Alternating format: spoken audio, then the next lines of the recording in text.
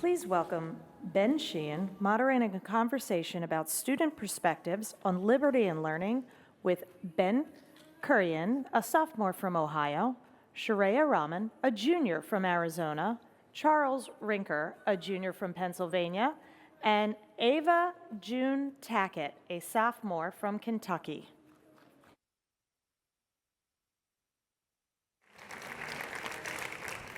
Thank you, everyone. Before I start, I want to, before I start to brag about the accomplished people next to me, I want to recognize the students joining us in the room today, including high schoolers from throughout the Philly area and beyond. I also want to give a huge thank you to Shakita Smith and her team from the Philadelphia School District for supporting the student programming that will take place during the breakout sessions and the student showcase that will happen during lunch. Can we give them a good round of applause? So when Louise asked me to moderate this panel, who was an advisor on my PBS show, Civics Made Easy, I said yes, not thinking much further about it. And now, sitting on stage with some of the most accomplished people I've ever met, who happen to be children, I'm starting to feel bad about myself. If you're an adult in this room and you hear what these kids have done already, you might feel a little bit of that too, but far more than that, you'll feel really good about the future. Ava, I want to start with you. Ava, you are the Kentucky State Champion of the National Civics Bee. You've written a children's book. You're third in the world at community problem solving. You could be doing anything you want. Why this? Why civics? And was there a particular moment that made you go, you know what, I want to go from just hearing about problems to solving them? Yeah. I've always considered myself an American history nerd. My parents prioritized traveling to our nation's national parks and Kentucky state parks. We talked about before, I wasn't a toddler learning shapes through flashcards because my parents thought, well, you're going to learn that anyway. I was 2 and learning presidents and telling my mom that I was going to vote for Polk because I thought he looked like my grandpa. So I've always enjoyed, the red, white, and blue. 4th of July is always my favorite holiday. But I came into middle school and had the opportunity to compete in the National Civics Bee through the Chamber of Commerce Foundation. And as a part of that, you're asked to find a problem in your community, write an essay on it, and deliver a speech over it. And I thought it was fitting for the event. And a problem that I seen was a lack of civic education. Standards have fallen. The ACT removed the social studies component in the 80s, so that hasn't even been a thought for high schoolers preparing for standardized testing as it becomes more and more a part of standardized success. And I thought this isn't right. Government is what makes the world move in America in its modernity, and why aren't we preparing our students to lead in the future? So as a part of that, I created a community problem-solving project, Young Government, and that's been my passion project, I would say. The phrase gets thrown around a lot now as kids want to make an impact, whether it's for the right reasons or for college applications. But it really does. Young Government is a program that I started not to go out and create something new, but to compile resources for teachers who often feel lost on how to teach civics. I talked to my teachers and they often said, I'm scared to teach civics because it's so polarized. I live in Eastern Kentucky and it's no secret that it's very, very polarizing there. And it's polarizing across the nation. And teachers deserve the chance to have ways from students to teach civics in a way that is not going to put them in a spot where they're scared to talk about America, because they're afraid of the Facebook posts that follow a civics lesson. They're afraid of the parent-teacher conferences that follow. And I think those moments, those small moments that civics isn't politics always. Civics isn't one word. Civics is the small moments. It's the volunteer firefighters who go out. It's kindergarten teachers who take students' hands and make a kid's day. And I think that's important to really prioritize civics as it's an ongoing definition. It's not one word and it's not one phrase. Thank you. That was beautifully, beautifully put. Shreya, you are a national debate semifinalist. At 14, you ran a campaign for a member of the Arizona State House. At 14. You've also given a TED Talk on the state of civics in schools. You teach young girls about government. And you also advise the State Board of Education in Arizona on policy as a student advocate. How did you end up doing that, and what do you advise these policymakers to do? I think it's really important for me to emphasize that I'm not the first person from my state to do all of these things. I'm not the first person to care about civics. I'm not the first person to do pretty cool things at a young age. There's so much to learn from people around me. There's so many people who are a couple years older than me who have done these things, have done them so beautifully, that I'm just inspired by people who could be like 18, 19, or 20 who have done all these things and have shown me how much of an impact young people can have on society. I started off with civics and with a political interest when I was 12 years old. I joined a congressional speech and debate, and when you're a 12-year-old, a preteen talking about tax policy in a room full of like adults judging you, you kind of learn a thing or two. I remember my first ever speech and debate tournament when I was 12 in 7th grade, and we debated a bill on private prisons and how we should regulate them. And I remember like doing that for the first time, and I was so nervous. I was shaking. I was walking up to the stage, and I loved it so much. Like, I remember thinking like, oh my God, I'm 12 and I'm able to talk about these political issues in a room full of my peers, and I won't be judged for my opinions. I won't be judged for how I articulate myself. And I ended up making finals at that tournament and thinking like, this is what I want to do for the rest of my life. And when you are that passionate about something, when you look around and you see something that you love that much, you will kind of do whatever it takes to advance in that. So I remember like browsing the internet, like finding myself on the 10th page of Google, researching political topics and looking at what people my age who've also been interested in this have done, and seeing like, wow, there are so many people just like me who are not much older than me doing these amazing things. Like, there's people I found who were starting political organizations, working on campaigns at 16, giving TED Talks on political issues. And I remember seeing that and thinking that that's what I want to do for the rest of my life. So I very much took that into account when entering high school and when managing the House campaign. Like, it's a lot of cold emailing. It's a lot of looking at what's happening in your state. Like, staying involved with local elections is so important because it gives kids opportunities that they would not get. Because there's elections that don't happen on the national level. Like, you don't have to work on a presidential campaign or a Congress campaign to start off in politics. Like, it's oftentimes like reaching out to legislative districts or congressional districts, seeing what you can do in local politics that really help young people get their foot in the door. And that's kind of what I did in order to get into the civic and political space. And I think it's so important, especially when I'm talking to policymakers, when I'm talking to people in these spaces, that there's such a fine line between politics and civics. And I think that's so important to understand, because that's a lot of the reason why there's so many educators out there who are so scared to talk about civics and civic education, because there's so many people who blend political ideology and civics together when they're such different things.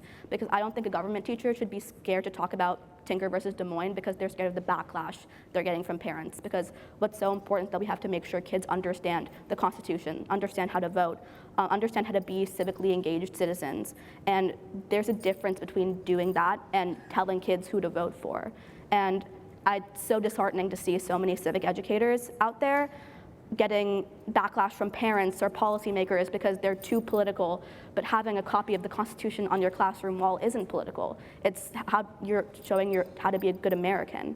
And I think when I'm talking to these policymakers and talking to these people who control civic education in schools, it's so important for me to emphasize there's a difference between brainwashing kids and telling them to support a specific political ideology and making sure they're informed citizens in the future.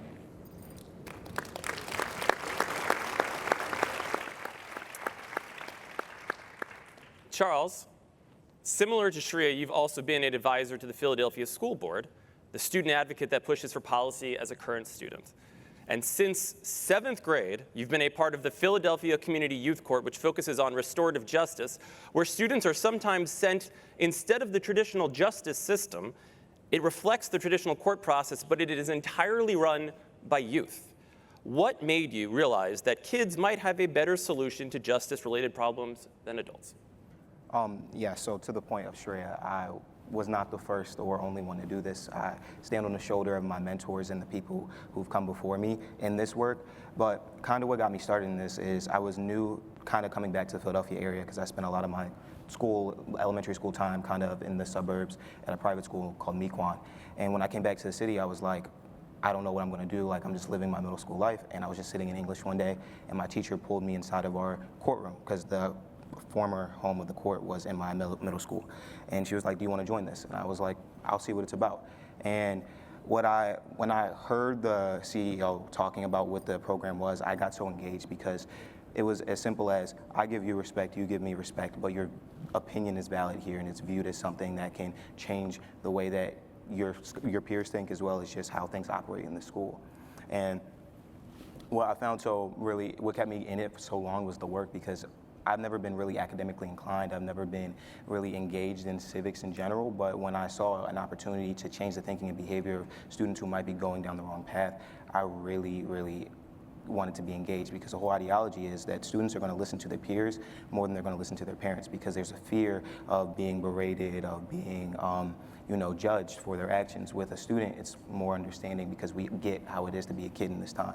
And so we realize that it's better for a student to talk to a student than a parent to talk to a parent, because again, they just listen more. And what we found was that, one, we get less recidivism in the crimes, as well as when we break it down to the kid of like, okay, you can divert this energy into something more productive. You can be more than what you think that you can be. And hearing that from your peer who is like in your class next to you, it can change the thinking as a whole.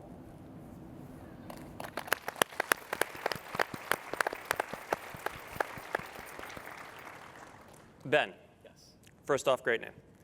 Secondly, you won first prize in the nation for your documentary about the opioid crisis. You also started an organization called SPAN that tracks healthcare bills at the federal and state level and trains students to advocate for them.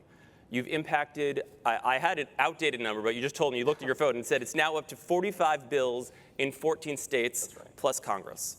What are some of the things that were impacted or passed, and what made you want to do this work?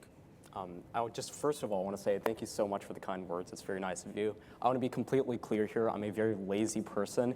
I'm turning 16 next week, and I'm yet to get my learner's permit. So I know a lot of my friends watching this live stream are going to be making fun of me for that. But aside from that, right, civics, I think what's been so important to me is that the people who live the longest with the decisions we're making should have a say in making those decisions. And I think that's kind of driven my mission towards civics. First through making a documentary in 7th grade. I noticed Ohio was a leader in the nation for opioid deaths, and I kind of took a stand against that, raising awareness, trying to break the stigma around addiction. I was really fortunate to win first place in a competition hosted by the C-SPAN network that year, and ever since then I've kind of been working on making a bunch more documentaries. Recently, a documentary called A Right to Health that I made secured top 21 in the nation this week, and I'll be finding out the result to that when I fly back to Columbus tomorrow. So aside from documentaries, SPAN, that's something I founded with a few kids that I found in Nashville last year. We organized opposition to Texas House Bill 5294, which threatened to kind of eliminate fair standards in medical education. And then kind of with that framework, we wanted to expand that. We wanted to democratize the democratic process, make that available to everyone. So stalling that bill in Texas kind of set a precedent for now, impacting 45 pieces of legislation, including one that we're doing in Alaska right now.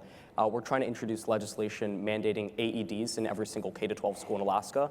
And through it all, it's so much about making those kids, right? Like, we're not voting age, we're not 18, but yet we can still affect change in our communities, and I think that's super important.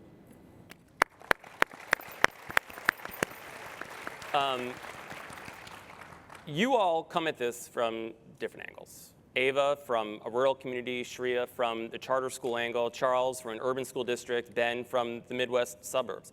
What do you think you all have in common with your approach to solving problems? I think, well, we're all here prioritizing civics. I think that's the main thing, is we see that we are the future leaders and that each person in every classroom across the nation is a future leader.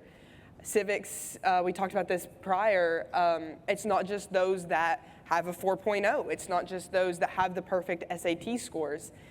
Civics is everyday life. And I think that's something that it's been really refreshing to see more of in our generation, is the polarization is starting to take a back seat to let's just be friends and build a nation or renovate a nation that is so unique and so special, and our generation is seeing that more and more because we know we've had the history lessons, and even though civic education standards have fallen, I think our generation through social media is more connected than ever. We're seeing each other through a different light, and we're starting to realize what we can do to change the world. And going off of that, I think it's really amazing when talking about Gen Z to understand that we are the first generation to be super on social media, and an amazing thing that's come from that is the fact that not only are we all very passionate individuals, we also have the unique ability to find humor within everything, which does wonders for the polarization that's happening right now, because when you're looking to see what's happening in our national or state governments and you're seeing, wow, there's these two sides that are constantly, at each other's throats, it's really amazing to see Gen Z talking to each other and interacting with each other in a way that combines understanding and humor with true passion for the issues that we're advocating for. And like Ava mentioned, I think it's so important to tell kids, especially high school age kids, that you don't have to have a 4.0, you don't have to have A's in all your classes, you don't have to have a perfect SAT or ACT in order to be an accomplished individual and someone who makes a difference in politics. Because I think that's what a narrative that's happening right now is that you have to be perfect on paper, you have to have a perfect college application, you have to be what college admissions counselors want in order to make a difference in society. But that's not true. There's very few people in this world who are good at everything. And I think it's not healthy at all to teach kids that you have to be good at every single subject area, or STEM and humanities and art and sports. You can be good at one thing and make an impact and difference in that one thing. And I think it's so dangerous telling kids you have to be this perfect 4.0 GPA student in order to make a difference within society and within politics.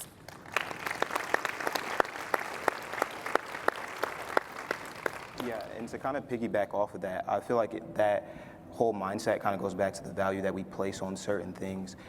In terms of being civically engaged, like Shreya and Ava said, it's not just being a straight A student. That shows up in being involved in the arts and the humanities more specifically, because at the end of the day, STEM majors make our society function in a functional way, but humanities fuel our soul in a sense.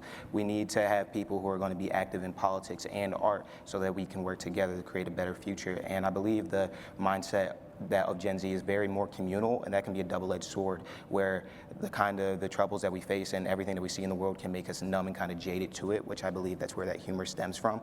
But we can turn that into something positive by having that communal aspect coming together and realizing, okay, we are all jaded by what's happening in the world. Let's work to change it, instead of it just being, okay, I don't care about politics, or I don't care about civics. But when we teach children to be civically engaged first, matched with that finding humor in everything, we can make better citizens. I think something, yes. I think something that's really important is innovation in terms of civics, and I think that's where we're all uniquely positioned to make an impact. I think something that we're doing is trying to affect change, not just at the local level, but I think even at the state and federal level. I know Shreya does debate, and then Ava June is working with, civics education. But and Charles, you're obviously working in your local Philadelphia community. I think it's so important to be working at every single level, right? Not just local, not just state, but even trying to affect change at the federal level. And it doesn't just have to be, working with policymakers directly. It can just be more simple, maybe making a post on Instagram, or just sharing something with your friends. I think, this generation and all of us are just so uniquely positioned to get more creative with their strategies and become more innovative. And that's kind of what I see as a commonality between all of us. I love that.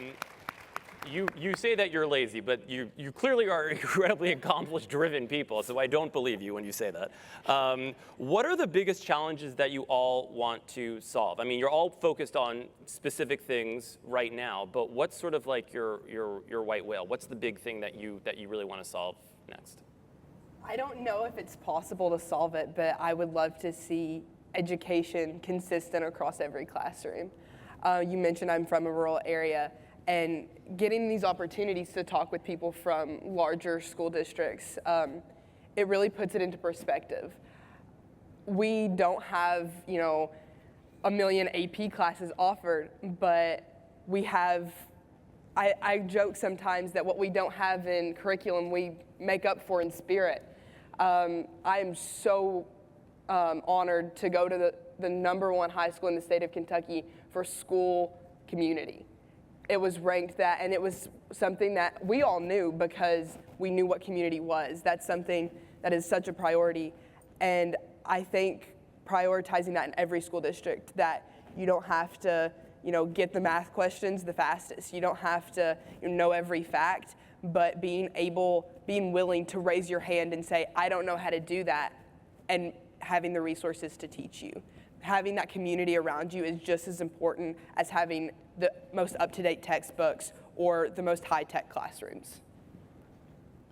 And going off of that, like what Ava said, and I think everyone on this panel is very disheartened by the fact that there's such a lack of civic education in society. Like in the state of Arizona specifically, we're only required half a year of civics, so half a year of civics and half a year of econ. And what Ava said, what her school lacks in curriculum, they have in community. My school is the opposite. What we have in curriculum, we lack in community. We do a whole year of AP government. All students are required to do that. And what I see in my school is that students are not only more politically educated, they're more civically engaged by the time they turn 18. But when I look at public schools and when I'm working on campaigns and I'm talking to kids who are freshly 18 or 19, a lot of them don't know how to fill out a ballot. A lot of them don't know how to vote in local elections. They only understand like the presidential ballot or the main senators and representatives. They don't understand like local elections. They're not engaged within them. And I think that's one of our biggest issues in society, because the youth vote is such an important part of the vote. And like Ben said, we are the ones who are reaping the consequences of what policy happens today. And the people who are reaping those consequences are the ones who should be making that impact, making that difference. And so I think the major problem that I want to affect in society is having people who are younger, 18, 19, 20, vote more, because that's such a huge problem. People who are freshly adults should be able to make informed decisions when filling out a ballot. And I think a big way to encourage that is, like Ben said earlier, encouraging more creative ways of activism. Artivism is such a big thing, whether it's through music, performance, murals, traditional forms of graphic art, short films.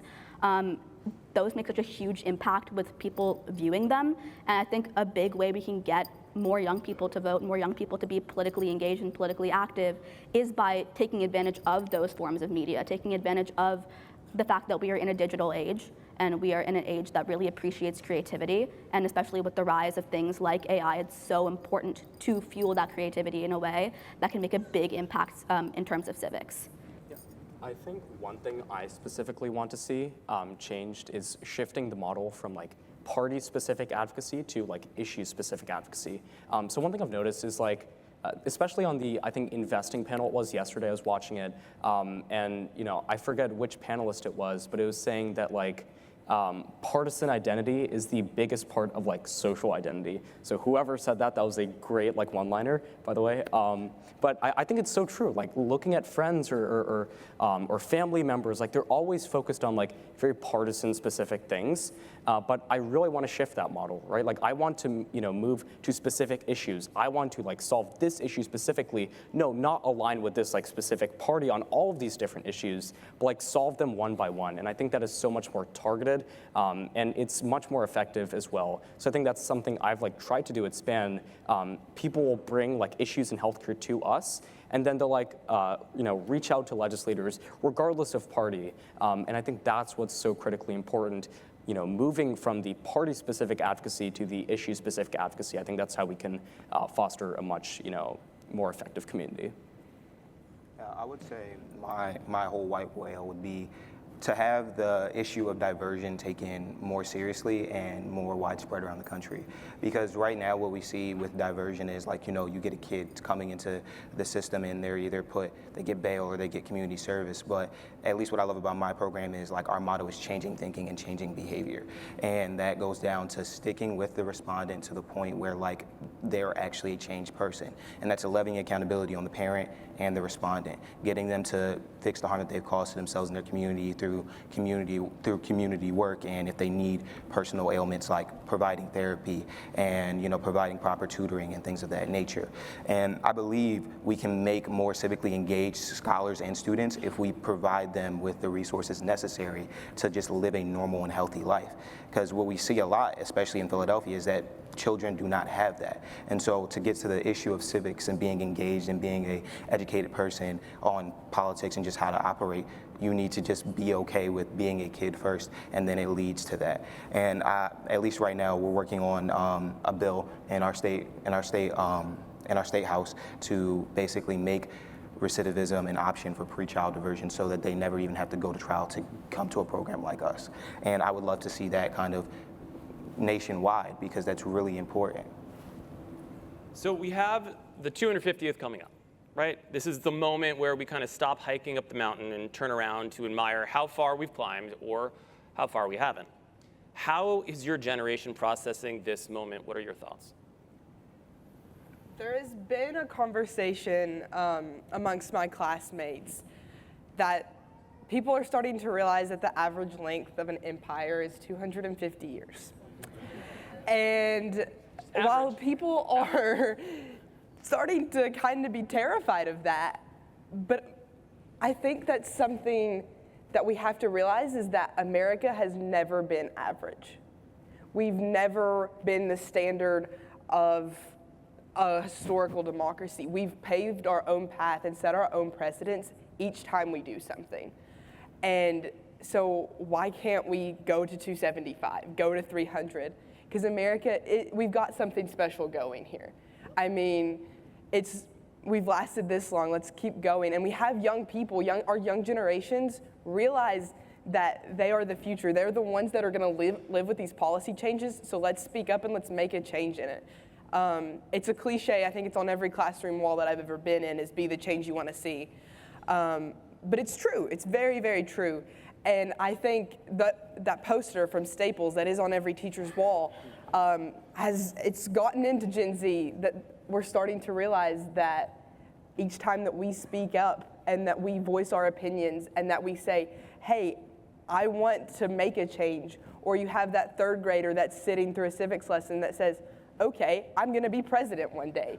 I think that's what makes America special, is the willingness of our citizens to make a change and not be afraid to get out there.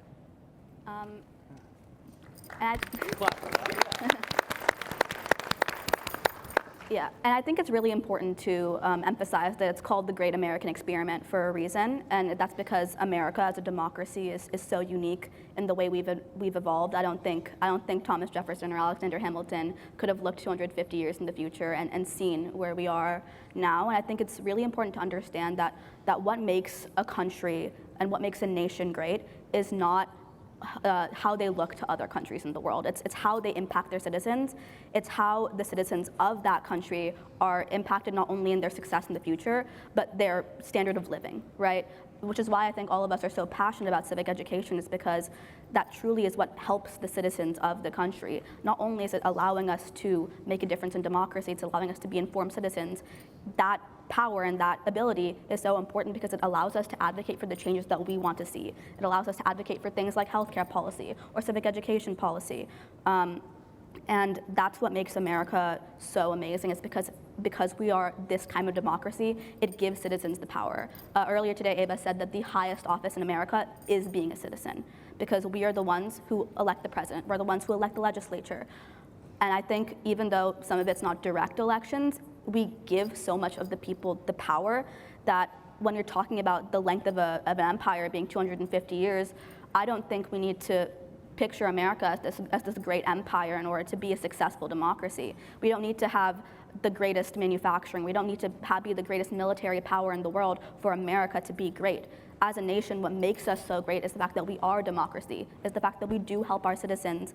It's the fact that no matter what, the average 16-year-old or 15-year-old, like all of us, can look at America and say, okay, I can make a difference. I can go to my state house and my state senate and pass legislation. I can advocate for policy that I want. That's what makes America so great. It's not the amount of nuclear weapons we have. It's not the amount of economic power we have in the world. It's how our citizens feel within our society.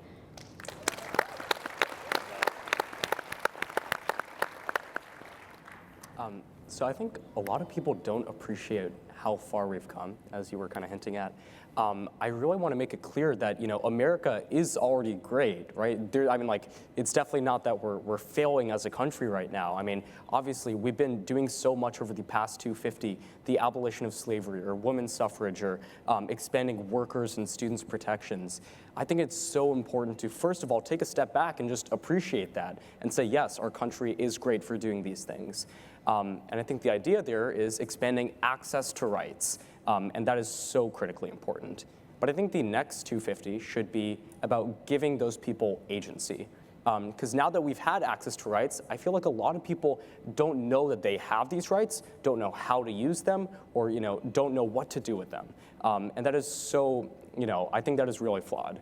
To be completely honest. So I think the next 250 should be about giving us agency, teaching kids early on, about civics or how to get involved in their government. And expanding that model of civic education, because it's so important. It isn't enough if we just have these rights. We have to be using them in order for them to mean something. So I think that, that's what makes America great. It's that anyone has these rights, that first. But then also the second part that we're actually using these rights, we're participating in our democracy. So I think what I want to see over the next 250 is democratizing the democratic process. Yeah, I completely agree. Yeah, I completely agree. And I think just as a whole, my generation, I feel like we are the most patriotic generation, just in my opinion, because I feel like to be patriotic is to be able to critique the way that our country operates and the way that we move as a whole. And I believe that even though we've come so far, we believe that there's still a lot of work to do, and we are ready and willing to advocate for that, even though sometimes it's not through traditional means, just through our social media activism and through our own personal beliefs and through the communities that we build. It's going to be amazing. I have a lot of faith in the next 250 because we have an opinion and we share it consistently, and we're just waiting to get to the age where we can actually put that opinion into votes, into ballots, into policies and things of that nature, and even everybody up here is a testament to how we can do that earlier.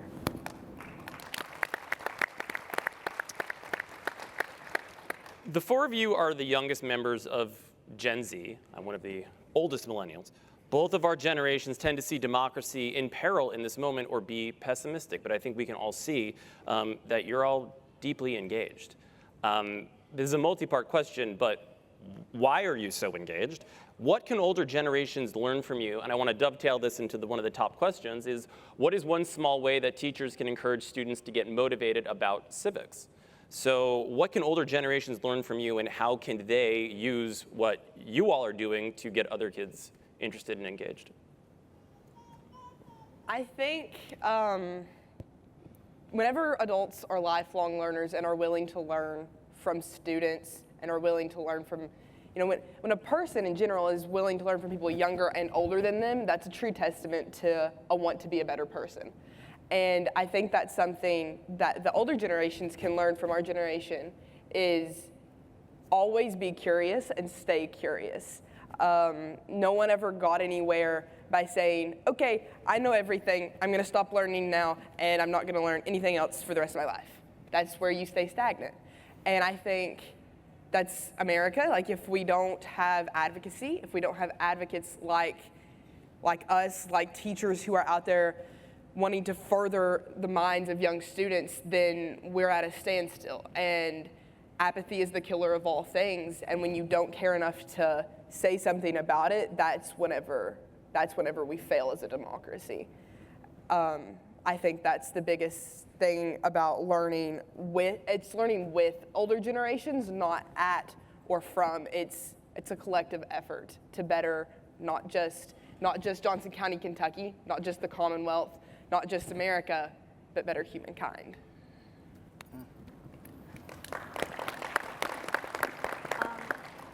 And I think it's really important to note that pessimism is not a catalyst for inefficiency. What's so good about Gen Z is the fact that we can critique society while still loving our country. I think I can speak for all of us on stage when we say that we truly are patriotic people. We do love America, but we also hold within ourselves the ability to criticize it. And I don't think that that's a flaw of Gen Z, more so as it is a benefit. And I think what's so important in society is that teachers should be encouraging students no matter what their interest is. Because I think especially since in the last 20 years, STEM and science and all those things which are amazing have been so prioritized in school. And obviously we need our doctors, we need our engineers. But it's gotten to the point where I feel like so many people within the humanities and within the arts have been so discouraged. I think someone else stated earlier, STEM is what makes our society functional, but humanities is what fuels the soul. There's a reason why the word human is in the word humanities, is because it's what makes us human. I personally go to a STEM school, and if it wasn't for my government teacher in freshman year or my speech and debate coach, I would not be where I am now. And I think it's so important for all educators to look at what their students are interested in, whether it is things like being in a lab or being a doctor, or it's performing on stage, doing musical theater, making films. I think it's so important to emphasize to students that no matter what you're interested in, you can always make an impact from that. A stand-up comedian can make the same impact in civics as a doctor or an engineer can. It's depending on how you use those abilities to further the idea of civic engagement. And I think that there'd be so many more young people involved in civics and involved in politics if someone just sat them down and told them it's okay that you're into X, Y, Z and not STEM, because you're still important. You can still make a difference in society. And that's what got me to where I am today. It's where a lot of people who are in the same position as me have been encouraged. And I think that what a lot of civic educators can do is look to a student's own personal interests and their own personal attributes and tell them, hey, you matter, what you're good at matters, use that to make a difference.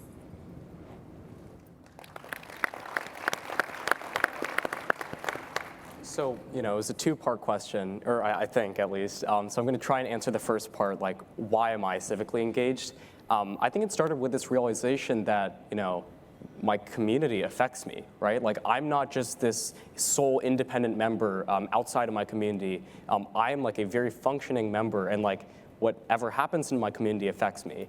And I think that's super important to realize because that's what kind of drives civic engagement. That is like the reason I'm involved. It's because I see these policies in my community, in my state, in my nation, that I want to take maybe a stance or like for or against those policies. So I think the first step is making sure that like students realize that. Something that maybe teachers can do in specific is just like encouraging them to like, be active in their communities more, right? Like everything that surrounds us has an impact on us. And I think that's like the biggest motivator of civic engagement in the first place. That's why we're getting out there and getting involved. So I think, what I guess teachers or adults can just learn from students is just to like make it more like engaging, right? Like give us a reason to care about civics or to get involved, like give us a motivator, some sort of like incentive to just get out there and get involved. So I think that's what's really important to me. But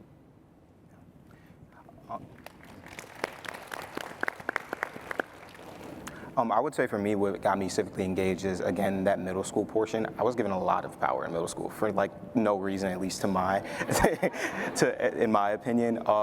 Like at my middle school, I was able to be a part of that restorative justice program as well as be a peer mediator, where instead of them, it could be a fight, an argument, anything. Instead of it being handled administratively, I was trained like 15 hours to become a peer mediator and mediate the conflict by ourselves in a restorative circle, as well as I had power in student government. And through that, it made me civically engaged because me being able to control things that happen in my school and having my opinion valued transferred just that same logic to the world as a whole. Okay, if I'm able to do this in middle school, I can do this on a city level, I can do this on a state level. Like one of the quotes I live by, which one of our restorative practitioners taught me, is nothing about youth without youth. It started with youth advocacy, and then it turned into political advocacy, and then in in whole, their civic engagement sprinkled all around in there. And so I think what teachers can do to keep their students civically engaged is, one, teach them and show them that their voice is valued through giving them power in little instances, whether that can be, I feel like it all starts with like a classroom job in second grade, and then it transfers into student government, but making those opportunities more accessible to students as a whole and not putting a GPA barrier on there or putting a grade barrier on there or an attendance barrier on there can make everybody civically engaged.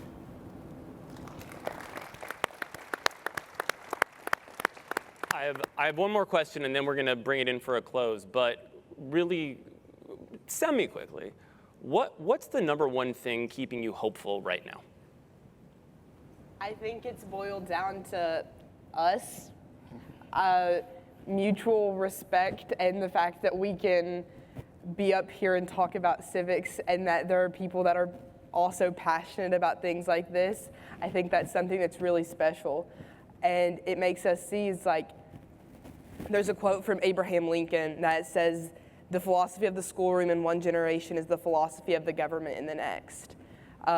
Here's the classroom, here's the future government. I think that's something that is so special.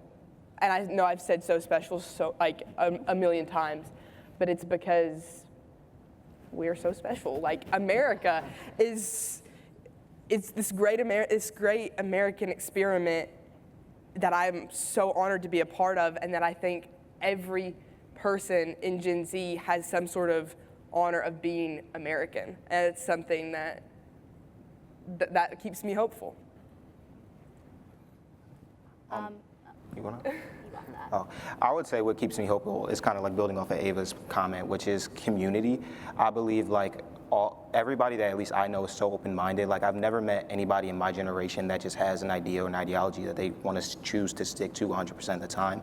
Like, I can educate my friends on any topic that I want, and they'll be open and listening. And so I think what keeps me hopeful is the fact of, one, we are all interconnected as a generation through so many niche communities, as well as just our open-mindedness to accept different things and different ideologies. And I believe there's this popular kind of view that Gen Z only see things in black and white through moralistic standpoints, but I believe like we see most things throughout nuance and grayness, because there can be two things right about this stance, but one thing right about it, and I believe like we can all recognize that, and that keeps me hopeful. And one part of that nuance is understanding that within the great American experiment, within the 250 years of the quote-unquote American empire, we've had highs and lows. Like, there has been like the Great Depression, the Civil War. America has not always been this perfectly functioning nation. So I think it's really important for young people to look around, and even if they feel discouraged by something that they don't agree with, there's never been a point in America where we've had like a down point and we haven't come back up from it. It's really important to look around and see Gen Z it's already so engaged. We're right now seeing the first members of Gen Z start running for office. And when I look around and I think to myself, oh, it's our turn now, I get really encouraged, because no matter if you think we're at a low or high point in American society right now, I'm so encouraged by the fact that people in our generation and people who are my age, it's almost our turn to step up to that plate. And when I see people talk about political issues, people my age, or when I see people talk about wanting more civic engagement in schools, I get so excited, because I realize, yeah, we are the youngest members of Gen Z, and in a couple years, we'll all be adults. In a couple years, we can start making an even bigger impact on society, and that gives me a lot of hope for the future.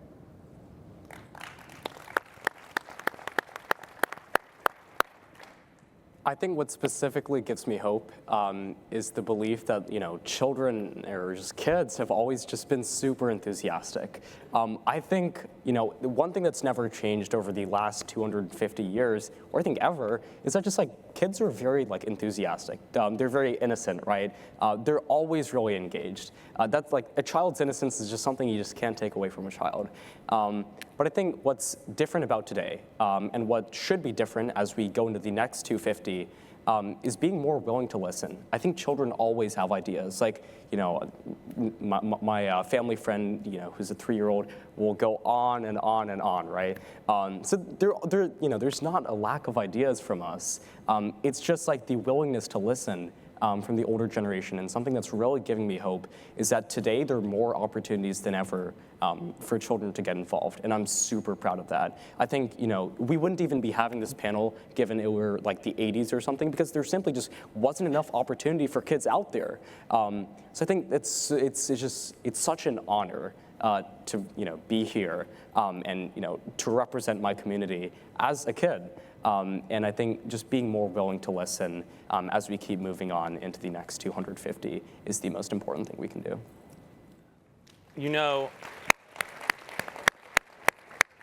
There's something Louise told me early on in one of the episodes we did for the show on civics, where I defined civics as the study of government and how someone as an individual can affect it. And Louise said that that's true but incomplete.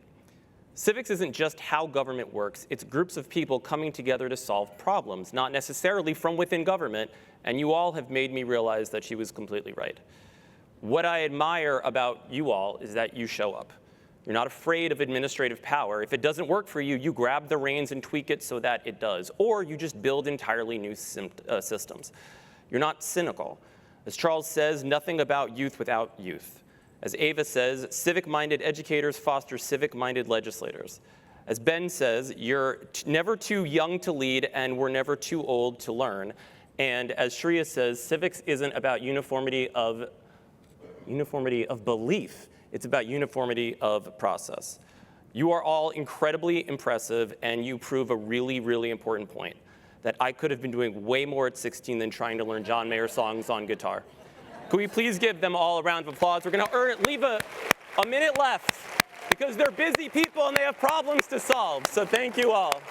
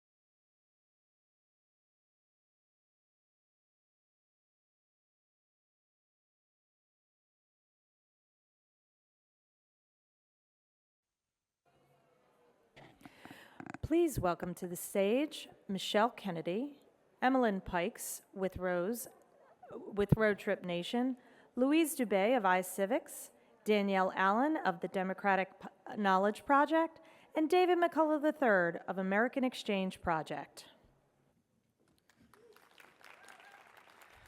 Hi.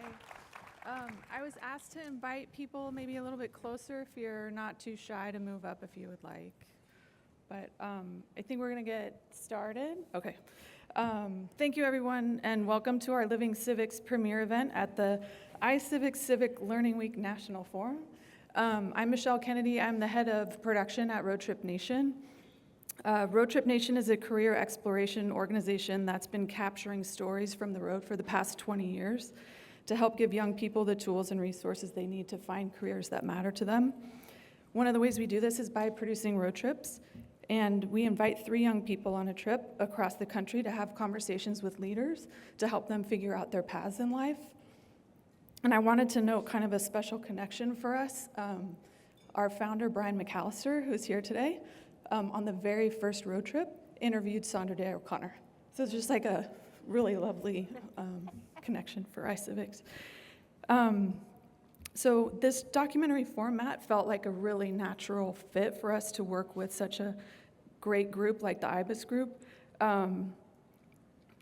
We wanted to explore the topic of unity and bridging divides across our country, and we're really proud to have partnered with them. So I'd like to thank Chi Kim and Jason Griffiths for their partnership. They really guided us through this entire project, which has been a really good learning experience for myself as well. Thank you to Emmy, one of our road trippers here, Caleb, who's also here, and Tristan, who I think is here somewhere. Thank you to them. Once you see the film, you're gonna see what exceptional people they are. I'm really excited for everybody to see this. I'm personally excited to see where you guys go next. And last, to the leaders, 3 of you here today, and the other leaders that are in the film, it's so gracious for you to give your time to something like this, and being a part of it was really special, so we thank you as well. There's just it's just so nice to be able to facilitate an experience like this for the road trippers, but also these conversations that they get to form these really great connections. And I know that they've already stayed in touch with people that they got to interview. And it's just a special thing to have people share their stories with humility. And it's just, again, a really special film. So on behalf of everybody at Road Trip, Marie Colabelli, who's here, she produced the film. We'd like to introduce the iCivics, or sorry, not the iCivics trailer, the Living Civics trailer.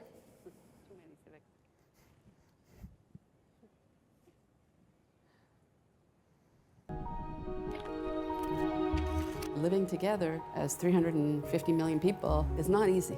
There is a lack of generosity, a lack of compassion, a lack of curiosity that's showing up. 42% of people have an estranged relationship in their immediate family over politics.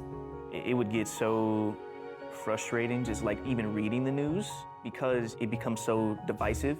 With the state of how things are going, it really does worry me. And trying to figure out like where I can contribute. Is it possible to create the life I want to live? Especially like in a polarized world, what does that look like? So we're going on a road trip to interview different leaders and contributors to democracy. We're about to travel a few states and talk to some very civically engaged people and hope to find tools to make changes in our communities and society at large. Part of the reason why we might have some animosity for each other right now could be because we don't know each other well enough. Conflict is not inherently good or bad, it just is. And we all experience it. Whether it is productive conflict or whether it is destructive conflict is all a matter of our skills. We all come from political educational backgrounds, and I think it's going to be important to bring in our own expertises as well. super interested in finding new ways to incorporate my political pursuits with my writing opportunities. I really believe in the power of stories to connect people. You're much more likely to have empathy for someone. Like, I got my story, you've got your story, I want to hear yours, I hope you will hear mine. I think that politics in general could benefit from that mindset of curiosity. I do have power to fight for the things that I believe in. Young people are really the ones who hold the power in this moment. Rebuilding the civic strength of our country is frontline work. If we do all of this together, then we will have a stronger, more unified country.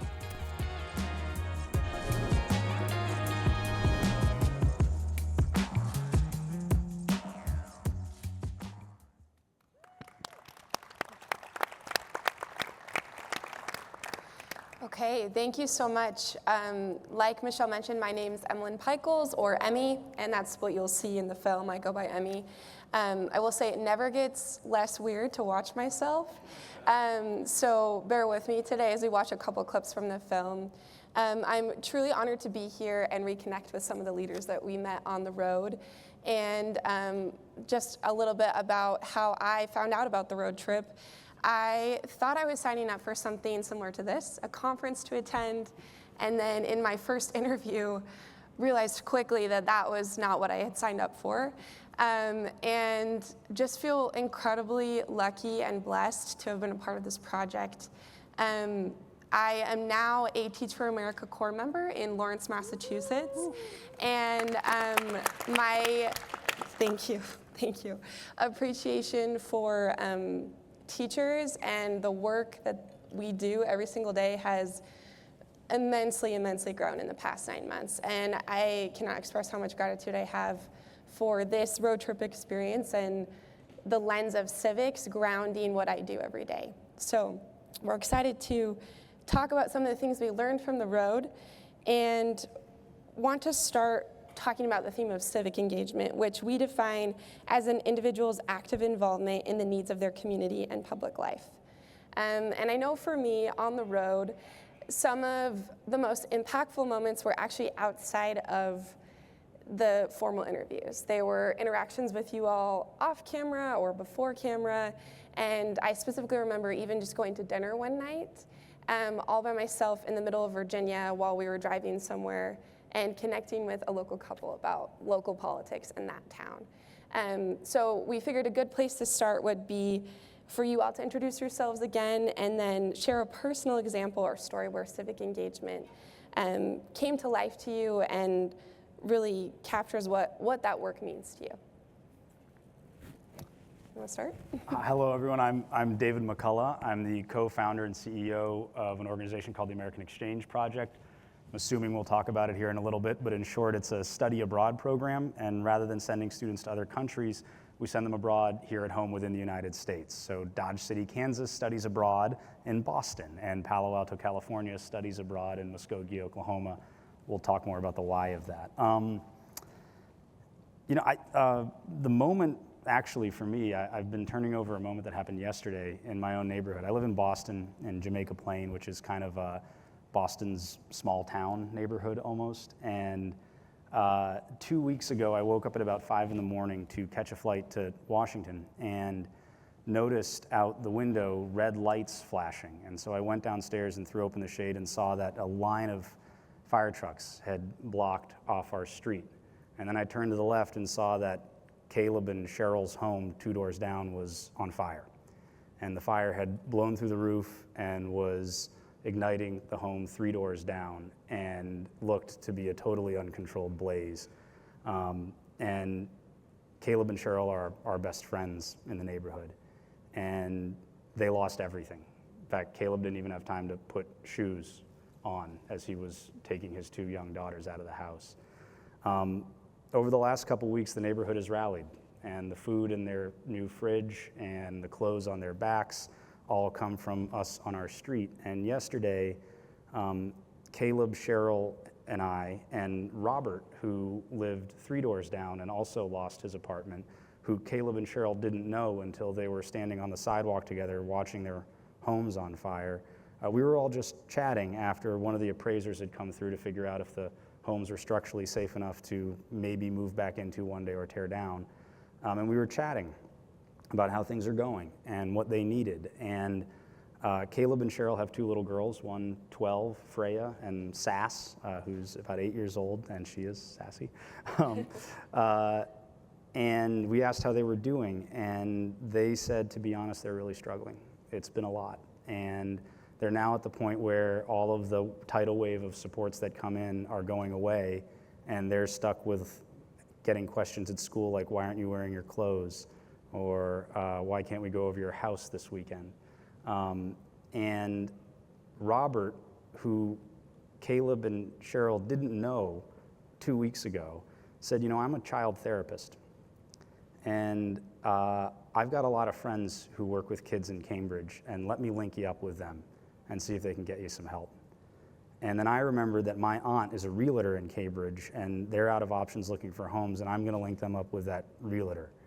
I don't know if that's civics, but to me that is the civic, and that is local folks taking care of each other. That's what came to mind when you asked your question. Thank you so much. That was a beautiful story. Yeah, so there really, I think is going to show how many ways there are to be civically engaged. I am the daughter of the second woman on the Supreme Court of Canada, which I don't usually talk about. And I worked for the first justice here in the United States, first woman who was a justice on the Supreme Court of the United States. These two things are related. I believe that the work that these women did on our behalf over decades, it is not a single thing, it is not a vote. It is about creating opportunities for others who follow you behind you. And I think that that is what has impressed me. My mother would bring home her clients, always women, with their kids. And one day she showed up with a woman with 7 kids, which I was a teenager, and I was like, what are these people doing in my house? Like, get them out of here. And then they did eventually leave, and my mother said, you understand they had no other place to go. She was their lawyer. I never forgot that moment, and the moment in which I was flippant, and I was a teenager, but I understood the broader civic context about women helping women, and how you help them by gaining power for themselves and for their voices. And I became a lawyer, and here we are, right? So I am deeply grateful for the civic leaders we've had. Sandra Day O'Connor, who you interviewed, said proudly, I am a civil servant. I wish we could get back to that. Right? It is there is no job better than being a citizen of this country, and we should respect civil service. Oh, 2 powerful stories. Thank you so much. And Emmy, thank you for curating our conversation here. It was such a pleasure to meet you, and Caleb also. We had so much fun. Well, I've been telling a story a lot recently, which I suppose I'll go ahead and tell now too.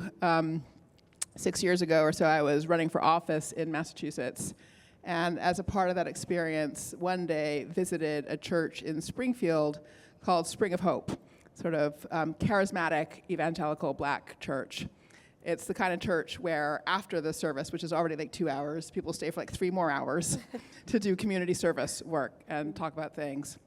So I stuck around for that conversation, and it was really powerful. It was powerful because everybody there had such a crystal clear diagnosis of challenges in their community. For example, Springfield has the highest asthma rate in Massachusetts, and they were very clear about that, and were very clear about issues of pollution that were connected to that. Springfield was one of the only police jurisdictions in the country that the Trump administration put under a consent decree, actually, which really says something, right? Because if the Trump administration is putting a police department under a consent decree because they're violating civil liberties, like, you know it's off the charts, right? So they had concerns about policing. They had concerns about housing. Rents have been skyrocketing in Massachusetts, like everywhere, and so they were watching a lot of people who kept sort of cycling through one place after another and couldn't find a stable footing to anchor a life. All these diagnoses, and then all kinds of great ideas for solutions about these. And then at the end of the conversation, I said, so you're going to vote, right? And they said, no. And I was like, what?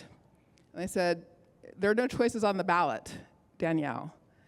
And that was a real wake-up call moment for me. It led to a whole lot of research, and I learned that Massachusetts is the least competitive state in the country. In the last decade, half of our races have had one candidate in them.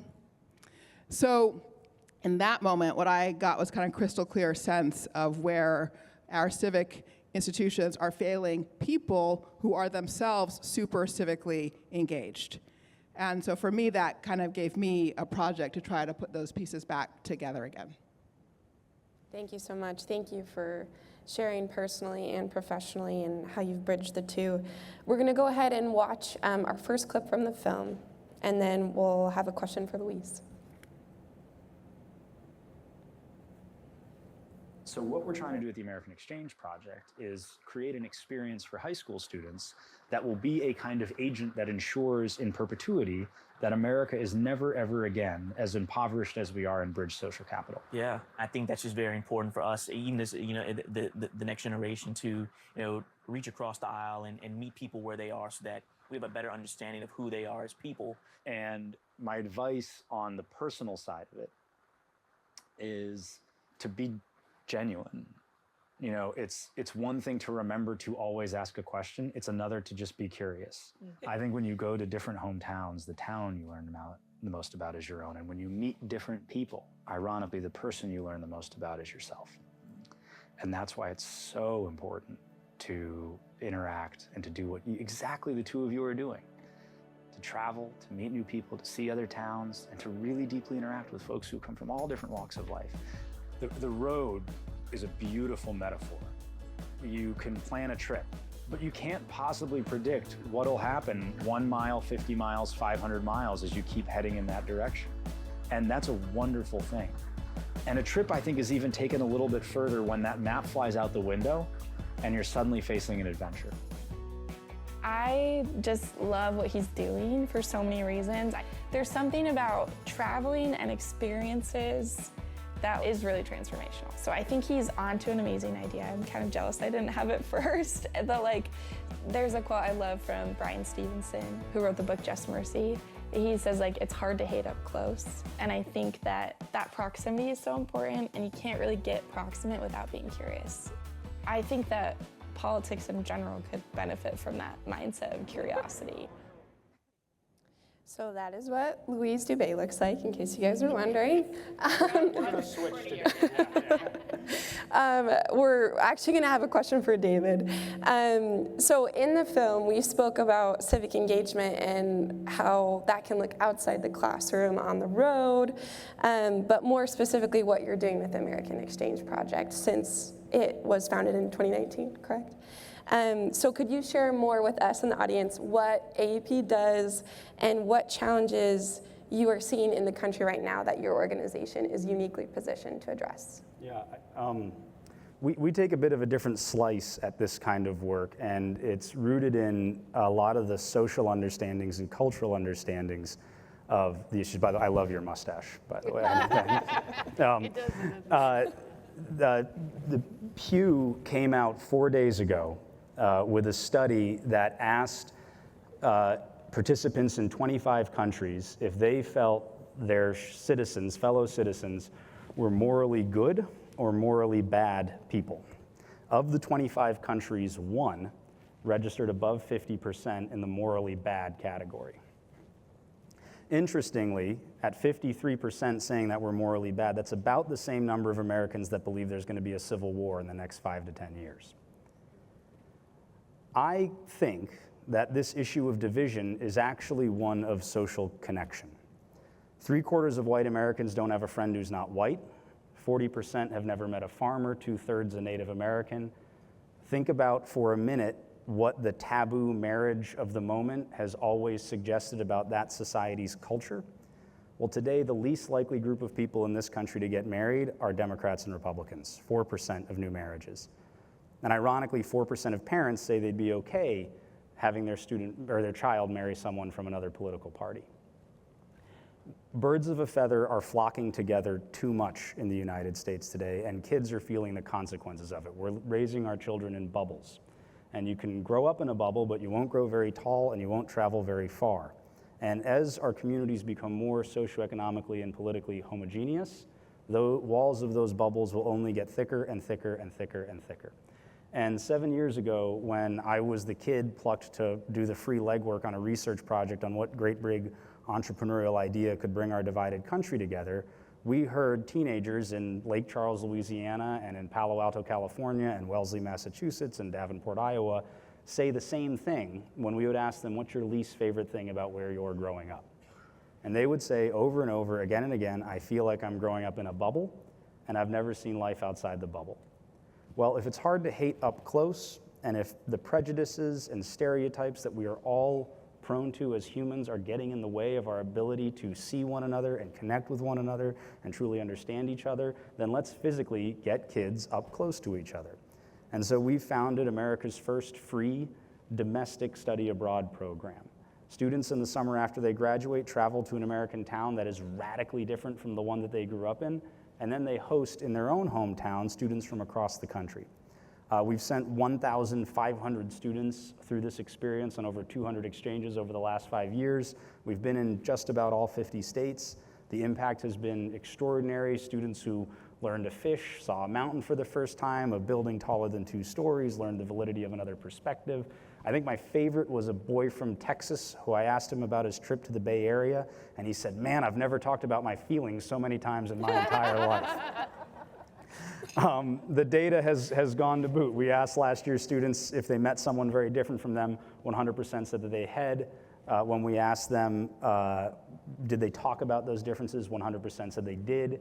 And when we asked them if they felt that that conversation went well, which I think is a good early marker of a productive dialogue, just both sides saying, you know, that went well, 99.4% said the conversation went very well. We asked our kids last year if they'd recommend the experience to a friend. 100% said yes. The average 0 to 10 was 9.7. I don't think if you polled the average kid in Philly on what kind of time they'd have in Riggins, Idaho, they'd say 10 out of 10, but that happens. The idea, if I were to, Mark Twain said travel is fatal to prejudice, bigotry, and narrow-mindedness. And if I were to equip young people today with a skill that might be a kind of antidote to the emotional underpinnings of a lot of what has set back our ability to give kids the civic skills they need to be productive citizens in our democracy, it would be a friend from a really different background. Someone that they could bounce ideas off of, learn from. And what I've seen in the beginning is that when you, and your documentary suggests this about the three of you, when you travel to other towns, the town you end up learning the most about is your own. And when you meet people who are really different from you, the person you end up learning the most about is yourself. And what we're launching at American Exchange Project, I hope, could one day be kind of like the rite of passage or coming of age ritual. Just go to another town for a week, meet some people, hang out, have a s'more and, you know, contemplate fireflies. And then see what comes out when you drive by something that looks really different. That's the program. Thank you so much. And I will agree. I think one of the most impactful parts of the road for me was getting to be with Caleb and Tristan and meeting them and their different backgrounds. So thank you. Okay, I believe we're actually going to Louise this time. So next clip. What's a group? What's a leader? How do you ensure everybody has a voice? Those are things you start in 3rd grade or earlier. But so I would set up my classroom as a democracy with democracy norms.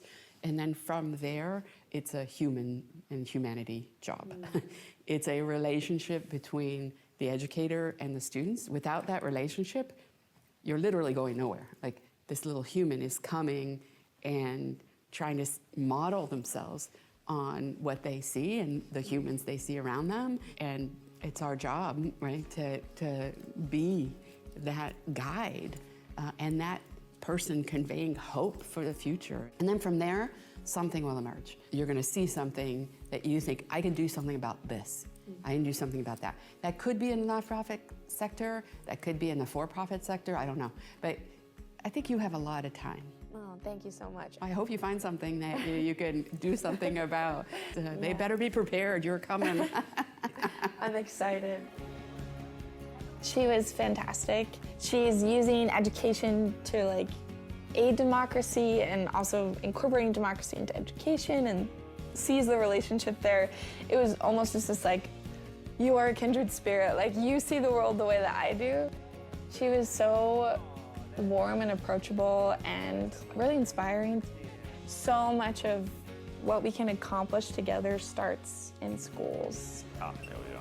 All right, thank you. I really want my students to understand and also be curious about others, but also use like the founding documents in the classroom. iCivics felt like a really perfect vehicle for bringing all of that to my students.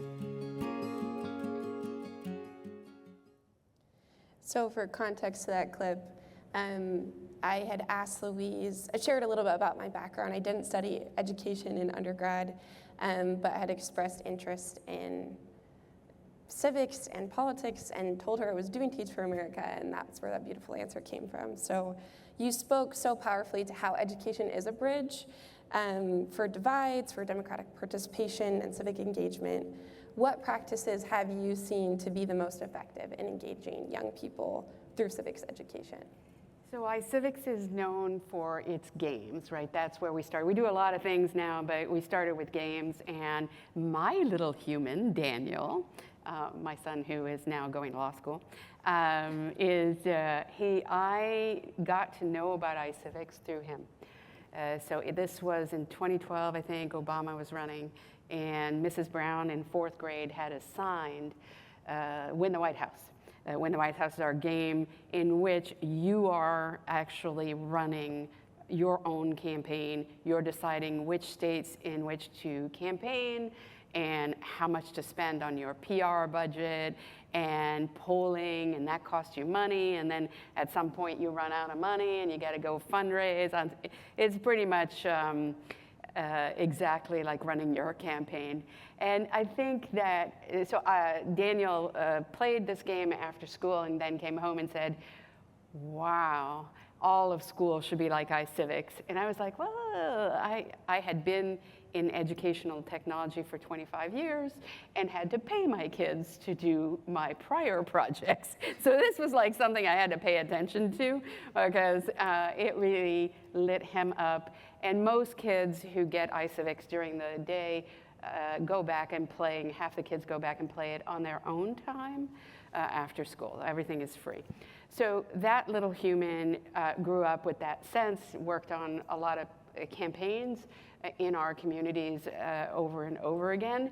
And I think that initial spark is really important. It's not everything that you need, but you need an initial spark. So there's a few things that, if you're an educator, this will be second nature to you. One is to put the student in the core of the action. The second one is to provide a historical perspective on what is happening now, right? So you do not look at a controversial issues straight on. You are going to bring along the kids with a lot of historical background as to what happened at other times in order to have the background to talk about what it is today. Other than that, to actually set up a classroom in a way that would allow a diversity of perspectives. So those are the democratic norms for the classroom setting that you begin the year with. Those are all some of the things. The last part is, of course, that piece of seeing yourself working on actual issues that kids care about. These days, students care a whole lot about what's happening in the world. They come to classrooms with a lot of questions. I think it is our duty to answer those questions.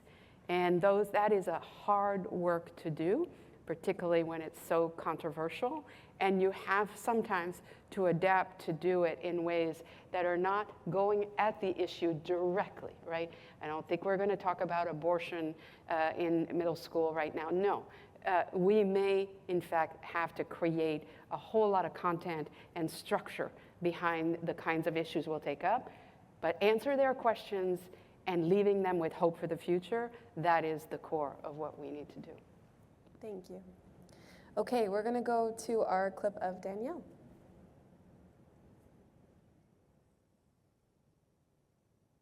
Our polarized times make us wonder, how stable is our society? You know, sort of how stable are some of the basic rights that we hold dear and things like that. And again, for me, the answer is, we must have our rights and we must have a healthy, stable democracy. I'm not alone in feeling that. And I know I'm not alone. I talk to all kinds of people who also have that sense of strong necessity. I continue to see everywhere I go an incredibly big community of people committed to our shared moral equality, committed to freedom. And as long as those two things exist, we will find an answer. And that is why I care so much about the Declaration of Independence. It's all in there, 1,337 words.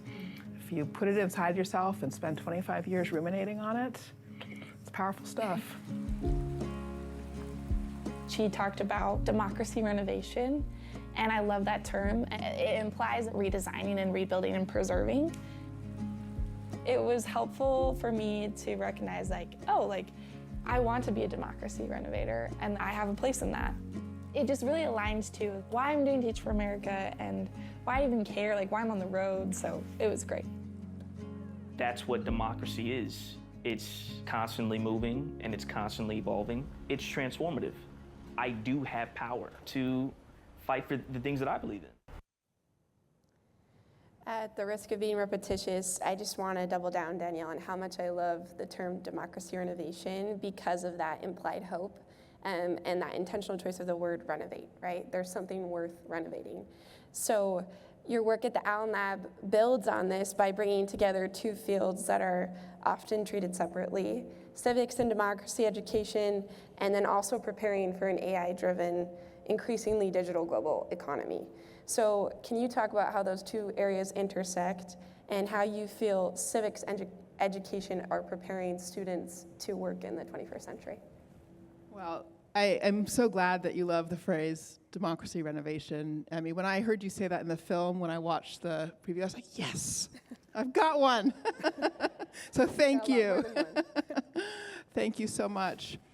The story I told about the folks in Springfield relates to my answer for you as well. As I said, they were so civically engaged. They had real clarity about how they wanted to help steer and lead their community, and the institutions were failing them. The institutions weren't giving them the tools they needed to achieve that. I've had the same experience with kids, too. The reason I sort of had been doing civic education work for a while before I started doing the institutional reform work, which AI is also a part of. And at a certain point, I was visiting so many classrooms. So often I was having kids say to me, you want us to vote, but look around, Danielle. It's a mess out there. Is this really what you want us to participate in? And at a certain point, I just felt like I couldn't actually, in good conscience, keep saying to kids, hey, come on in, the water's fine. Because, water's not fine.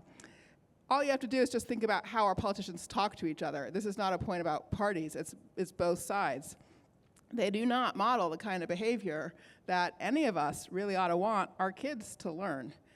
So it was when I really took that in that I decided I had to pair work on civic education with work on institutional reform.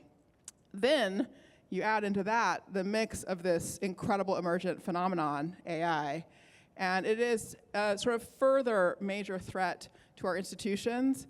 It will change everything, our economy, how we all have access to opportunity. I mean, and I shouldn't say will, I mean, it is here. It is not a future tense event at this point in time. And if we want to secure a stable democracy, we are going to have to steer through a period of incredible turbulence. So then the question is how to do that. And it's very clear we do need just rising generations of people who are anchored by those democratic values. Because a lot of people will say the way you steer through this is by giving up on democracy. A lot of people are already saying that the way you steer through this is by handing over power to the folks who run technology, because they're the ones who know how it works. If you love freedom, we can't afford to do that. So we need people who are anchored by the value of freedom and then want to bring democratic capacities to steering through this turbulent time. Now, on the good news side of the equation, AI is not just a challenge or a danger. Like every other innovative technology, it is dual use. It can be used for good, as well as for ill. So the work of my lab is fundamentally about all the ways in which we can actually put AI to work to help improve those institutions of representation. It's incredibly powerful for bringing more voices into the process, for improving our ability to do sense making with people's opinions. You've all taken opinion polls, right? 1,000,000 times. You have to give something a rating, 1 through 5. What do you think about it? Or there are boxes to check. Every time you do that, you're having to squeeze your perspective into somebody else's rubric or framework. Now, with AI, you can just type whatever's on your mind, the whole of your opinions, everything that you value, the specific perspective that you have on it. And it does not matter how much content is generated, it can be processed. Themes can be surfaced. Common ground can be found even when it wasn't actually visible on the surface of the debate and the discussion. So a lot of entrepreneurs are working right now to take those kinds of capacities from AI and embed them into our representative institutions so that we, the people, can actually continue to have power over this changing set of transformations. Thank you so much. Our time is coming to a close. And so for our last couple of minutes, I'd like to talk about how we take the message of this film and the experience that Caleb, Tristan, and I were able to have to a wider audience. Not everyone is going to get to go on a road trip. Hopefully a lot of them will get to go on a domestic study abroad through the American Exchange Program. But where do you all see the greatest need for investment in civics education? And then what do you think it will take to ensure broader access for more American students? You want to start, David? Sure. Well, I'm a little biased, but I think American Exchange Project's a pretty good idea. Jeff Liberty, he's tall when he's not sitting down, is easy to notice. He's our Chief Growth Officer, and we'd be happy to talk about it. We're growing very quickly. I operate outside the classroom, and I think a lot about experiential learning. And I think, Danielle, the democratic values that you mentioned are really rooted in qualities of character that we need to couple educationally with the sorts of civic learning that we've been hearing a lot about today. I would argue holding the door, striking up a conversation with a person sitting next to you on the subway, digging out your neighbor when they have a lot of snow and a broken ankle. And perhaps most important of all, looking at our country, all of it, and our democracy, not with a sense of pessimism, but with a sense of wonder. And looking at people who might disagree with you or might be very different with you, not with judgment, but with curiosity, are lessons that need to be taught and are experiences that need to be cultivated for young people. And as educators and as parents, we really need to pay a mind to that, especially right now. Danielle alluded to it, 42% of our nation's young people think that democracy is definitely the best form of government for this country. On the 250th anniversary, over half of our nation's young people are open-minded about how we ought to govern ourselves right now. What does that say? And what does that put us in as educators and parents right now? I'll leave it there. Thank you. Jill Lepore talked about K-12 as an institution that is still, despite all of its problems, highly trusted, and most trusted by local folks. So if you ask them broadly about education or K-12, they go, oh, it's terrible. And certainly there are many statistics to back that up. And yet when you ask them about their local school, oh, I love Mrs. So-and-so. She taught my kids. They love their schools, right? So I think that's an underutilized approach because it offers scale, trust, it offers diversity of perspectives, and it is one tool among many. Now, when you talk about K-12 itself, it requires a lot of things, right? It requires an infrastructure, which we talked about with the state chiefs, so that there could be more time, so that there could be more depth. It is no longer enough to have 15 minutes a week on social studies in elementary, and the time is going down, by the way, not up. We need more time in the classroom. That's why Civics now is working as a whole to put the infrastructure in place so that we can do serious work. If we can't do serious work, then we need high quality materials, then we need professional learning, just like every other discipline has. Why would social studies be treated differently than what we know works in ELA and in math and in STEM, right? There is a path. We know what works, but we don't have it in this discipline. So if we could do these things and measure the impact, we are deeply committed to that. But in order to do that, we need to have the infrastructure in place. I also really loved the point that came up during the day previously about parents. Schools are community, right? They're not, when you think about COVID and what they had to do to provide lunches and to be a community connector, schools are not existing outside of community. They are the community. And they should be used to have these conversations about how we agree, how we process these different ideas that we have in a pluralistic society. And we can go from here, where we are now, in these conversations that are very tense, to some place where we can agree this is what we want for our kids. But that needs to be done in intentional work at the district level, at the school level. So all of this to say that I think that K-12 is a hugely effective tool for those of us who want to rebuild constitutional democracy in a pluralistic way. I will compliment my two friends here in the movement that we are all seeking to power. We talk about the need to work on building, winning, and sustaining the work of civic learning. So building means developing new curriculum programs, the high quality civic learning materials that Louise talked about. Winning means the policy victories at the state level that you heard about that Civics Now is working on, so that states introduce heightened, strengthened requirements for civic learning in schools. There's more time in school and the like. And then sustain means investing in the people, the educators, and the families who carry this work forward over time. As I think about those categories and where we are making progress and where we are falling short, it's actually the sustain category that I think needs the most attention right now. When I think about that category, I am thinking about professional development, as Louise said, for example, and the need to invest in that. But I'm also thinking about something else. I'm thinking about the fact that for this renewal of civic learning infrastructure to be durable, to be permanent, we really need communities all over the country to take responsibility for it in their community. That means what we really need by way of investment are investments that are like magnets. Investments that are drawing others in local communities into contributing as well.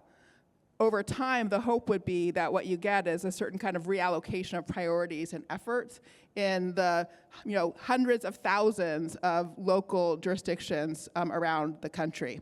So that would be the question I would ask, is how can we design investments that are those kinds of magnets that help people in their community reorient work, reallocate priorities, put resources in new places.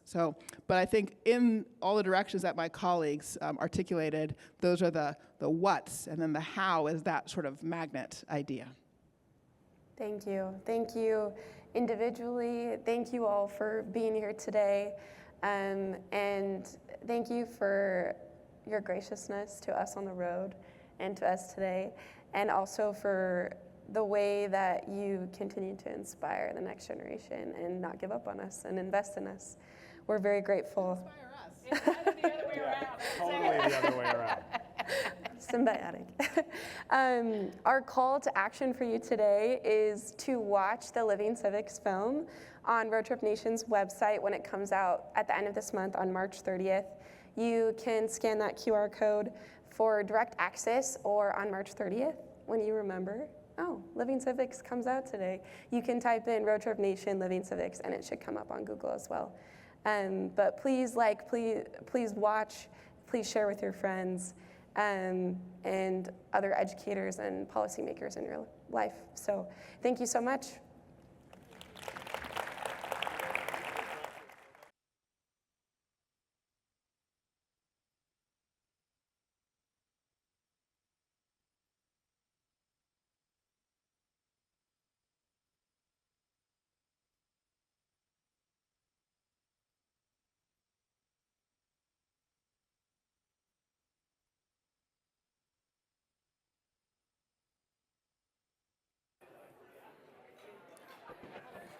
Thank you for joining us for the second day of the Civic Learning Week National Forum, co-hosted by iCivics and Democratic Knowledge Project.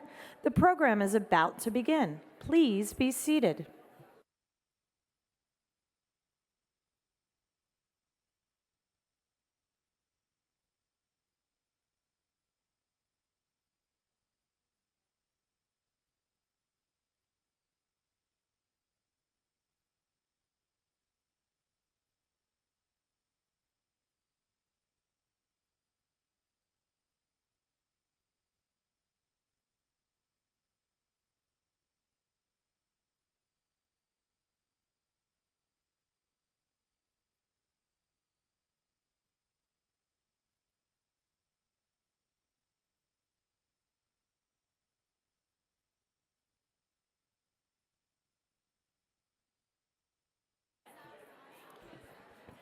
Please welcome to the stage Sean Healy, Chief Policy and Advocacy Officer of iCivics and Civics Now. Good morning, everyone. Welcome back. You guys ready for day 2? We're delighted to have you, and for those of you coming for here for the first time, welcome to the Civic Learning Week National Forum.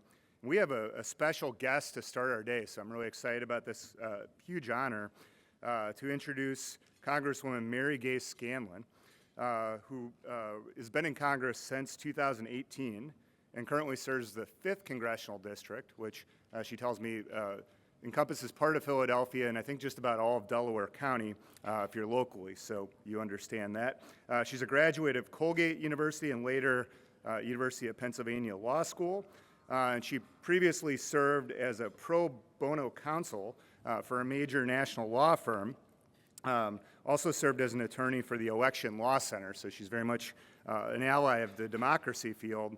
And very interesting for this room of educators, served as president of her local school board, so for that.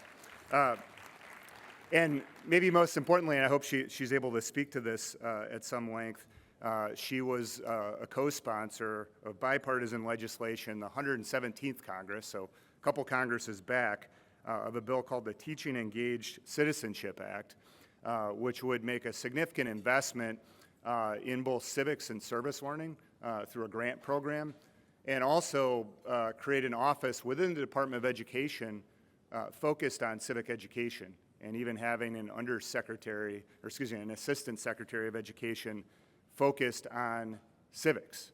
So how cool is that? And she's currently looking for co-sponsors to reintroduce that bill. So I hope she'll speak to that more. But let's give a warm Philadelphia welcome to Congresswoman Mary Gay Scanlon.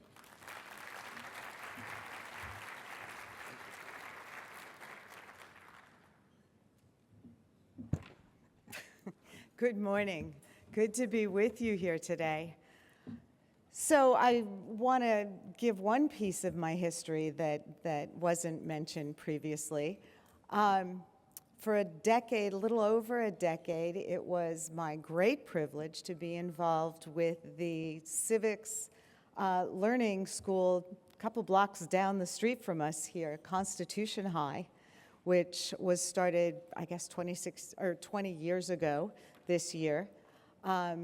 Civics and Service Learning School, absolutely amazing effort, and it has been really just so gratifying to see what has happened as the kids came through that school and have ended up in the world. The law firm that I was working with at the time adopted the school. We did mock trial. We had mentoring projects. We helped on kids. I'm blanking on the name. Sorry, more coffee. Of the history project, where people do the history projects every year. What is it? National History Day. Yes, yes. Participated in a lot of those. And it was just really, really amazing to see these kids blossom and grow and really find their voices as they moved out into the world. So being a lawyer and working at a law firm, we viewed this as sort of a pipeline project. So it's been really amazing to see the number of kids who have gone into the legal field, also have become court reporters, working in other aspects of government, as I was walking into the Capitol 2 years ago, a Capitol police officer said, "Miss Mary Gay?" She had been on our mock trial team about 7 or 8 years earlier, but it ended up in law enforcement. I've met a couple cops on the job who'd been through the program. Those of you who are local may know the name Sunny Morgan. She's a reporter for KYW. She came through our mock trial program. But just seeing kids get the tools to advocate for themselves and then for others was all part of the civics engagement experiment. I think there are people from Gilder Lehrman Institute here as well. They're one of the partners on that school, as was the Constitution Center, and it was started with then First Lady Judge Midge or Marjorie Rendell, so some real powerhouse folks as part of that experience. We managed to coax some architects into putting a mock trial room together for them, and we inaugurated it by having Sandra Day O'Connor come and judge a mock trial competition with the kids. I told them all they now had their college essay the day I argued before Sandra Day O'Connor. But the work that you do is so important, and it obviously could not be more important now. You know, in this Congress at a time of such unrest and at a time when we've seen many of our pillars of civil society really fall down on the job, whether it's law firms or legacy media, whatever. It's really important that people understand how government works, how it's supposed to work, that it is a daily choice whether we have a democracy or something else, that the choice people make, whether they engage with our democracy, whether they contact their elected officials, whether they run for office or help someone else to do so. You know, Ben Franklin very reportedly said when he came out of the Constitutional Convention and was asked, you know, what kind of a government do we have? He said, a republic if you can keep it. And that never is more true than right now. I recently found a book among my father's books. Earl Warren wrote a book called A Republic If You Can Keep It, at a not quite as fraught, I think, moment in our history, but also talked about the underpinnings of our democracy and what's necessary for us to maintain it. So really appreciate the work that folks in this room are doing, and for the students who are interested in this topic, for your engagement, because it is really important to all of us. Philadelphia, obviously, this year is celebrating the 250th anniversary of the country. There's going to be a lot going on in addition to World Cup games, the Baseball All-Star Game, some kind of golf tournament. It's going to be a big year in Philadelphia, but we are trying to keep the focus on the Constitution, on the Declaration of Independence, on the fact that these are not just words, but they are words we have to live by. And so everything that you can do to help us do that is really important. I feel like we're having daily conversations about the Constitution in Congress.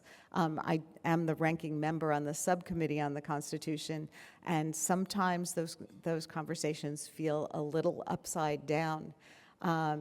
We had the former Secretary of the Department of Homeland Security before Judiciary last week. And having to talk about First Amendment speech and what are the boundaries of First Amendment speech, and whether or not the government should be unmasking people's social media accounts because they disagree with government policy, or whether the government should be putting together a list of domestic terrorists based on whether or not they agree with this administration's policies. So there's a lot that people need to learn and need to keep learning. It's adult education as well at this point, but it's really hard to get there if folks don't have the underpinnings with the work that all of you do.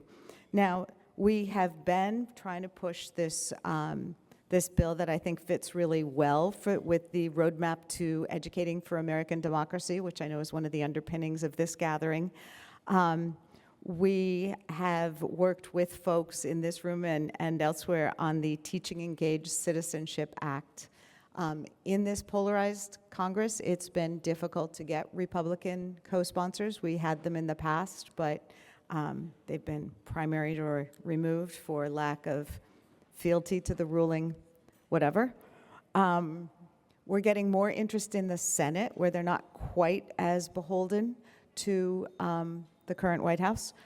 But we really would like to push it forward, because I think we are seeing the impact of civics education having been pushed out by just STEM education, or all the many things that become the mandates, whatever it is that we have to have in our schools. But without civics education, the rest of it kind of falls by the wayside.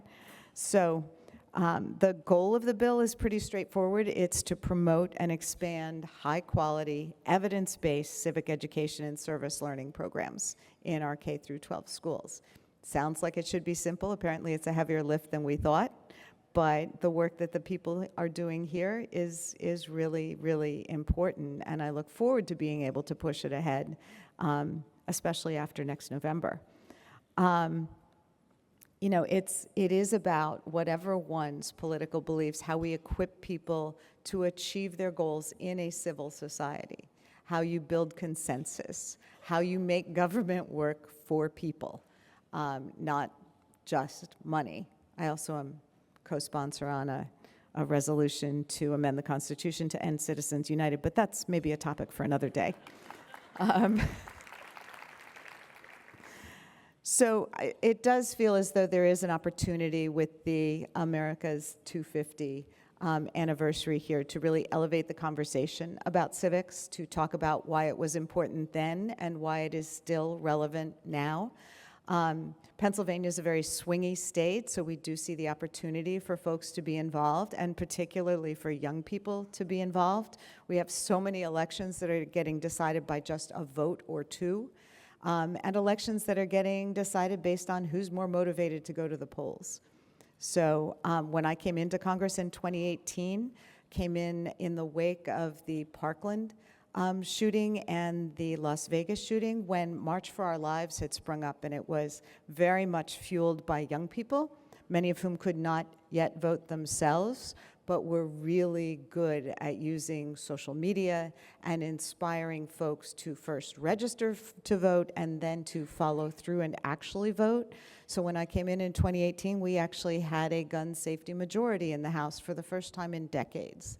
And I would really love to have that again, but that is a very concrete example of how our young people can be engaged, can make a difference. I know so many of them are discouraged right now because for their entire adult or politically aware lives, if they're 25 or even 30 and under, they've seen a lot of chaos and not a lot that's been real helpful to them.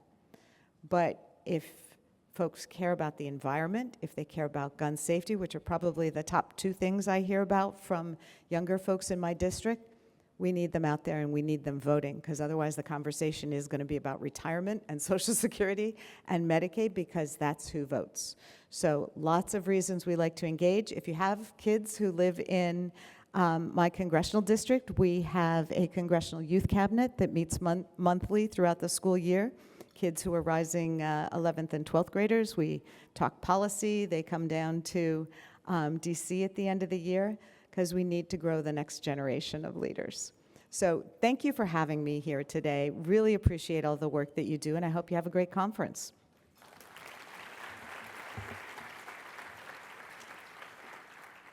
Democracy, we never quite reach it. Like it's a process. It's not a destination. We don't just arrive. I think my students understand that.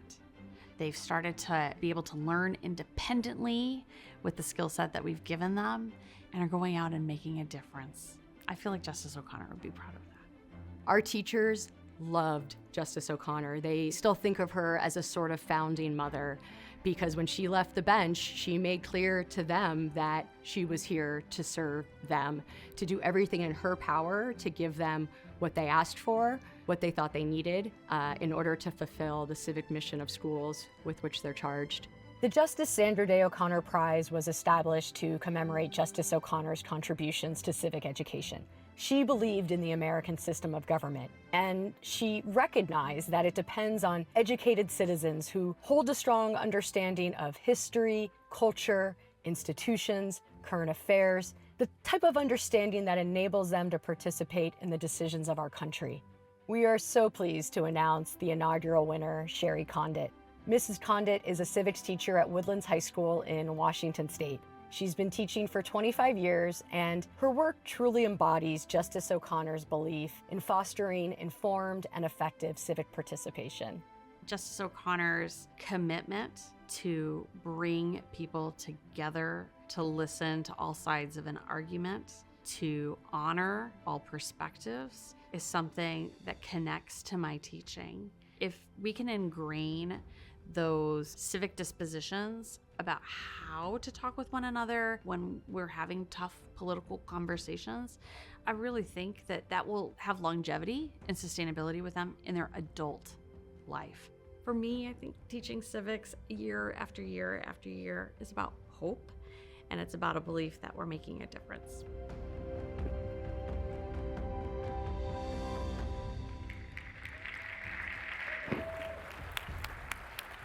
Please welcome back to the stage Danielle Allen of Democratic Knowledge Project and Louise DeBay of iCivics. Welcome to day 2. We're so happy to see all of you. Justice O'Connor was the standard bearer for this field. She had this vision so long ago, and we're just trying to do her honor her legacy. And what better way than to honor educators? She's actually really close to the educators. And you will see, did you see that picture? And a lot of the people who are on that original educator network are right here with us, have grown in positions. And I'm so proud of people like Donna Phillips, for example. Woohoo! So thank you so much. So we want to honor educators this morning. We're going to start with the fantastic Sherry Condit, who's going to stand up.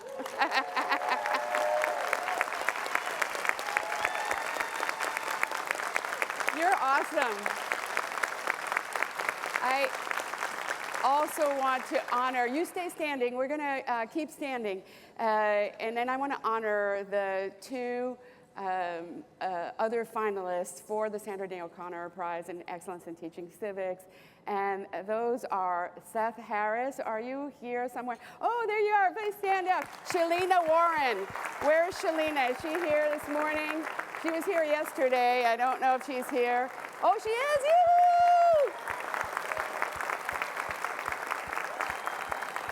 These people are doing great work, so thank you so much. Over to my friend. And keep standing, because this is a big community here that is changing the dynamic for young people in our country, rebuilding those foundations of civic learning. If you are an educator who has been working with the Educating for American Democracy roadmap, please stand up so we can say thank you. Woo! Great. That is fantastic. All right. If you are stay standing. Stay standing. This is morning aerobics, people. This is your exercise for the day.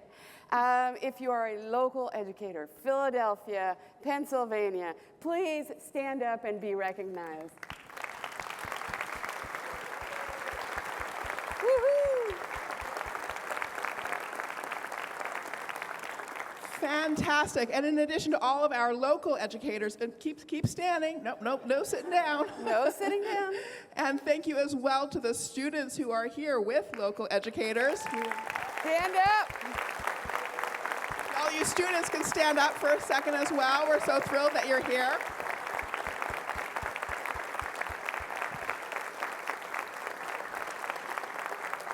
And in addition to the Philadelphia community, we are so grateful for the educators who have joined from across the country.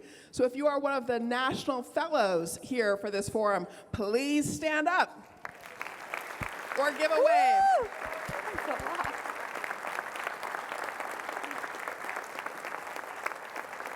And we also have among us the Jack Miller Center Teaching America 250 Awards, which Hans Zeiger will tell us about shortly. But if you are one of those, please stand up as well. Ah, lovely. And in addition to the Jack Miller Center, we have many other civil society organizations and philanthropists who have sponsored our fellows. So if you are one of the sponsors, please stand up.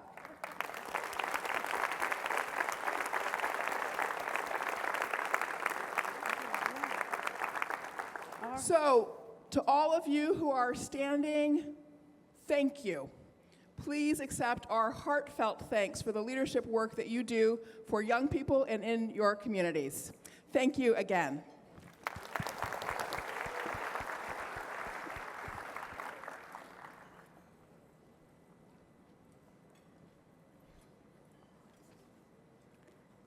Please welcome Hans Zeiger. My apologies, Hans. I'm so sorry. And I was also supposed to then welcome the wonderful president of the Jack Miller Center to say a few remarks. Thank you, Danielle. Thank you, Louise. Thank you all. My name is Hans Zeiger. I serve as president of the Jack Miller Center. We're a nationwide educational venture for civic literacy. And we exist because we know that great educators are essential to the future of our constitutional democracy. And that's why we invest in academic scholars who teach American civic thought and history at the university level. It's why we support scholar-led projects for the nation's K-12 history and civics teaching force. You can learn more on our website at jackmillercenter.org. Last year, we received a generous grant from the Carnegie Corporation of New York to launch the Teaching America 250 Awards program. These awards allow teachers from all 50 states in the District of Columbia to develop and implement engaging educational projects focused on the 250th anniversary of the Declaration of Independence.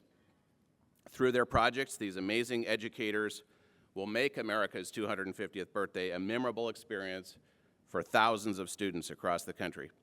Each recipient is receiving $5,000 toward a project of their own design that engages students with the history of America's founding and the ideals of the Declaration. Projects include field trips to museums and state capitals, school assemblies, student art projects, and community events. As was already mentioned, we do have a group of Teaching America 250 award-winning teachers who are here with us at Civic Learning Week National Forum. And if you would all just stand one more time so we can recognize you again.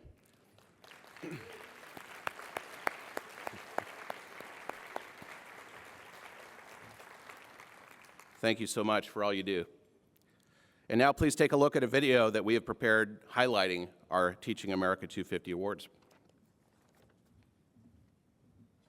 The Jack Miller Center is awarding $5,000 grants to teachers like me all over the country. Every state is going towards projects that help support and highlight the 250th birthday of America.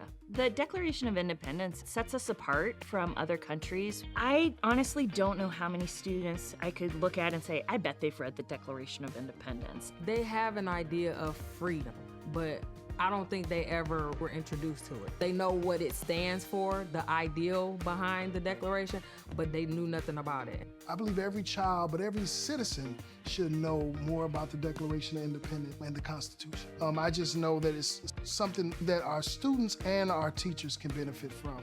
Grant worked out really, really well because we were already planning a fine arts festival, and I had decided that I wanted the theme for this year's festival to be the 250th. It's going to be a bunch of art out in the cafeteria. All the bands and choirs from elementary school to high school are all going to be participating, and it's just going to be this huge, nice thing. What stands out most about this project is the fact that it is an intercurricular unit throughout grades K through 12, and that it's bringing our entire district together. I believe it was God sent. We wanted to have murals in the building. I was just checking my email, and then I saw congratulations. My heart just stopped. Oh my God, I really got this. So to see that, I was just overjoyed. I get to contribute something to the school, to the students. She said that we're going to put a big mural showing Declaration of Independence. It would be awesome because it's like a memory that you will hold forever. Like it's like a time capsule. I'm incredibly thankful to the Jack Miller Center and the Carnegie Corporation for funding this project. It's really important that civics education and fine arts education are present in every school, and I'm very excited about the opportunity that we have because of this grant money to put on our Fine Arts Festival.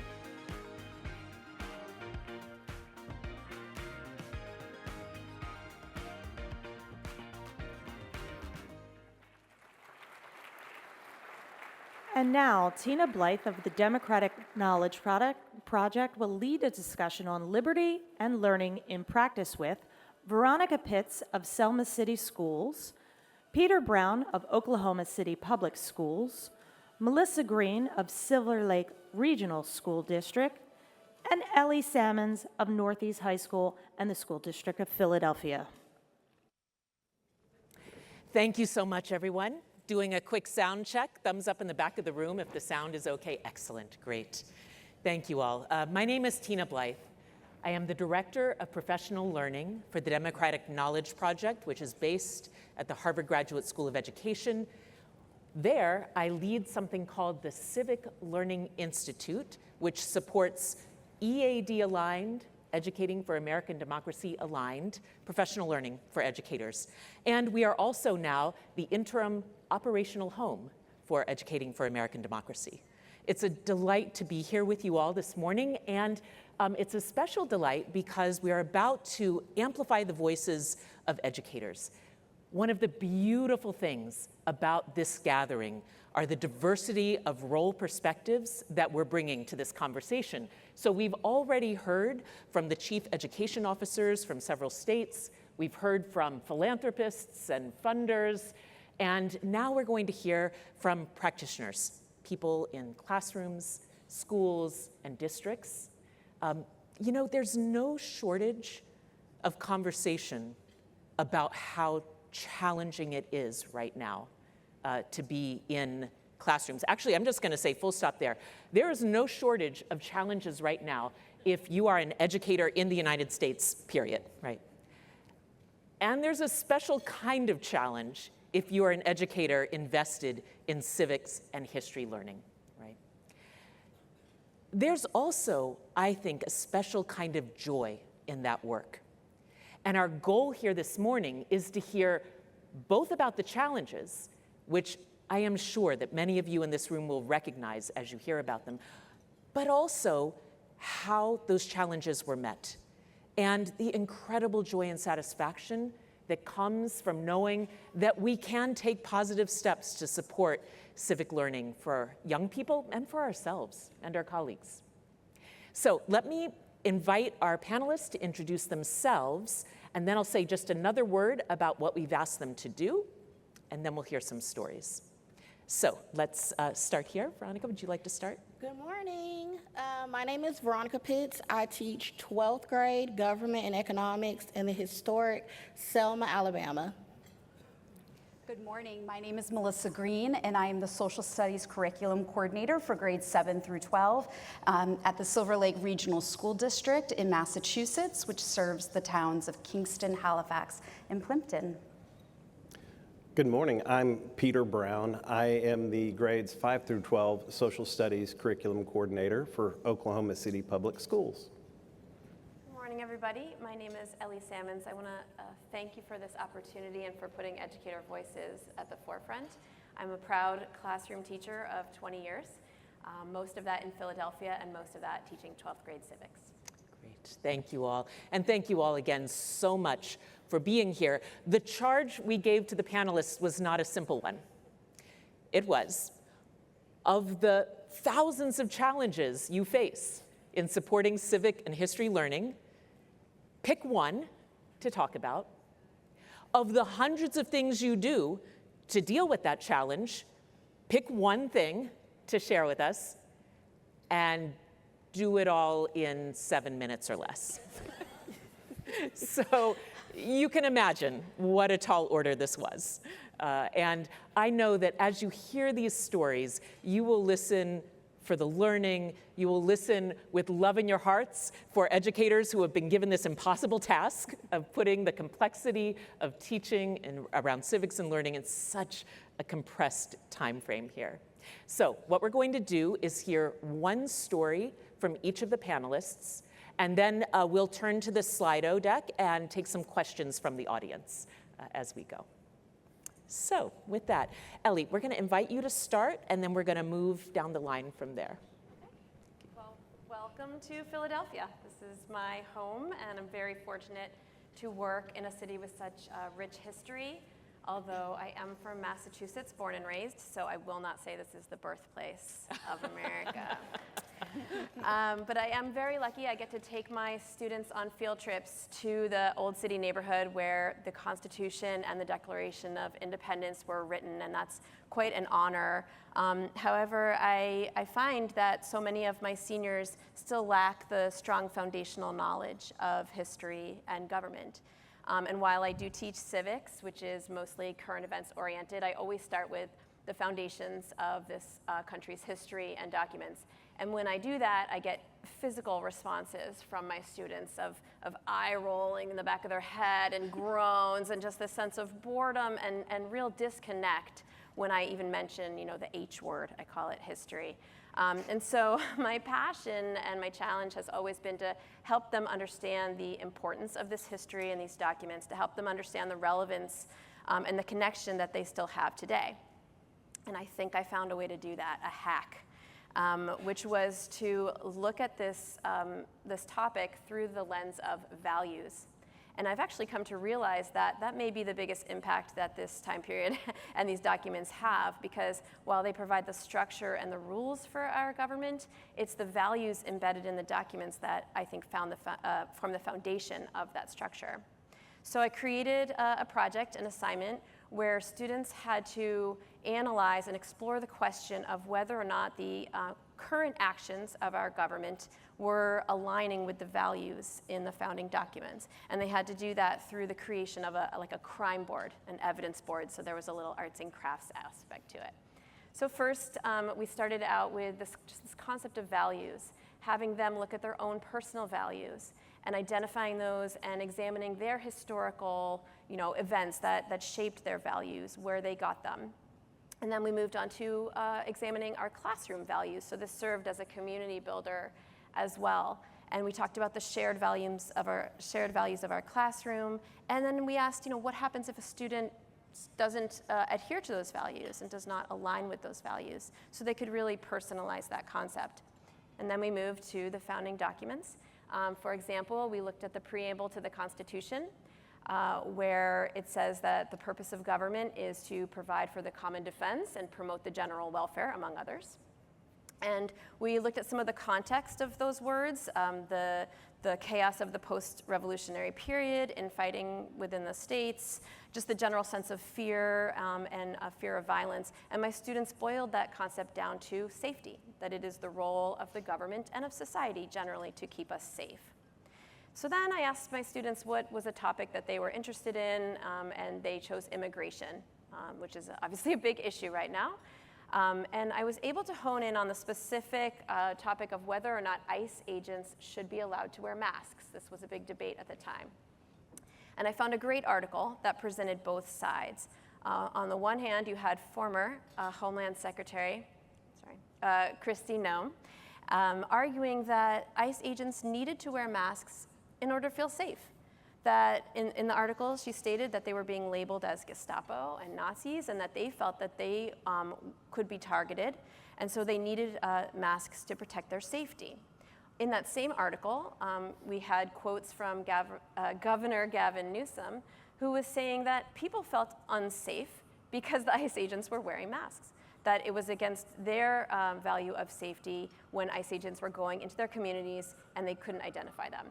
So it was a really great example. It showed, first of all, that our leaders today use the words, and the values of the founding documents to justify their actions and their arguments, and that both sides of the argument use that same value. So it's not a black and white concept. And so the students had to discuss and debate and really decide what is the truth, what is their truth.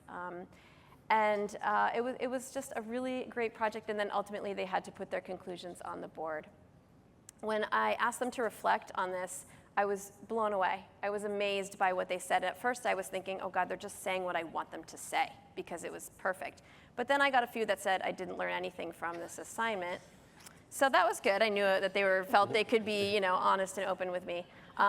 But so many of them, again and again, I just kept reading. Now I understand the importance of these documents. I understand how they impact our lives. And I'll just conclude with one the words of a student himself. He said, "I used to think history or politics was boring because I didn't think they really had a major impact on my life.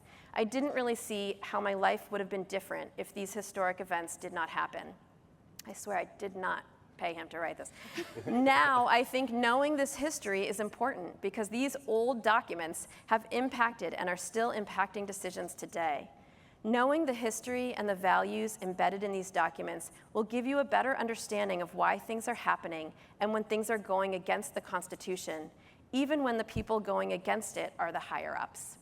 So it was a really wonderful lesson for me and for them, and it helped build a very strong foundation as we explored the Constitution throughout the year.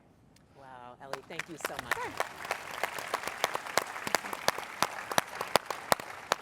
So from Ellie, this beautiful story of bringing to life documents that at first blush seem to have no relevance at all from a student perspective, and yet the values are so important and serve as that bridge to anchoring those to our lived lives today. Thank you for that.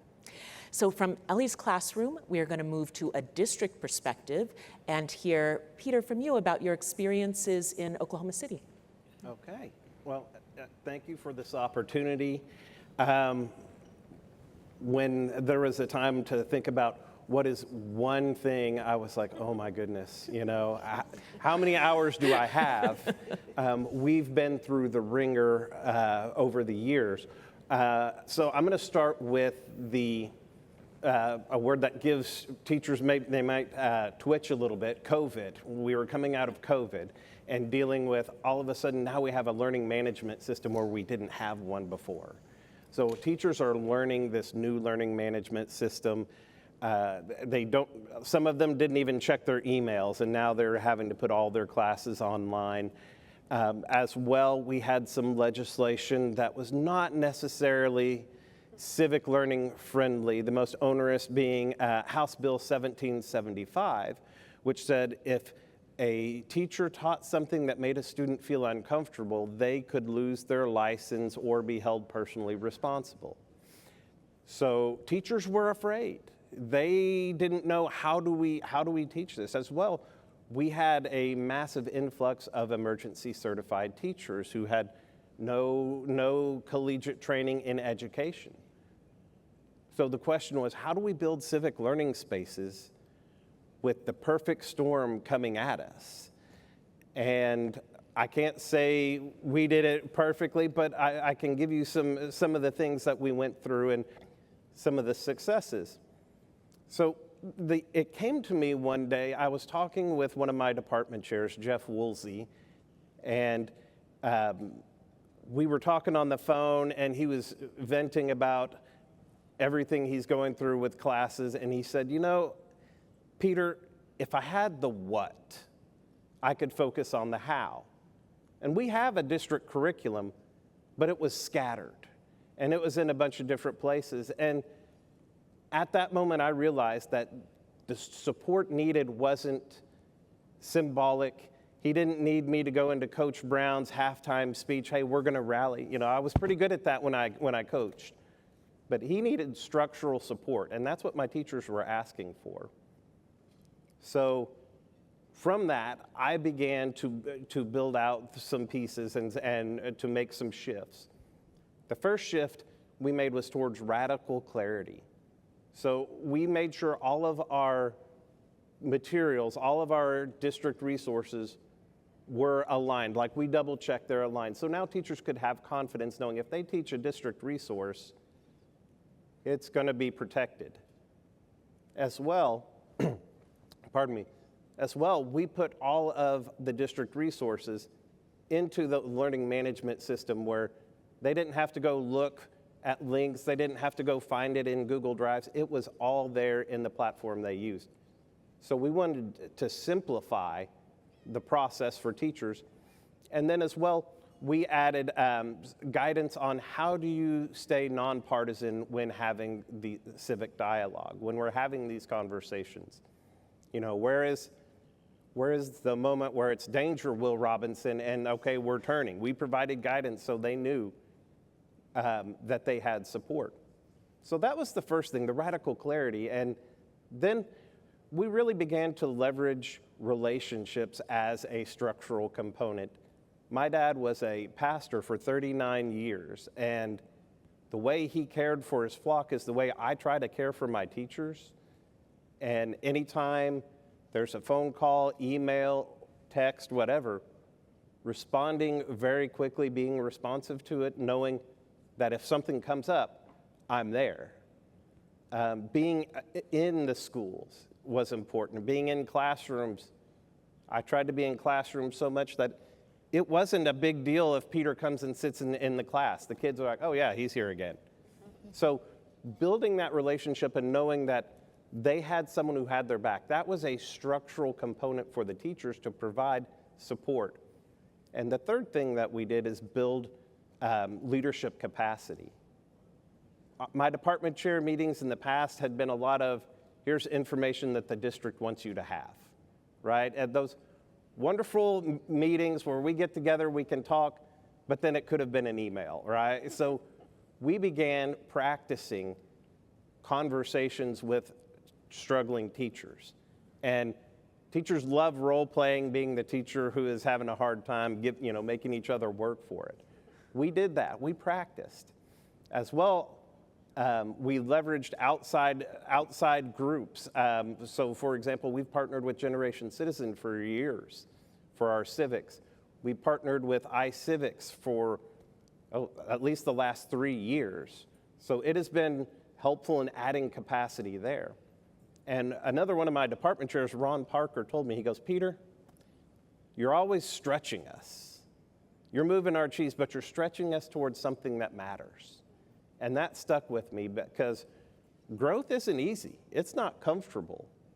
But he knew as he's growing, he's got me to support him. And that's what I tried to do. That's what we tried to build within our district. And a fine example of that, Nancy Brewer is here. She's one of my department chairs, and she's a civic learning fellow. And so, she has done so much for civic education in Oklahoma, and I'm proud to say that she's here. So the last thing that I did leverage for me, because I needed to be fed as well, was my state level consortium, the Oklahoma Social Studies Leaders Association. I leaned into them. We go through the same, we're going through the same issues. Now, granted, it looks different in inner city, urban Oklahoma City versus the suburbs, but we're going through the same issues with the standards. We're going through teacher apathy, student apathy. So we really were able to lean on each other and provide that support for each other. And so by providing these structures for teachers, we came out of COVID through this hard time with a sustainable system where we had all of our curriculum in a learning management system. We had increased teacher leadership capacity, and we had teachers that were confident in teaching issues that were challenging.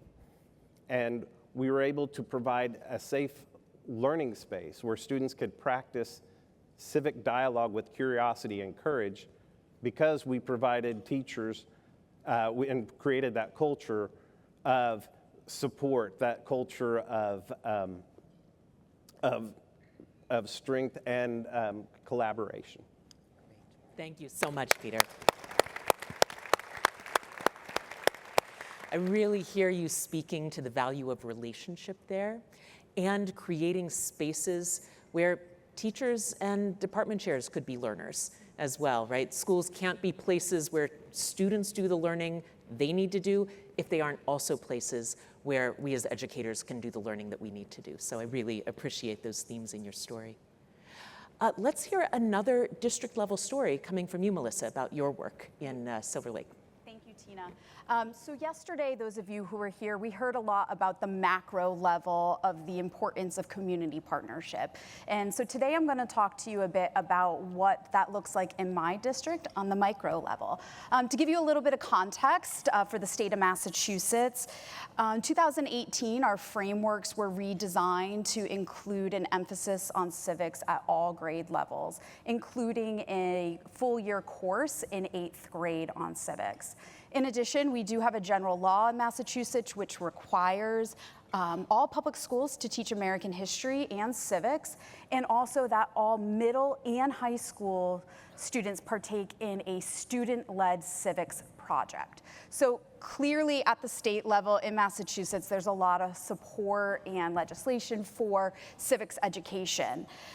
But for those of us that are at the district and school level, there is a particular element to that we really need to think about, and that is how do we gain the support and understanding of our local community members, the majority of whom never have actually had civic education themselves. In my role as a curriculum coordinator, part of what I do is support the community and work as a liaison to them. And what I've realized is that the majority of families and community members at large really don't have a full understanding of what students are learning about when it comes to civics, or even more significantly, why it's important. Concerns I've directly fielded have centered on real concerns and worry over political polarization, which I know many of you are probably really familiar with those concerns as well. There's also fears that students might be taught what to think instead of how to develop those critical thinking skills. Massachusetts, it's no surprise, is a very blue state, right, on the national level, but it also might surprise you to know that we do have a great deal of ideological diversity. A lot of our towns are really split right down the middle. In fact, the 3 towns that I serve all voted red in the last national election. So as educators, how do we build trust and transparency within the community for civics when there seems to be a lack of understanding amongst the general public about what it even is? And so I'm going to share with you today 2 things that I've worked with my teachers to do that we have found some great success with. And they're simple at their core, but they are things that really have been great levers for us. Now, the first thing that we tried to prioritize when we switched into teaching civics, particularly in 8th grade, was really clear, consistent, and transparent communication with families, right? So we want to make sure that families know what to expect and what they might hear their students coming home to talk about. We use a variety of methods to do that, but I won't go into all of those at the moment, but I'm going to share a recent example. So students in our 8th grade civics class finished recently a unit on the powers of government. And we are partners with the Democratic Knowledge Project. And through that, they were evaluating the following question: does the presidency have too much power? Right? And that's a big question, right, for some 8th graders to grapple with. And so what we realize is that it's really important for our families to know that students are learning about the role as it applies to all presidents, not the particular president in power at the time. And that this is not partisan education, it is civic education. And to that end, one of the things that's been really helpful for my teachers to do is to provide families with talking points that they can actually use at home to engage in conversation. Our families need our support in how to talk to students because, as I said, right, it's been 70 years of moving away from civic education. These families have not had that opportunity themselves as students. And I think I can say for everyone here, we weren't even trained that way as social studies educators. So my teachers provide families with prompts that they can use with their kids at home with the help of the amazing resources that the DKP offers through our partnership.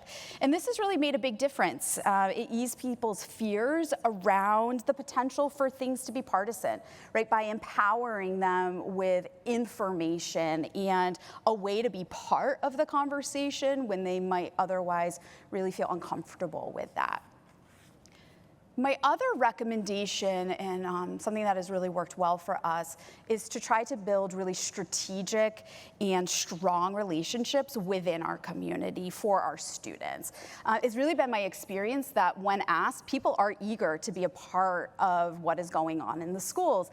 And so we are constantly asking people to come in and be a part of what we're doing to speak to our students, whether that be our County Bar Association or our Massachusetts Tri child judges or our local representative or the police department, whatever it is that can add additional context for students. But the most powerful way that we have seen students really make these strong connections within the community is when they do their student-led projects. And more importantly, when they actually get to then showcase that hard work to the community. So in Massachusetts, the project has students take on an issue in the community of importance to them.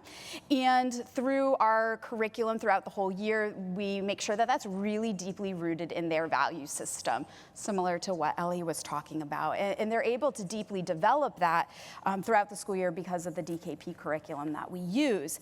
So on showcase days, in which last year we had 4, so 3 during the day, 1 in the evening, where we invite anyone and everyone from our 3 communities to actually come into the school and to engage with students about their projects. Students are going to present in small groups or one-on-one using trifold boards, really not all that dissimilar to the poster projects that we saw here, except these are 13 and 14-year-olds talking with people about civics. And this really helps to extend their audience, right? And it creates awareness within the community that, in fact, what we are doing is nonpartisan and that it's about long-term, sustained efforts towards positive societal change that we really need to keep our democracy healthy and resilient. As an example, recently a small group of middle school students were really focused on stress reduction, right? They looked at their peers, they are children of COVID, and they see a lot of stress. And so they started to do some research and look into the concept of therapy dogs. And when they first started out on their project, their biggest hurdle was their own building principal. And so they surveyed their peers. They talked to local school leaders about policy. They reached out to an organization that actually has therapy dogs, as well as the local police department that has a comfort dog. And through their work, we now regularly have therapy dogs in that middle school. And I think that's really important for the community to see that students are really passionate and persistent when given the opportunity to find something that they deeply care about. And a lot of these students, particularly our 8th graders, don't even get to reap the benefits of what they've done, right? That group of middle school students that worked on the therapy dogs, they don't even go to school there anymore, right? They're on to high school, but they've left behind this legacy and this building of community that really, I think, emulates what we want civics to be about. And so I think that through these connections with community, we're really trying to empower both our students, but our families and our stakeholders to see that we need support at all levels for civic education and democratic participation to really thrive. Great, thank you so much, Melissa. Thank you. I think you all can start to hear some of the themes that are developing here, right, around the importance of relationship, the importance of listening and bringing voices to the front. And we're going to return for our last story to Veronica and back to the classroom, a classroom story that you'll share with us. I'm sorry I have to do this. Hey y'all, how y'all doing? All right, so again, my name is Veronica. I teach government and economics in Selma, Alabama. Selma is located in Alabama's Black Belt. It stretches across central Alabama. It's known for its rich soil, its various parts of the civil rights movement, and it has the highest concentration of African Americans in the state. This region also is the poorest area of the state, which my county being ranked number 4. However, working at a Title I school may have its challenges, but I work in a wonderful school district. I have a lot of support. I have a colleague that came all the way up here with me because he knew I would be nervous. And so that just speaks to the sense of community that my district does have. And so one of the things that we have to do in my state is give all seniors, once they've completed government, the Alabama Civics exam. And so after the first year of doing the Alabama Civics exam, I did what any other educator would do. I would ask for feedback. How did you like my class? What should I do better? What will make this experience better for the next generation? And all of them said the same thing. They loved me, but didn't like the work. They loved me, but it was too much testing. And then I had to process that. I said, you know what? They do have to take finals in all their classes. Half of them are dual enrollment students. Again, they have the civics exam work keys, so I couldn't change what the state requires, but I could change with how I do my own instructional practices. So I did get permission from the district and my principal at the time to do a civic project. It is their senior project. All students must complete it so that they do not have to take an exam with their government or their economics class. And so what I do is I elect one class officer in each one of the classes, and halfway through the government course, because government and economics are half-credit classes, so halfway through government, they'll tell me what their civic project will be. And so this particular year, they decided they wanted to do a social media campaign and create infographics that will talk about the Selma voting rights movement and its impact on the Voting Rights Act of 1965. And they would just share tips and encourage people to vote because we all know that there is some voter apathy within the African American community, especially with Black men. And so this was their decision. I didn't want to have any ownership in them because, again, this is the legacy that they were leaving. They chose to use X because they did not want to blend academics with personal. And apparently X is popping nowadays, I don't know, but apparently it is, and they wanted to kind of like cleanse the X timeline. So I took this to my administrator, and they said, oh, this is cute, okay, go ahead. So I'm like, all right, girl, all right. So we rocking and we rolling, and y'all, they know stuff on Canva that I have no idea. So we're moving, and they're they like what they're doing. They were working on the project more than my work, but that's another story for another day. And so the project always starts in economics, which is the second and fourth 9-week course. And halfway through the project, another administrator comes to me and says, hey, you need to stop because a community partner is furious that you are using X as the platform due to its affiliation with the owner. And that we are in a blue town in a red state, and I should know better. And so I was furious. I said a lot of bad words, I said enough bad words to last me from Selma to Montgomery to come back. And so I just couldn't believe it because I had a relationship with the community partner. And I was thinking, well, maybe because they know I'm sensitive, I'm a crier. So maybe they just didn't want to tell me to hurt my feelings. But then I'm gonna be completely transparent. I wasn't sure if it was the community partner, was it my administrator? Because I am the Student Government Association sponsor and the president of the local education association. So whenever there is tension in the building, we'll put it like this, me and administration talked all year long from August to May. So I felt like this was not an attack on the students, but an attack on me. And so again, I cried and I cussed and I cried and I cussed. And so I was talking to one of my friends and I said, I don't know what I'm gonna do. Well, I know what I'm gonna do. I'm gonna resign at the end of the school year. I got too much going on. Like, I just have to get to the beginning of May. And so my friend said, what would John Lewis do?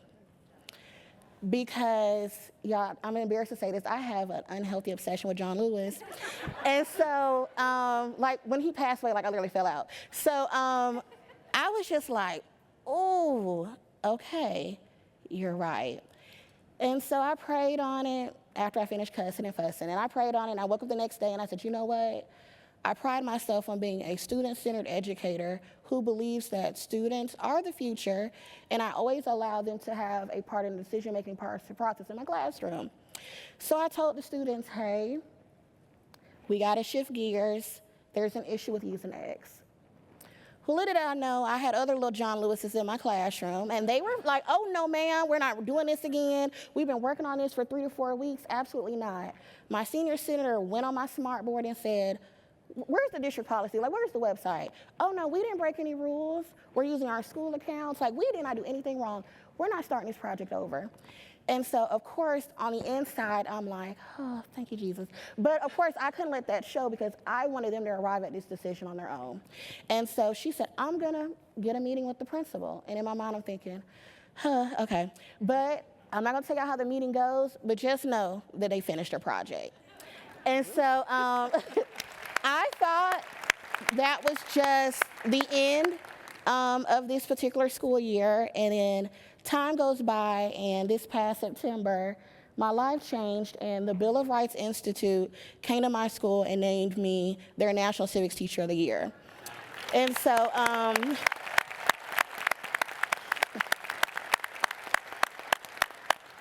I was real embarrassed because I had on t-shirt, jeans, and didn't have no lotion on my feet. But in that moment, all I could think about is, oh my God, I have to make a deposit, it's homecoming, had all this going on, right? And so I had a young lady that came to me afterwards and said, you will forever be our queen. And that hit me, but what really got me was I checked my email afterwards, and there was an email from a young man that was in my class when we were doing this particular project. And he told, hey, Ms. Pitts, I'm so happy for you, you deserve this.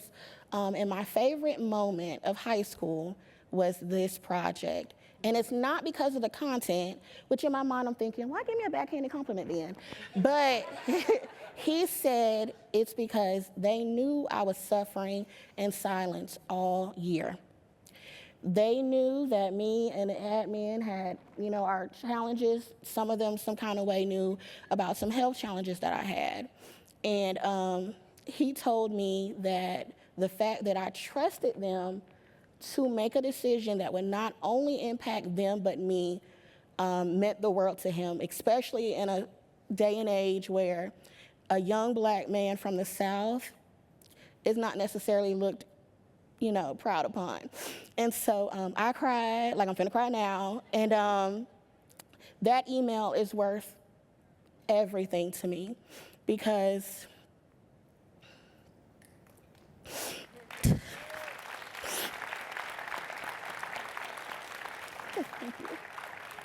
they put me last and knew I was gonna cry.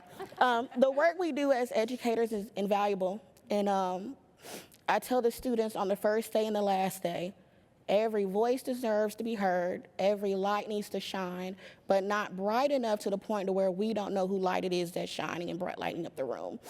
And so that moment just made me realize I am doing my part. If I get never get another award, if I walk out this classroom today, I know I did my job because I taught my students to take care of their fellow neighbor and also, when time allows, to make good trouble. Thank you.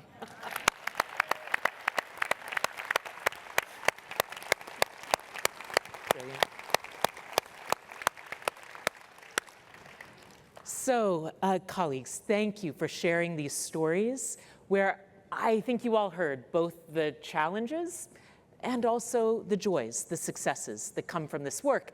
And I'm guessing that every educator in this room has a similar kind of story to tell.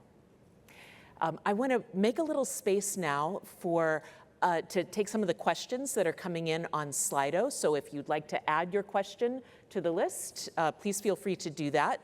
And panelists, I'm going to turn and grab us a question here to put out. So there's a question. Here's an interesting question. What's something that you think this room, full of civics education professionals, should or could better understand about classroom practice for that? I'm going to read it one more time and give you a little think time here. So what's something that you think this room full of civics education professionals should or could better understand about classroom practice? Ellie, please. Modeling. We are the biggest example for them of what civic leadership participation looks like. And in my classroom, I try to really honor everyone's perspective and opinion as the teacher. When I know that a student might be saying something that's slightly unpopular, I don't own that. I will embrace that perspective as a very valid point. And also, that's just one thing. And then the other thing I would say is I do spend several days community building. I did put aside, I try to incorporate like the values lesson, but it's really about getting to know each other and placing such importance on building relationships between each other, because when there's fear, they're not vulnerable, they're not willing to take risks, they're not willing to be themselves. My students are there in the back right now. And so I spend a lot of time trying to break down those barriers and those walls and help them understand that we're all people and we're all in this together, and hopefully they'll take those lessons on into the future. Great, thank you. Is there another thought? Well, one thing that I think that kind of follows that same path, but just that it takes time to give students the opportunity to practice and realize that new teachers don't necessarily understand that kids don't come in ready to have these conversations. And we provide sentence stems, we provide opportunity where it's very scripted, but that takes a lot of time, and it fits in with the community building. But that just to realize that is a skill that we have to practice. Just like we're writing an essay, you practice how do we write. You go through in AP, there's a formula. In this way, there needs to be a formula where we are practicing this skill. And I used to tell my students, the 2 words you can't say in debate is your mama. Growing up, that's what it was. You have to learn how do we have these discussions, and you have to practice it regularly. Yeah, I can add on a little bit about the administrator perspective. So our team really listened to what our teachers were struggling with around moving conversation in the classroom from being kind of this surface level or really divisive conversation, and how do we make that shift into actual discourse. And one of the things that we decided to do collectively was to work on these skills in every classroom, right? Not just in the civics classroom, but take ownership over a student's ability to build on each other and then to justify their own position, and then from there synthesize with their peers in conversation. So we've really tried to model, like Ellie said, some really important strategies that are cross-curricular to provide students with sentence stems that they can use in any discipline, and then work to remove those scaffolds, right? To give the students the opportunity to take the risks and to do it themselves, because they can. Want to add, Veronica? My mind just went to the educator and teacher wellness. If you are at the beginning of your career, take your time, observe other educators in practice, but please don't allow yourself to get lost in doing what that veteran teacher who's been doing this for 15, 20 years has been doing. I appreciate so much the insights that you have all shared. And one thing I'm clocking as I'm listening to these stories is that there was no magic bullet in any of these stories, right? There was no curriculum that made it right. There was no single policy that made it all right. It really was just day-to-day decisions, sometimes on an hourly basis, to build relationship, to listen, to amplify voice, students' voice, teachers' voices, community voices. Those were the steps that kind of moved you through these challenges. And again, you all have similar challenges, and I'll bet you all have similar ideas, similar stories to share about what helped you get through those challenges, and I hope you will share those stories. That's why we get together in places like this, so that we can hear and learn from one another, knowing that every context is different and no solution is going to work perfectly everywhere. But this is what gives us the energy for that ongoing work of helping support students, and the ongoing joy of seeing them learn skills and values and knowledge that they will use every day for the rest of their lives. Please join me in thanking our panelists for sharing these stories. Thank you, and I think we're ready.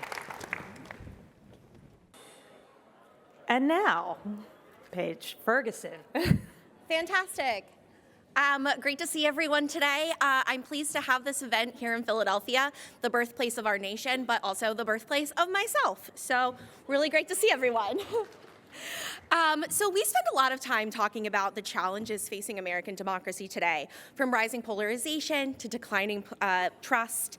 At the same time, a new generation of leaders is entering legislatures across the country with urgency and new ideas. But too often, they're entering institutions that weren't made for cross-partisan collaboration, long-term policy innovation, or even oftentimes young lawmakers themselves. So we ask as an organization, what happens when you bring together the most promising, effective leaders of a generation into one room? And so this summer, we tested that theory. We flew a group of bipartisan lawmakers up to Alaska, where they learned and were able to explore the civic reforms firsthand and learn from the individuals who have made ranked choice voting and open primaries the norm in Alaska. And so the Future Caucus Civic Innovation Fellowship was built with a function as a policy laboratory inside of a democracy, equipping young next generation leaders with the tools, relationships, and frameworks to govern effectively. So we took several core design principles into this. We operationalized being bipartisan by design, not by accident. This requires intention, curation, neutral facilitation, and shared values. Our programming is lawmaker-led and data-informed. Here's a look at what this group looks like: bipartisan, diverse, and from all over the country. And so we also work with futures thinking and strategic foresight so that we are future-proofing legislation rather than putting Band-Aids on problems that we'll relitigate later. And so we want to ask, how do we design policy today that our communities will thank us for tomorrow? And so what is a laboratory? You know, we design these programs featuring speakers with differing opinions and perspectives. One particular that I think is really great is a conversation we had about the separation of powers, which we all know has been a new invigorated conversation in the past couple of years, bringing together voices from the Pacific Legal Foundation, which is a center-right organization, and the Center for American Progress, which is pretty firmly center-left. And so being able to bring those different kinds of people and perspectives into the room and allow lawmakers to ask even silly questions can be really powerful. And so we have now moved into capstone projects. This is a 2-year program that we've done with the legislators that matches up with most sessions. And so you can see here a handful of civic innovation policies that are working their way through legislatures across the country right this minute. So everything from the open primaries bills that they learned about firsthand in Alaska to increasing oversight, which is such an important part of our democracy that's underutilized. And so I really, democracy is often treated like something fragile that we can't experiment with. And so I think it's really important to take a step back and see what those opportunities are for innovation. The truth is, democracy is always expanded through those experiments. The Civic Innovation Fellowship is simply creating the conditions for the next generation of lawmakers to do that work together. Because democratic renewal won't come from a single election or a single reform or even a single classroom, it will come from building the infrastructure for collaboration and trust and innovating the norm. And so as our country approaches the 250th anniversary, the question is not how do we celebrate the past, how do we honor democracy, but it's how do we design the next chapter. So thank you so much.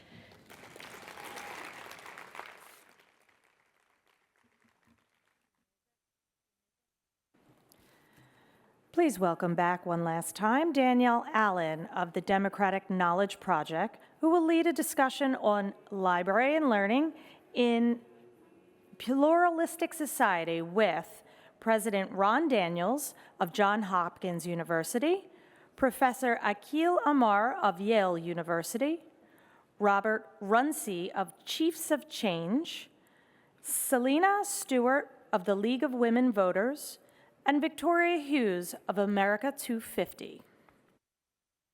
Fantastic. Oh, there we go. Good. We made it. Here we are. We are at the last panel of the day, and I am so excited to have the chance to be with all of you for this important conversation. It's been an incredibly rich 2 days, and so I don't know about all of you, but I'm just buzzing with the great student work that I saw, the great educators that I've heard from. I had one student who was showing me work that they had done developing a play for their school, a play to teach about the Constitution to the lower grades. And she said to me, well, what we really thought about was, for those kindergartners, how are we going to motivate them? Because I want them to know, I want those kindergartners to know that their vote counts. I was like, yes, that's what we are working on, right from the very beginning, making sure everybody understands that they have an ownership stake in our democracy. We have an incredibly distinguished panel here to close us out. We are going to be talking about one of the themes of this conference, pluralism. Pluralism names the fact of we are so different in our identities and divergent in our ideologies, and yet also there is an ethic to that we're going to respect, relate, and cooperate with each other. We are going to bring common ground out of pluralism. So we're going to talk a bit about how to do that. I'm going to start by reminding us about something that James Madison wrote in Federalist 10.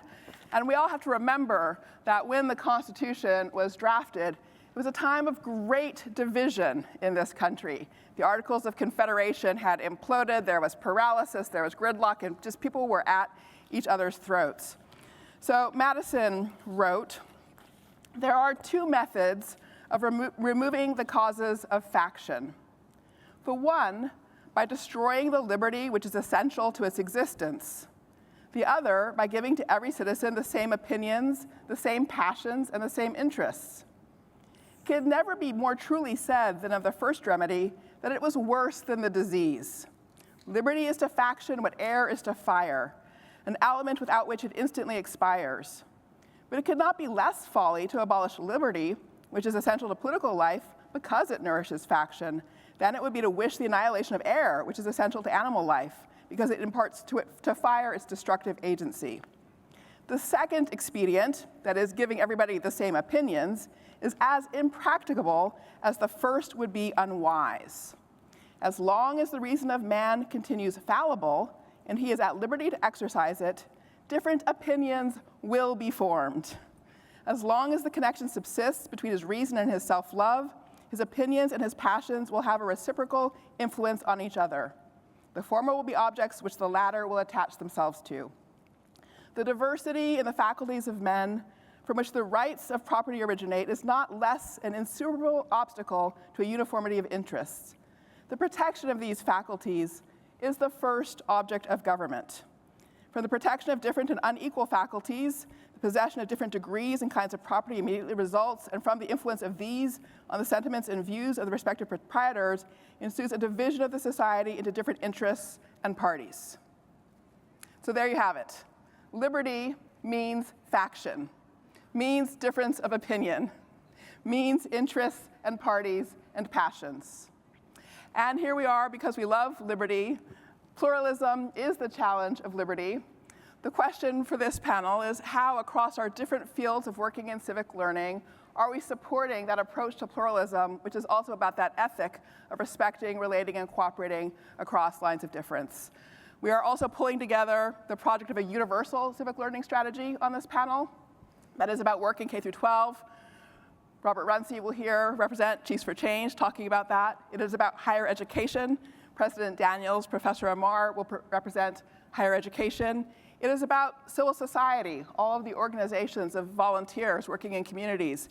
Selena Stewart from the League of Women Voters will represent that part. And Victoria Hughes from America 250 and the administration will represent the whole, the society as a whole, altogether. So with that overlong introduction, I'd love to turn to Professor Daniels first to talk a little bit about how pluralism is playing a role as you think about what universities owe to democracy, the title of your important book.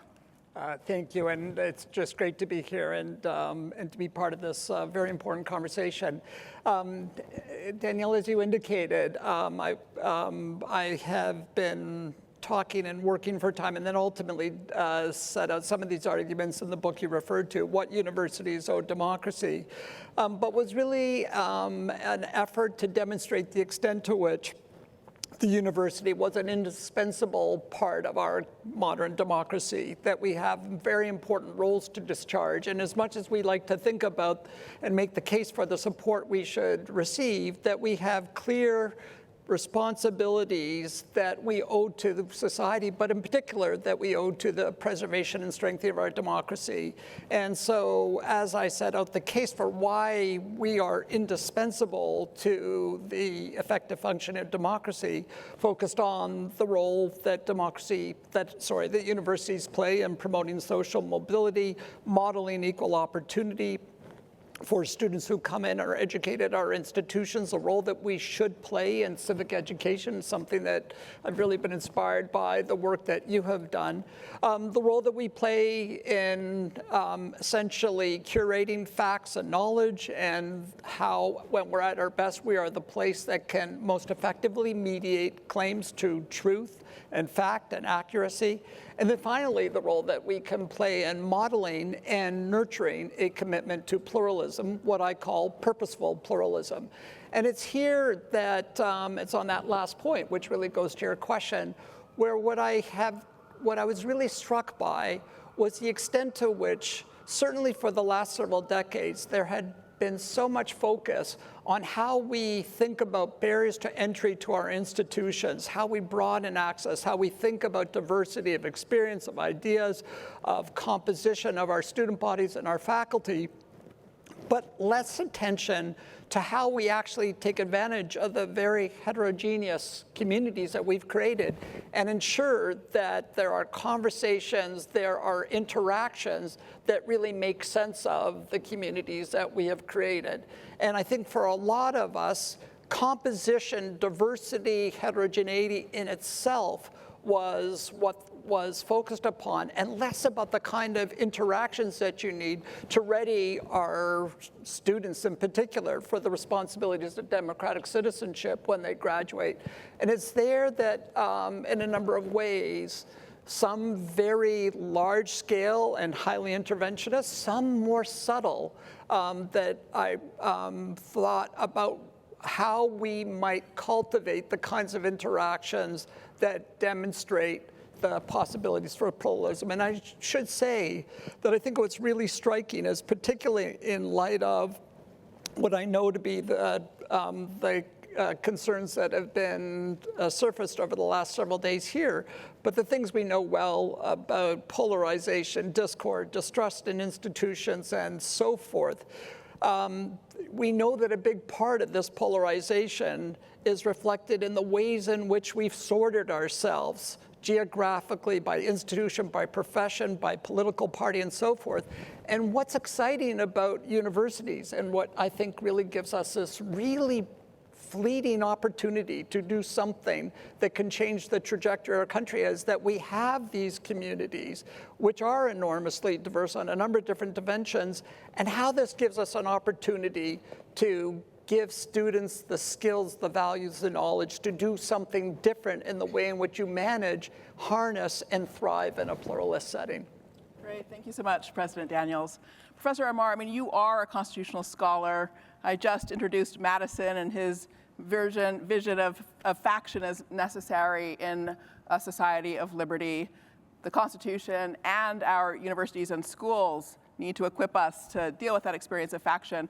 What do you think we could do to be doing better on college campuses?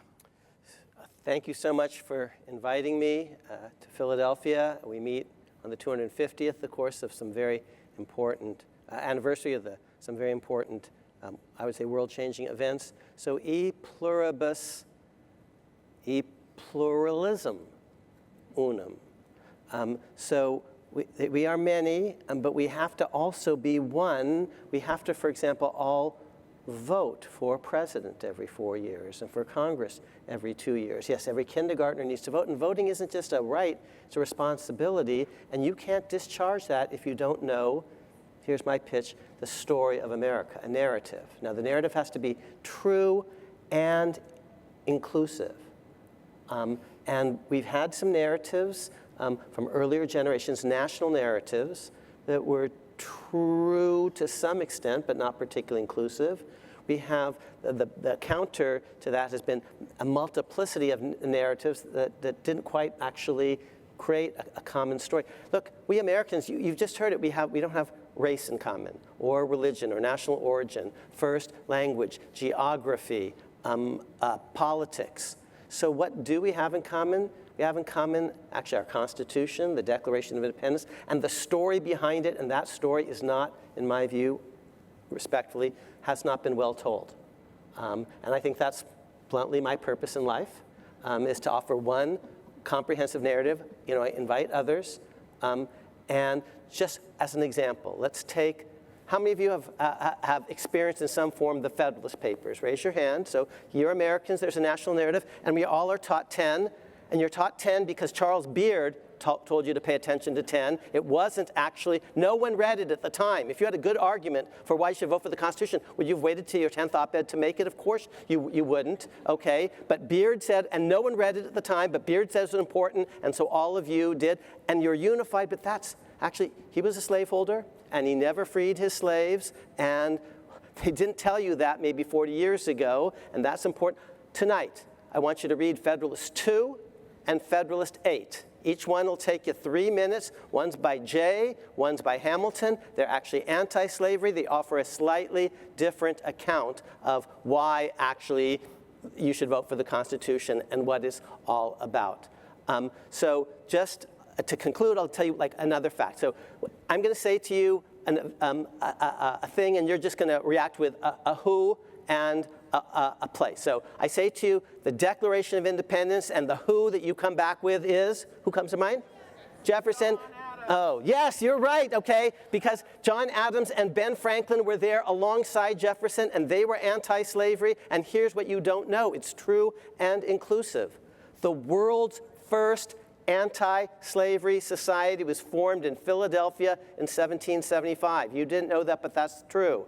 Immediately after the Declaration of Independence, in that same building, now called Independence Hall, Ben Franklin is going to preside over a state constitutional convention that begins with the words, "All men are born equally free and independent," and that leads to abolition, not freeing slaves, abolishing slavery, and it's the beginning of the first major abolition movement in the world, and it travels through Franklin in Pennsylvania and Adams in Massachusetts, and you won't know that if you're only focusing on Jefferson and Virginia. And so it's a true story. I think it's a more inclusive story, but we need a national narrative. And here's the final thing, tough love. Kids today do not read. They do not read books. They do not read long books, the sort that I write, you know. They do not read books with sophisticated arguments, and unless they do, we die, because we are about our story and our ideas, and the story is complex, and we need to get these kids to read more, and I say that as the father of 3 college kids. Thank you, Professor Amar. Okay. So, thank you, Professor Amar, for reminding us of the pluralism in the founding. Even in the Federalist Papers, there are multiple voices. There were multiple voices in the Declaration of Independence right from the get-go. So it has been a continuous theme. Now, Bob Runcie, Chiefs for Change, thinking about school districts, where on earth does this concept of pluralism fit into the work of K through 12 schools? Yeah, well, when you look at K-12 schools, they're probably the most pluralistic. Hello. Is it, am I turned off? Yeah, I didn't turn it off. Green. It's green. Okay. Can you hear me now?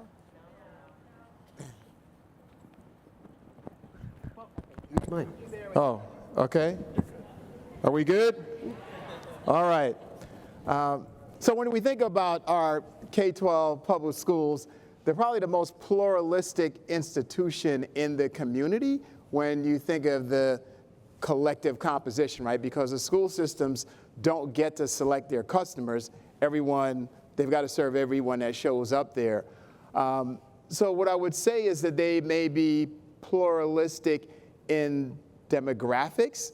The question is, are they going to be pluralistic in the culture, the policies, and the actions that are actually within the system? And from my perspective as a former superintendent and running a network of over 50 superintendent and state chiefs, what I would say to you is that it starts at the top.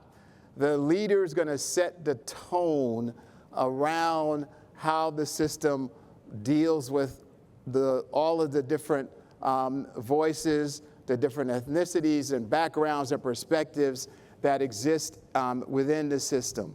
And that is a pretty significant piece of it. And I'll also tell you that the role of a superintendent and a system leader is something that we've been working on to change and redefine, right? Most people think of these folks as they get into these jobs that, they're the academic person, they're the headmaster.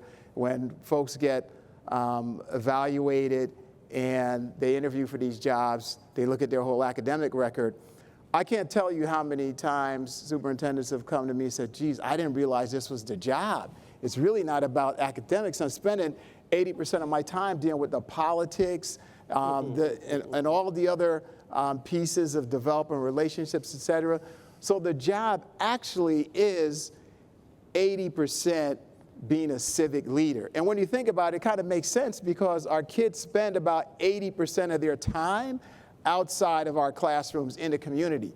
And so if you're going to impact kids and really move the needle, not incremental movement, but really substantial, dramatic changes, you're going to have to do that in a way where you're building a network of support, of wraparound services, of engaged learning and enrichment opportunities outside of schools. And so it takes leaders that recognize that and recognize that's where you're going to spend a lot of your time. I'd also tell you that my perspective from where we are, K-12 is facing significant challenges, and some would say maybe existential challenges, right? So first, there are these structural issues. Just about every system I know is facing significant financial challenges. They're having cuts. So Columbus, they're trying to cut $50 million. Philadelphia is trying to cut almost $300 million. Chicago's over $600 million. This is just a start for this coming year. And it's going to get more challenging as they see declining enrollment. As a result, they're having to close a lot of facilities. They've got human capital issues, and they haven't even figured out how they're going to leverage AI yet. Then you have the outcomes piece, which is the NAEP results show us that only a little bit more than a third of our kids in the country are able to read and do math at a proficient level. Those are not really good statistics to sit on. So you've got to figure out how to move those numbers. And then there's a whole market and political piece of it in which states are passing bills that are basically shifting dollars through vouchers, ESA accounts to private schools, parochial schools, et cetera. So there's all these like market pressures that these leaders are dealing with. The last thing I hear coming from them is, hey, we got to figure out how we like do physics. Now, I mean civics, but same thing.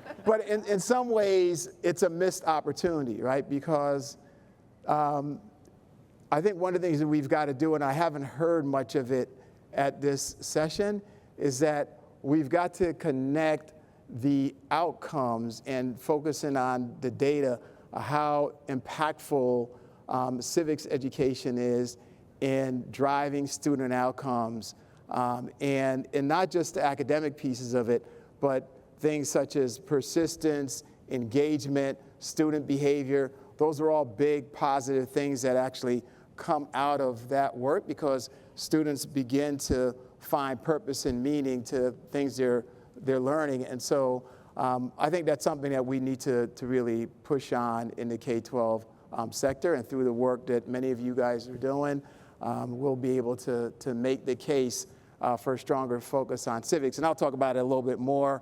I'm a big believer in speech and debate, and I'll talk a little bit more about why I think that could be a real game-changing component for public education. We will come back to that theme of debate for sure, because I think that's exactly right where some of those important skills are, and our pluralism is about debate, and we can connect those pieces. Selena, League of Women Voters has been educating citizens for more than 100 years. It had a huge job when it was founded. Women hadn't had the right to vote. Lots of folks said they shouldn't have the right to vote because they wouldn't be informed voters, and the League set out to prove everybody wrong. Yeah. So now you are expanding work in civic education again. What is the place of this concept of pluralism, the facts of our differences in both background and viewpoint, and how you are approaching your civic learning work? Yeah, thanks, Danielle. So wonderful to see you all. I know it's the end of the day. So I sometimes worry that there's, that we think about pluralism as politeness. I think that in order to be pluralistic, you have to speak nice, everybody has to agree and all the things. And that's not how the league got started. And so we got started in 1920, 6 months before the 19th Amendment got ratified during the women's suffrage moment in history. And they really tried to be polite at first. They were like, they even had this whole campaign, let mother vote, let's let our mothers vote. It didn't work. And so they had to do things that were outside of the norm. They protested, they marched, they had to push for that change publicly because debate wasn't enough. And so we just got back from, my colleague and I just got back from Selma and also South by Southwest, and the same thing is true of the civil rights movement. When you think about the civil rights movement and how there was an attempt to talk things out, to try to convince and persuade and all the things, and it did not work.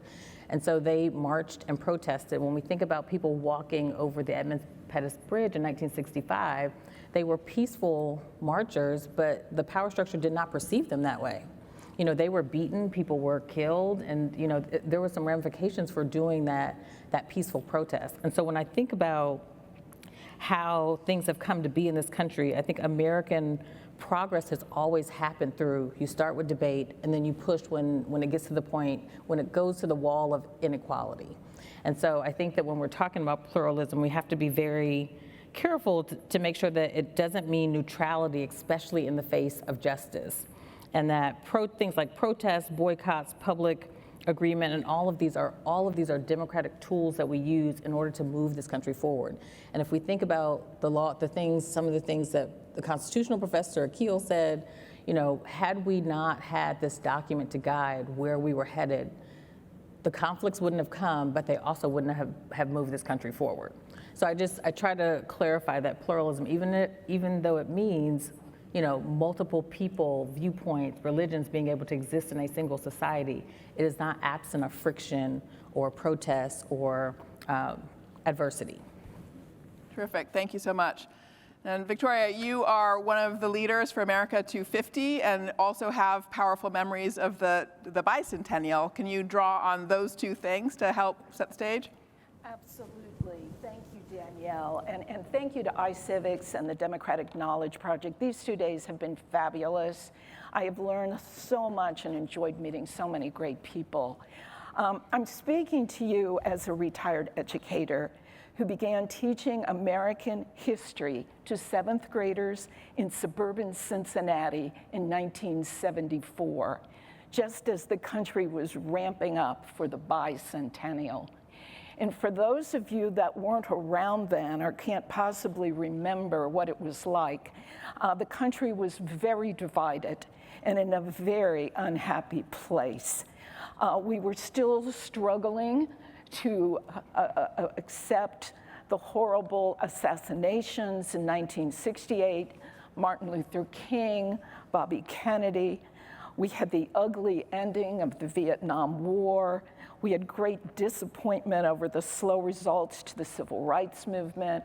We had Watergate, we had Nixon's assassination, fight over the Equal Rights Amendment, and in addition to high unemployment and high inflation. Not a happy time for America. But what happened? As we were ramping up for the big bicentennial, we began to see on television, network television, if you would, every night at 8 o'clock, the Bicentennial Minute, when there was a story about our American history leading up to the Declaration of Independence. There was a freedom train that was touring all 50 states with artifacts telling the story of our founding. These contributed, I believe, to helping to remind us what we have in common, what is good about America, and perhaps laid the foundation for a more optimistic and positive mood, moving from the malaise of the 70s to mourning in America in the 80s. It contributed, I believe that. And I also believe that these big anniversaries offer a great opportunity for civic educators. However, my great disappointment is that in 1976, when the fireworks were over, there were few large-scale, sustained education programs to follow up on those lessons of the bicentennial. So 10 years later, we civic educators scrambled to get ready to celebrate the 200th anniversary of the Constitution. And then a few years after that, the 200th anniversary of the Bill of Rights in 1991. Now, my experience tells me that today, the semi-quincentennial could play a similar role in bringing us together, in uniting us, our country. But we should not make the same mistake as we did with our bicentennial. We should use this 250th anniversary of the Declaration, the 250th anniversary of the Constitution coming up in 2037, and the 250th anniversary of the Bill of Rights in 2041 to build education programs that last, that address the needs of our students, to create a generation that will have the knowledge, the skills, and the disposition to carry forth our American experiment. Thank you so much for that call to action for all of us. And thank you for your remarks. There's a paradox in what you've all said. There, in various ways, Professor Amar, you talked about the shared American story. President Daniels, you talked about the way in which universities can draw on the incredible variety of the country and then help people form bridges in that context. And at the same time, Selena, you put the word friction on the table. So pluralism is always about both friction and the potential for coming together. This is a psychologically, I think, difficult position for us all to be in, to live with both of those things. So how should we think about that when we talk about educating young people, knowledge, skills, and dispositions and virtues? What about that last bucket? How do we actually live with this combination of friction and the aspiration to coming together? So let me go ahead, maybe go back to you first, Selena, and then. Yeah, so I think we have to normalize it. You know, for some reason, you know, I've encountered more and more people who are like anti-conflict, and I come from a family where there's 6 kids and 2 parents, and so nothing is ever easy. And so when you're negotiating with that many people, 3 boys, 3 girls, like shit gets hard. But when I think about how important it is to just have the debate itself, and make it okay that we may not disagree, but the most important thing is that we can listen to each other, understand each other's viewpoints, and understand that the world is not going to end because we disagree. And I think that, you know, in 2016, we really saw this play out because, you know, regardless of the election and who you voted for, who you wanted to win, it separated families. There were people who were talking about on social media like, I'm not going to talk to this person over Thanksgiving. I'm like, holy, that's wild. That something so, like, something that happens all the time, every 4 years in this country, could divide families, could divide friendships. There were people, you know, not following people on social media. And I think that undermines the whole purpose of us having discourse. When you have discourse, you have to understand that everyone is not going to agree. And so when I think about how the League got started in 1920, we were started to enfranchise and educate 10 million women, which represented half the American population at that time. But it was not popular. People did not want women to vote. They just said, let your husbands vote for you. And it's like, well, actually, my husband doesn't represent my values or an adequate representation of what I want to experience in society. And so I think that we have to be able to lean into the tough conversations, understanding that we're not always going to agree all the time, and making it okay for that disposition and discourse and disagreement to happen. So Bob, let's come back to debate on that subject and the place of debate in education. I was really struck in Professor Lepore's keynote when she told the story about how Columbia University used to have, what was it called again now? America's Town Hall, was that what it was called? 1,000 people gathering at Columbia University, then broadcast over the radio, and then local schools would convene their own communities to also have a debate connected to that one at a university campus. You know, there in that story, we were hearing about a universal civic learning strategy at work. Debate has fallen away. I know it's something you think about, so Bob, come back to you, and then I'll come back to our university colleagues to hear about debate on campus. Yeah, so debate became a really strong focus for me quite a few years ago, and it started when I was in Broward County as a superintendent. I was on I think it was my second year there. I was on a flight coming back from Chicago that weekend, and I happened to be on the same plane with a bunch of students from one of our high school who had just participated in the National Forensic League in one of the suburbs outside of Chicago. So I sat next to this student, and he was telling me about his experience when he first got to high school. He wasn't engaged, he just didn't like it. He really felt like dropping out.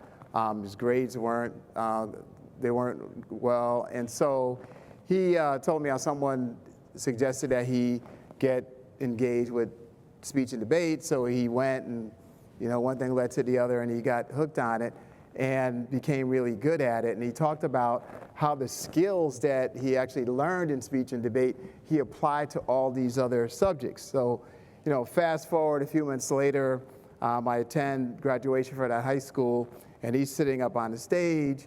He's the valedictorian of the class, and he's got a full scholarship to the University of Chicago. And, I've heard so many stories like that from students and parents about how debate changed and transformed their lives. So one of the things that we did, we pushed speech and debate to almost every single school in the system, not just the high schools, but the elementary schools, over 150 schools at the time when I left, and it became the largest speech and debate program in the nation. And what I've seen from that is how it just impacts students overall, not just their achievement, but in other aspects of their lives. And those skills are skills, I think, that are pretty critical when we talk about civics education. So we've then figured out a way to make sure that speech and debate is not some standalone club or activity you're in. It's actually integrated into core subject areas. And so teachers began to apply these kind of strategies as ways to engage kids. And I think today, especially in an age of AI, if you really want to test what kids know, you put them up in front of a class and have them debate on a topic, you will really see it at the time. So I think one of the things that we should think about as we think about civics, I think is a similar strategy. How do we infuse it into core subject areas? So it's just part of the culture of how we function, and we have kids learn how to debate ideas, how to have good friction, but do it with respect and dispositions that are values that we want to see. But I think that is something that we really need to think about leaning into as we talk about civics. Victoria, do you want to jump in for a sec? Yeah, I agree. I think that what we need to do is to make sure that we are taking, I think, advantage of the moment we're in right now. And we know that we have people who understand we need to do something better with civic education. We have the big anniversaries to give what I think a grassroots support, and to take that to our policymakers and say, we must do better. I mean, our test scores, we heard earlier in the program that we're going to revise NAEP civics test. We're going to put it out there. We're going to have real data that shows where are we. And where are we is unacceptable. It's unacceptable to the American people. If we can show those test scores by grade, by state, I think it will be unacceptable to our state leaders. And so I think we want to make a strong case for civic education, not be defeated. not say, oh, there's STEM or oh, there's literacy, we can't compete, or we somehow need to blend this or dilute it, or spread it out. I think not. I think this is a moment when we can carry that forward. I wanted to go back to something Professor Kilomar said about we must teach the truth and we must be inclusive. I would like to add we must also be accessible. And one of the problems, I think, and it's certainly true here with this panel and in this room, that I think we have in common an adult bias. You know, we think like adults. We have higher education, we have experience, we're deeply knowledgeable about our subject area, but do we really understand how a young learner thinks? What they understand, what matters to them, why they should care.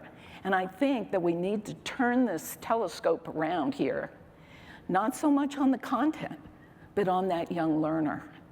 They're the ones we need to reach. And these wonderful students that you had on the stage earlier, so exciting, but we all know they are the exception. There are many, many students who have nothing in common with them, and we must reach them too. So accessible. What can we do?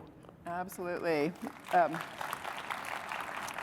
Say back to that kindergartner who's getting the instruction from the sixth grader about the importance of their right to vote. President Daniels, let me come to you. Can you imagine a world where Johns Hopkins is staging formal debates, propositions, there's a pro and a con side, and these are being live streamed to every league chapter in America simultaneously, red states and blue, to PTA meetings at the same time in the evening using empty after-school buildings. Imagine that. Could that happen at a place like Hopkins? We'd love to see that happen. And, and the truth is, and I'm just building on what my co-panelists have talked about in the context of K-12 education, I think there are profound lessons and implications for what happens in university, particularly undergraduate education. So the idea that I loved of how we normalize disagreement, conflict, that we don't treat this as pathological, that we only engage with those with whom we share the same values and worldview, where we can be really sedulous in avoiding the prospect of conflict, but rather how do we kind of normalize the reality that we are in a highly pluralistic, heterogeneous society. We're going to agree on some things, we're going to disagree on other things, and we can have that engagement. As it turns out, at the end of those interactions, we actually leave as fellow citizens, that we can still retain the bonds of comity and the sense of being part of a broader enterprise. So in that context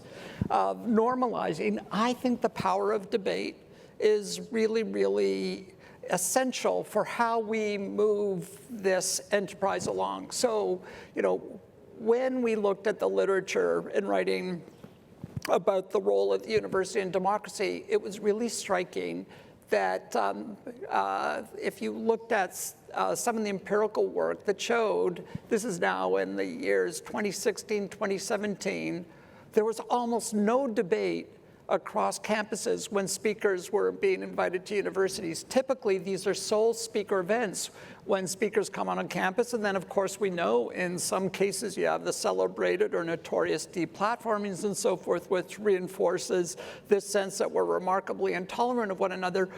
And we sort of, in that context where it's also speaker events, we're not actually teaching our students that actually you can have difficult conversations, debates, interactions across a range of different views that just give them sort of tools and precedents for how they can interact with one another. And it also is important in creating this sense that in the context of debate, particularly where you're trying to illuminate differences between progressive and conservative positions, that these are arguments that can be put forward and engaged, critiqued, but ultimately with the view to seeing where are we divided by fundamental differences in values, and where are we divided by, well, it turns out we have shared values. We just have different views on the empirical state of the world. These are things that we can do. And so I think that at Hopkins, indeed, I think across most universities today, there's a real recognition that this is a powerful vehicle for instantiating the prospects of pluralism. That's great. Yep. Bob, you want to jump in? And then Thinking about the fact that, you have to, I think as leaders, have to have tangible examples that people can see that show these things that we talk about, so they're not just empty words. And I think about a situation I had many years ago when I first got into K-12. I started working in technology, and I changed some policies where I changed how the funding was allocated to schools for technology that they purchased, because we wanted to centralize it and manage it better. And there was a principal who was a key member of the Principals Association. I mean, he just went off, and he just, he and I were just going at it. And then I went to a retreat sometime after that and we had a guest speaker. Her name was Jeannie Duck. She's a director at the Boston Consulting Group, and she writes a lot about change. And she said one thing that always stuck with me. She goes, to get someone to understand your perspective or you to understand theirs, it takes somewhere around 8 or 9 conversations. And you should really spend that kind of time with folks and just don't brush them off based on those initial interactions. So what I did, I reached back out to this principal. I said, hey, look, I want to create an advisory group of principals to inform my decisions so I can make better decisions, and I'd like you to chair it. And he's like, me? Are you kidding? And so he agreed to do that. Over the course of several months, I was sitting in a meeting, and he's there like defending our decisions and things that we're doing. It was a remarkable change of events, but it would have never got there if I didn't change in my perspective and recognize that, hey, you may be at odds with someone, but you just need to continue to have those conversations so you get to a part where you can have mutual respect and understanding for each other. So I just point that out as an example, because a lot of people noticed that example, and it changed the way many of my managers and staff thought about how they interacted with others. Thank you. That is a great example. I'm afraid I've done a terrible job of taking questions from the Slido. You'll have to forgive me. We have just such an incredibly rich panel up here, and I was jealously grabbing them for conversation. I'm going to give the last question to Professor Amar. So we have taken this concept of pluralism. We've acknowledged that democracy is about friction and unity simultaneously, and the constant tension between those two things. So you told us, Akil, that we needed to understand the story. What can we learn from the American story that can help us hold that tension between the friction and the unity and stay with it? So if I'm teaching in high school or junior high, and I hear you, Victoria, we got to put ourselves in the kids' shoes. Way back when, I loved role plays. I loved mock experiences. Okay, we're going to have a trial. You're the defense counsel, you're the prosecutor, you 12 are the jurors. Okay, and now you're actually doing democracy, and that's kind of fun. Okay, we're going to reenact the 1850s. You're Lincoln-Douglas debates. You're Abe Lincoln, you're Stephen Douglas, you're Frederick Douglass, you're Elizabeth Cady Stanton, you're Harriet Beecher Stowe. Now you go at it, okay? And that's fun for them. And it takes a little bit of the pressure off because they don't have to put themselves quite on the line. They're playing a role, but they're learning how to articulate. If I'm in college, if I'm at Yale College, my college, I'm going to actually try to give scholarships to half of the admitted students, which we didn't used to do. And we're giving international scholarships and not just domestic scholarships. If I'm in the law school, I get rid of legacy preferences, which we did. But that's only half the equation, bringing more people in. Now we have to model discourse. So I always co-teach for the last 15 years. I'm a moderate Democrat. I co-teach every year with the founder and national co-chair of the Federalist Society. And we weren't friends initially in Yale College. We ran against each other. He beat the hell out of me, And then I realized that guy's good. I can learn from that guy. I want that guy to be my friend because he can teach me his tricks. And now Steve Calabrese and I co-teach constitutional law every year together, and we sometimes agree, sometimes disagree. When I teach to the undergraduates, I make sure that I have a whole array of TAs, and my TAs have actually clerked for justices across the spectrum. So we can model this, but it's going to be different at different levels. That's wonderful. That's a great note to end on. Thank you for the concrete examples that you both gave from your experience, and thank you all for sharing your depth of perspective and wisdom. Let's give our panel a round of applause. Thank you. So, yeah, we can head off. Please welcome back Louise Dubé of iCivics. For the last time. You're sick of me. What a journey we've been on.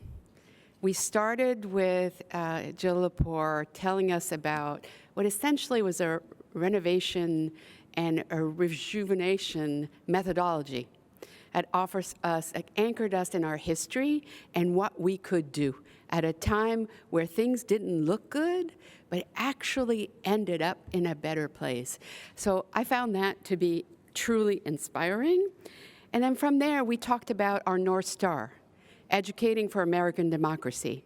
That is a pluralistic way to do history and civics that includes knowledge, skills, and disposition. And then we saw it in practice. We saw it at the state level, we saw it at the teacher level, and we saw it at the systems level, right? And then we talked about the impact it could have on our society and our country. So here we are now, and we brought it all together by looking at the students and what it could look like. I hope that as you leave here, you are renewed with a sense of hope for the future, because that's how I feel. I was looking at those students. They may not be every student, but they are where we could go. So those are my parting words for you. Please carry within you a sense of hope, because without that, then our nation would really be in jeopardy. Having said that, I am truly excited to announce where we're going to be next year. And to do that, I am inviting to the stage John Sands from the Knight Foundation. Thanks, Louise. Hi, everybody. First off, I just want to say how grateful we are for what you've done, what you've brought together here in Philadelphia. I'm especially grateful that you're in Philadelphia because it's one of the 26 communities where Jack and Jim Knight owned newspapers. And so it holds a very special place for us at Knight. And it makes it even more exciting to share that next year's National Summit will take place in another Knight city near Charlotte, North Carolina. So very excited about that. I'm also really, I'm excited to share with you all that because of the connection with the Knight Foundation, that there's going to be a focus on another area, a topic area that's really close to us, which is around media, information, and technology and the role that they play in civic learning today. So very excited. Please go ahead and mark your calendars. It's going to be March 8th through 12th. I think there's more details coming on exactly where in that time frame, but March 8th through 12th in Charlotte, and we look forward to welcoming you all there. Thank you very much. It'll be very exciting to partner with the Knight Foundation, who will be the co-host for next year. And so thank you so much for your partnership in doing that. I think there's a lot to learn, and our field really does need to focus on the impact of AI and digital media information literacy. We can only learn from you if you tell us what you liked and what you didn't like or how we could improve. So please look for our surveys, and we will shape the program next year based on your comments. We have done a lot of that already. This year is really different, partly because of your suggestions. So many suggestions. So appreciate all of those. I want to again thank the steering committee. I want to thank the host committee here. I want to thank the education committee and all of the fellows for joining us. It's been really an amazing experience to have you all in this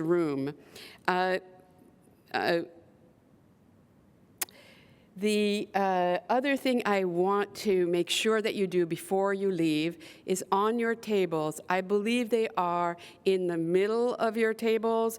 There are calls to action. Those are really important to us. To be frank, our funders would really like you to do something. So we are hoping that you can fill out those cards and leave here with a commitment to actually do something. And that something can be as simple as, I will talk to somebody that I made a connection with, and we will figure something out together.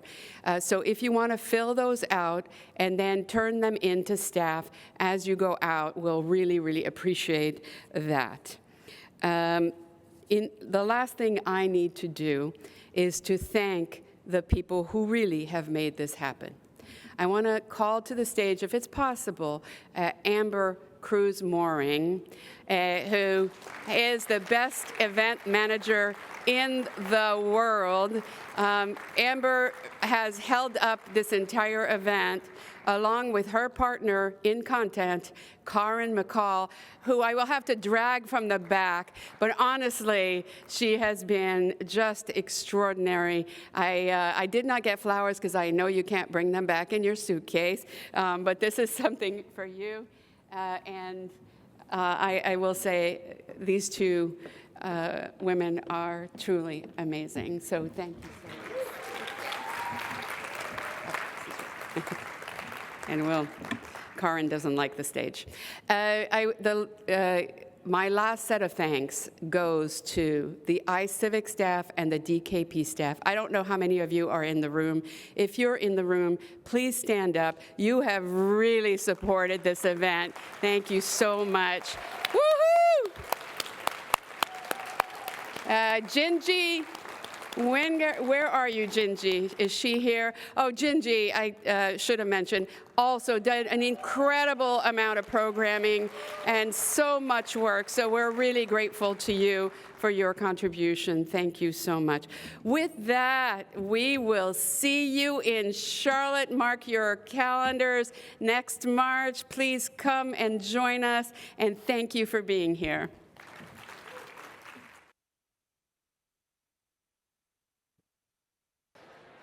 Hello, everybody. I'm so sorry to end these conversations. I hope you have the opportunity to continue them over these couple of days, but it's just so beautiful to see you all in these lively conversations. So it is my absolute honor right now to introduce somebody who's been a stalwart supporter for the civic learning field. Eden Xenakis is the Chief of Staff at the Bezos Family Foundation. But that title doesn't tell you how important Eden is to this field. She is a woman with a passion and a vision for youth and civic development. And I am deeply honored to have her in partnership with our organizations all over this field. And with that, please welcome Eden Xenakis to the stage.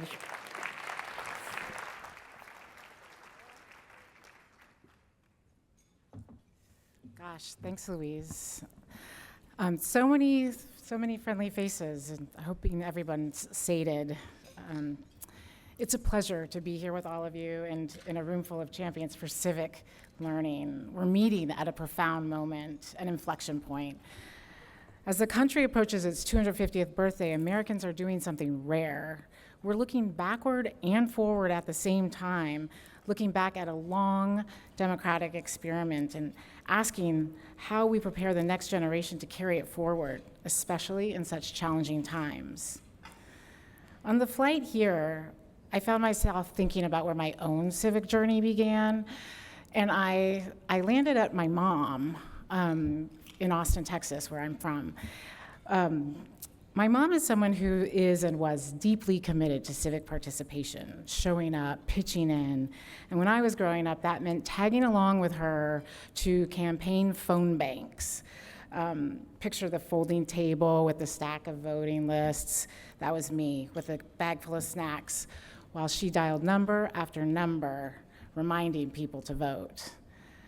At one point, I even had my own campaign job. I was paid a penny for every campaign envelope I licked. At the time, that felt very lucrative. But looking back, I realized something else. That was my first civic lesson. Not in theory, but in practice. I saw that civic life is built through ordinary acts of participation, people giving their time, taking responsibility for a shared project, and helping keep democracy moving. That experience shaped how I think about civic learning today. And it's one of the reasons the Bezos Family Foundation is proud to support the work represented here. Civic understanding rarely arrives all at once. It develops through experience, through classrooms where students learn our founding documents and how to question, listen, and speak in public, through journalism projects that teach students how to report the story, through school and community initiatives where young people organize around issues they care most about. These experiences may seem small, but over time, they form the habits and confidence that democratic life requires. This national forum is a part of that effort. It brings together educators, teachers, students, civic leaders who are strengthening the field of civic learning at a moment when the country needs it most. And it's especially meaningful that students are not simply attending this gathering, they're reporting on it, they're asking tough questions, and they're helping share the story of the week. 250 years into the American experiment, the work of democracy still begins, accelerates, and thrives in places like this, where young people learn that their voice has a place in public life. That's why we're honored to support Civic Learning Week and the organizations behind it. Thank you for all the work you do.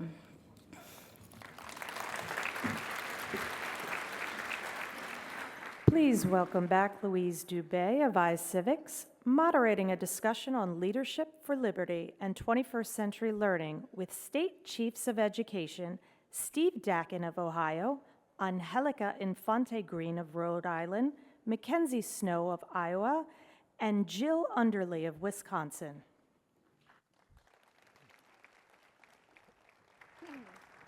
So I'm extremely happy to be doing this conversation at this particular time. We bring state chiefs together. We've done it several times for the one reason that education is changing, K-12 particularly, so quickly that we actually are all extremely confused. I hope you guys are not. And then the Civics Now coalition, of which many of you are part, has passed 51 pro-civics bills and legislation in the past, in 33 states in the past 3 years. That's an unbelievable. I want to shout out Sean Healy, who's at the back there, leading that effort. We've passed them in red, blue, and purple states. But this is where the rubber meets the road. These chiefs are the folks who are going to either make that happen or find difficulties in doing so. So that's why we're bringing them together, and we know that it's going to look different depending on the socio-political context in the state, and that's why we're bringing a diversity of points of view. So the way this is going to work is I'm going to ask each of the chiefs about their state. I'm going to start in Iowa. I've told Director Snow to get ready. And then we're going to go around, and then we're going to investigate a few other questions. At the end, we will leave 10 minutes for questions. This time, we will do it on Slido. So if you have time to download the app, look at the QR code, that way we can bring in our streaming audience, and you can upvote questions, and I will go with those questions for a little while. All right. So Iowa is a hotbed of history and civics activity. Lots and lots of things happening. You had your state plan approved. You passed a bill for civic seals. What is the implementation of that going to look like in Iowa? And tell us a little bit what it looks like. Absolutely, and wonderful to be with you all. Thank you each for your commitment to your students and your communities and to U.S. history and civics education. We are excited in Iowa to be realizing many national best practices. So recently in our 2025 legislative session, we instituted a graduation requirement to pass the U.S. citizenship and naturalization test that was piloted this current school year and will go into effect for our graduating class of 2027 in this coming school year 26-27. And as Louise indicated, just last week, both the House and the Senate unanimously passed legislation to create a seal of civics excellence diploma seal that celebrates student knowledge and student skills in U.S. government and civics education. So in thinking through implementation, of course, we will also look to states who have implemented such seals, but we are prioritizing knowledge, which could be demonstrated through elective coursework, advanced coursework, and more. And we're also prioritizing skills, which could be demonstrated through community service, through competitions like mock trial, or even in middle school, the National Civics Bee. And then we still have additional legislative conversations. We're in the thick of our legislative session right now, related to course requirements for U.S. government and civics. So in Iowa, we currently do not have course requirements in elementary and middle school. We have standards and instructional requirements, but we have in high school the requirement of 3 years of social studies, 1 year of which must be for U.S. history and 1 year of which, or excuse me, half a year of which must be for U.S. government and civics. And there are two different legislative proposals. One looks at pulling that U.S. government and civics course requirement down to middle school, grades 7 and 8, for half a year course requirement, and then also looking at expanding that high school course requirement instead of half a year, a full year of U.S. government and civics. So we're continued to be engaged in those conversations and excited to implement the national best practices that have been adopted in Iowa. Let me just one follow-up question. So how is implementation, is the State Department of Ed going to help educators, or what is the plan for implementation? For the civics seal specifically? Well, again, it's going before the governor's desk, so we're working on that. But our plan for implementation would be to support districts in identifying who attains the civic seal, and then we would actually produce and send the civic seals to affix to student diplomas. So we both have the statewide guidelines and then those local decision makers who know student attainment best, ultimately making an individual decision. Great, thank you so much. We're going to switch to the smallest state in the nation, Rhode Island. Also a hotbed of civics for quite some time. There was legislation where students sued under the Constitution for their rights to civic education. You've been a state that's focused on civic engagement. What does the implementation look like? What's the roadmap look like ahead for history and civics? Sure. When I actually went to Rhode Island, I found myself in this lawsuit. Wait, your microphone. Oh. Hello? Maybe pick it up. Hello? All right, why don't I hold it? Okay. So when I got to Rhode Island, I found myself in this lawsuit. What was interesting is that they didn't really need to sue us to do this because I was really excited about getting it done. So one of the things that we did with this whole group is that we sat down and we looked at all the things that they were requesting, which was civics education. In 2021, there was legislation that was passed, and we had the Civics Act. And what that said is that we have to have standards for civics. We've had to have, students have to demonstrate proficiency, as well as they have to have a student-led capstone, either in middle school or in high school. But it starts in 8th grade. So what we did with our standards that I think is really important, because our standards were actually, we completed our standards in 2023, and they're K-12. Civics is in every single one of the strands. So it starts from kindergarten, and that was important for us. So it wasn't a course here or something there that, you know, it runs across every single one of them. The important part about that also is that the capstone, you could do it in middle school or you could do it in high school. And what we wanted was really hands-on. We didn't want kids just to memorize things, but to really deliver on real-world problems. And that's what they're doing right now. Full implementation will be in 2027. And your question earlier about How do you support with implementation? We've done a couple of things. The first is that we have a guidebook that we created with teachers so that we can include our differently abled students, our multilingual learners, really what our expectations are for the civics standards, what does it look like in the classroom, and then we got together and we selected curriculum. So we have a list of approved curriculum that we did with superintendents, principals, teachers, with SERP, many different organizations to actually say these are the lists of curriculum, core and supplemental. So that's important. We also created an asynchronous course on Canvas that you go in and there's a toolkit that you could utilize to unpack and really to have this kick off at the district level. And right now we have the Civic ambassadors, which are district people that come do professional development with us, help us unpack all of it. They go back and do the trainer model. So there's a lot going on in Rhode Island in terms of civics education. It's something that we feel very passionate about. And anywhere you open up any one of our standards, you're going to see it front and center. And it is about developing something. I want to stress, we don't want kids memorizing. We want kids to be active participants. We have legislation day. We are working with the Bar Association in Rhode Island so that it all comes to life. And that is, that's heavy. It's a heavy lift, but it's exciting because that's where we are. Class of 2027, next year, full implementation. Wonderful, wonderful. You may be small, but you're mighty. I was going to go to Director,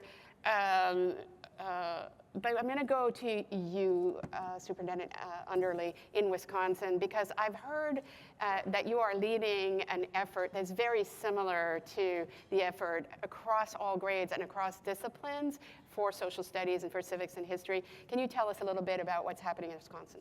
Yeah, absolutely. Can you hear me okay? Just making sure. Okay, great. First of all, thank you so much for being here this afternoon. I'm a former social studies teacher in high school, so this is just incredible professional development for me too, so thanks for being part of this.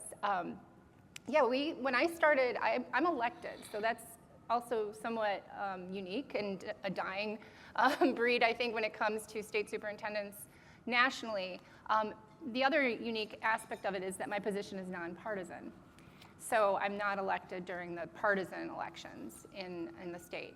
And to me, that's really important. And as the state superintendent, my job has been to set the vision. And one of the things that I came in on was civics education. So what we did when I started in the administration in 2021 was we revised our scope and sequence for social studies and civics education specifically. From kindergarten all the way through high school. And then we also, and these were teachers in the state of Wisconsin that developed this, they developed some standalone courses in civics education. And all of this is found on our website. So if you went to the department's website, you can find this information if you wanted to use any of it. And then we also created civics fellows, similar to what Commissioner Infante Green has in Rhode Island, where we have 15 statewide civic fellows who then work in their various regions providing professional development through our education service agencies to teachers in those regions. And what we do is through this initiative, we promote local history and local government as that basic unit of democracy in our communities. So students from the very earliest ages understand what community is. They understand what public service is. And they understand that public education is critical to democracy, that you can't have democracy without a strong public school system. And you can't have a strong public school system without democracy. So they're making those connections really early on that we build on then throughout high school. Thank you so much. All right, and last but not least, Director Snow and Tackett in Ohio. Listen, I've been called worse. So here we are. There's a lot happening in Ohio. You have a high school requirement. You've got an assessment. You've got civic seals. There's also a bill right now that would replace the assessment. How do you feel about that? And what is the plan overall for civics and history in Ohio? Well, those were loaded questions right there, loaded. Well, first of all, thanks for the invitation to be here. I'm humbled to be here. Shout out to Checkerfin, who was on your steering committee. I also saw Stephanie Sanford out there, a good friend of mine. And thanks to all you. I, too, am a former social studies teacher, but I'm going to one-up Jill because my governor is a former social studies trained teacher as well, and then he went into the dark side and went to law. So I can say that. Excuse me? I can say that because my daughter's an attorney. So this has been a passion of Mike DeWine for a long time, and so all those things you just mentioned are all true. We've had a Civic seal for a number of years now that will qualify you for graduation. You have to sit for. Also, you can sit for American Government, American History standardized exam to qualify for graduation also.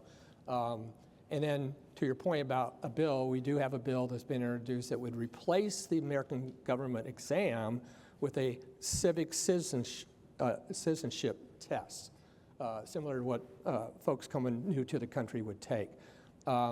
We've offered some comments to that. We don't really want to see government go away.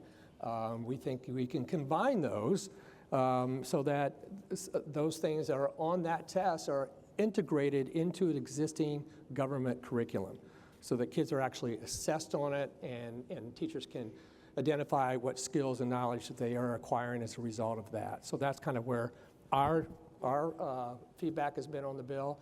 I think Senator Kaler, who's the sponsor of the bill in Ohio, is very much interested in our feedback, and so we'll see where the bill goes. Let me just say where we are now also. The governor and I convened teachers. I'm not elected, I'm appointed by the governor. But the governor and I met with a group of teachers at his gubernatorial residence a year and a half ago. Teachers K through 12 in social studies, only social studies teachers. And we wanted to use them as a focus group to tell us the good, the bad, and the ugly, what was happening in Ohio. Because my daughter's a third grade teacher in Columbus City Schools, our largest urban district. I've got 3 nieces and a nephew who are all teachers in elementary, and they all said the same thing to me, and these teachers confirmed it, that social studies was taking a back seat to ELA and math, particularly in our elementary schools. And that just can't be. So what we decided to do is a couple things. We now have integrated ELA and social studies standards together, integrated curriculum. We've reduced the number of standards in social studies because the other thing we heard from teachers is, I can't get through all the content kind of thing. So working with that same group of teachers we convened, those teachers helped us sort those out, reduce the standards so they could do what they wanted to do. We've also then added what we call durable skills. We have a seal in Ohio that you can get for graduation called the Ohio Means Job Readiness Seal. Theoretically, it measures those durable skills that we all hear employers want, those soft skills sometimes it's referred to. We've taken that and integrated into our K through 8 ELA and social studies standards. So kids are getting all those things as they go through the state. Stay tuned, we are releasing it this spring for the fall so that our schools in Ohio will be able to use that new model curriculum, because it is a curriculum. It's just not a set of standards, it is a curriculum for our schools in the fall.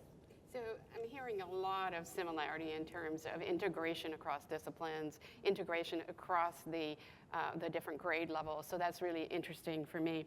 Let's switch. I always have 50 times more questions for you than I have time. But let's switch to a different theme of this conference about pluralistic civic education. We heard Jill Lepore talking about the importance of having these conversations across difference, which we do in this community all the time. There have been a lot of calls for higher ed to do better at that. Do you think it belongs in K-12 classrooms? Are teachers ready to do that? Let's start with Dr. Underley. Yeah, no, that's a great question. And I do believe it needs to start young. Like, we can't wait until kids are in high school or kids are in higher ed. Because government and civics and democracy is all around. And it's really important when students are young that they understand that our schools are those incredibly diverse places. It's probably the most diverse place that they'll be in. And in our schools, they learn to work with one another, they learn about differences, they learn how to debate and discuss. They learn how to cooperate with one another. And those are the founding building blocks, really, of what a democracy is and democratic society. And so when we reinforce that from a young age, and students then take that with them throughout, and it's interdisciplinary. It shouldn't just be in standalone social studies courses. It needs to be written throughout the entire curriculum, and it needs to be practiced. And those lived experiences and practicing democracy, and I think the most common one we think of is, like student council, but it's really even more basic than that. And so it needs to start young. Thank you.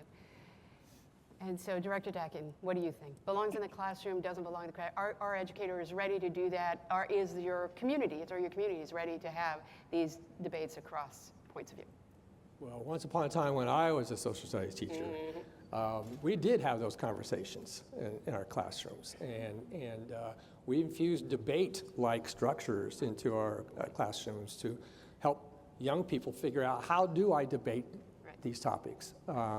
So I think, just in terms of a couple things, I think it's in the classroom. I also think it's outside the classroom.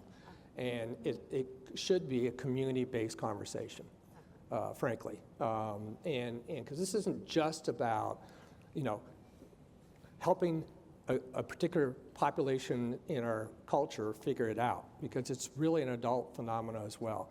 My teachers tell me, when we had the focus group, the high school teachers told me that they started not talking about certain things in our state for fear of repercussions.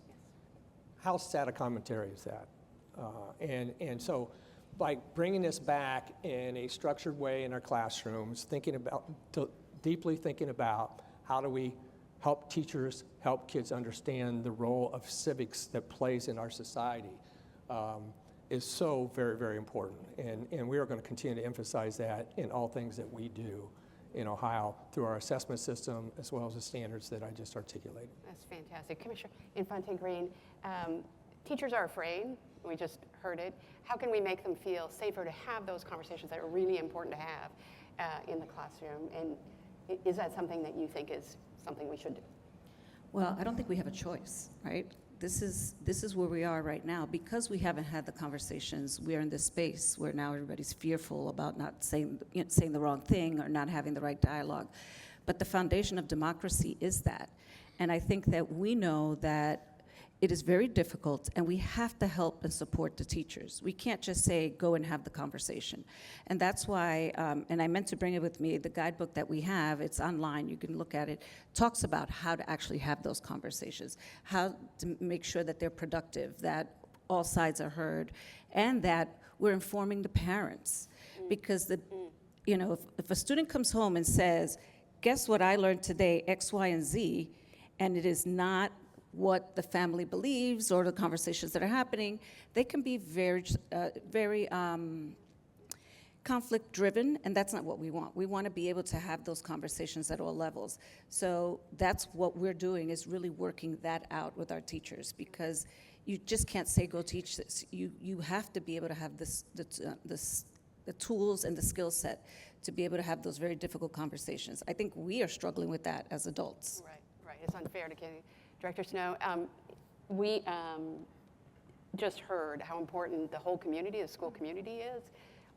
You have a very proactive pro-civics and pro-history agenda. Are school administrators and parents on board with that? Because I'm asking because if they're not, then it's going to be very hard to be successful, right? I believe that it's a shared imperative across communities to ensure that an outcome of our social studies education is strengthening civil discourse. And just going back to the earlier question, to provide yet another concrete example of supporting educators and neutrally facilitating civil discourse. We are actually in partnership with Sphere, Cato Institute Sphere, one of the partners here today, launching a statewide professional learning series tomorrow to support educators in civil discourse that focuses on constitutional principles, primary texts, and balanced content. Because we know that civil discourse, respectful dialogue ensures that ideas can compete in the marketplace of ideas, and only when ideas compete do they ultimately improve. That's great. only because we're running out of time and we cannot have a panel without AI. Director Dakin, how do you believe, this is a very quick question, we're going to go in very short order. Do you believe AI gives us an opportunity to actually change what is important in the schools, what is center in our schools, and specifically, in our view, history and civics? Yeah, I do. So in Ohio, we have an AI model state policy. By the end of June, all our districts have to have an AI model policy. We also have guidebooks around AI, toolkits around AI. We're pretty much out in front on this in Ohio for lots of reasons, most of which I think are economic, to be honest. We have our little plethora of data centers popping up over through our state. I think the one thing that AI is going to do, among many things, it's going to accentuate the need for those durable skills, the ability to think critically, to learn how to learn, to collaborate, to work well with others. Critical thinking is going to separate us from the machine, at least right now. Right. Can we go quickly down the line? Yeah, I think it's an opportunity for us at this moment, and I think we have to harness that opportunity. For our students, like you've already heard, we also have AI standards, we have critical thinking skills, and we embed it into all the curriculum and all our standards. But I think one of the challenges that we're having is really looking for really good critical source data that isn't altered by AI, because a lot of that information sometimes is not credible, and our students, so one of the things that we're working with our students is to identify what is actually real and what is AI. And I think that's a really difficult thing to do within our education system right now.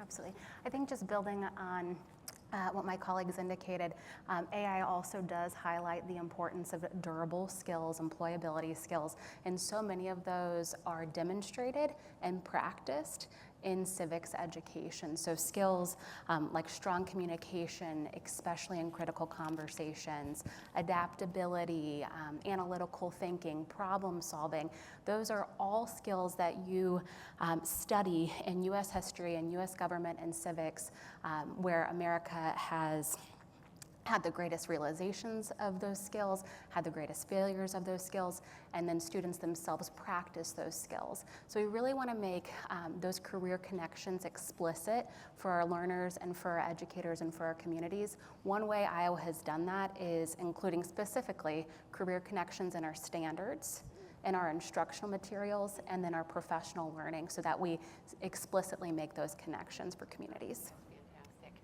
I won't repeat anything anybody else said because it was all spot on, but I would just add the media literacy aspect and being able to, and social studies especially, civics, is being able to look at primary sources and having students be able to understand the differences. So that would be my addition. Well, we found a rousing call to more civics and how we're going to do this, so I want to thank you for that. We're going to go to questions now. Sadly, I can't read them, so I can only read the ones that I can see. So that may not be the ones that are most upvoted for now, but somebody might be able to give them to me. What can civil society organizations such as the Rotary Clubs and the League of Women Voters do to support civic learning? In other words, I think from your points of view, like, do you partner with those organizations, and what and how? If anybody, let's just get one person to answer this, and then we'll just go and get more questions. Yeah, absolutely. Partnering is critical when we think about any of these organizations, these civil society organizations. They're excellent partners. Often they run, different forums, or for voter reach out, or even scholarship competitions. But they also provide materials and opportunities for our kids. Great, thank you so much. We're going to go to a question about parents. So you mentioned parents and the importance of parents, but people are feeling like, yeah, but how do you do that? Like, this is not easy to do. So anybody have an answer for that? Maybe. Yeah. All right. So you said you were going to give it to me, so here it is. So like Jill mentioned, we worked with all these different organizations, and part of what we did when we were building our standards is that they helped us build the standards, and then we went out into the community and actually talked to the parents, heard their voice, things that they were worried about. There was a lot of consternation about what we were doing, and it was during a time that 2023 was a little dicey in our state, and we brought in the parents and we unpacked it. This is what we mean by that. This is what this looks like. And we did sessions with parents out in the community. We videotaped a lot of the sessions so that parents can continue to watch and hear the questions being answered. So we didn't just put up the standards for people to respond to them. We went out into the communities with all the different groups that helped us write the standards to really show them what it meant and to have some of these debates and conversations in a very respectful manner and for them to actually understand. There was this feeling that we were going to teach in a certain way that was different than what they expected. And once they got it, we really didn't hear any noise at the end of the day. Right. So, in other words, it takes intentionality to sort of bring them in. Just no. If I can just add very briefly. So one component in Iowa standards revision process, we specifically had applications that invited our educators, our administrators, our institutions of higher education, community partners, employers, and parents to be a part of the standards revision committee. I'm going to take a more macro view. This is unrelated but related. And that is the American high school is an amazing, resilient institution. By all data, it is not meeting the needs of all kids. The way we structure it, the way we do it, but that takes, because I was a former high school principal also in my life, which is why I look the way I do. But it takes to go out and engage communities around what they want for their what aspirations do they want for their young people. Right. And if you're going to change that institution that's so hardened over time, the community has to say and has to demand it. And we are initiating that process in our state now, thanks to some philanthropic dollars as well, of having school districts go out and engage their communities around what they want for their students who go through that age group of kids that goes through what we now call high school. So you're going to run some kind of process to get... I'm not running it, but we are going to provide a framework. Well, now remember, you accountable. Listen, we have 611 school districts in our state. We have another 700 charters and charter non-publics, all with their own governance structure. We are a home rule state, much like Iowa. So it isn't that this can be mandated from the state. But I can tell you there is interest in our state to do this.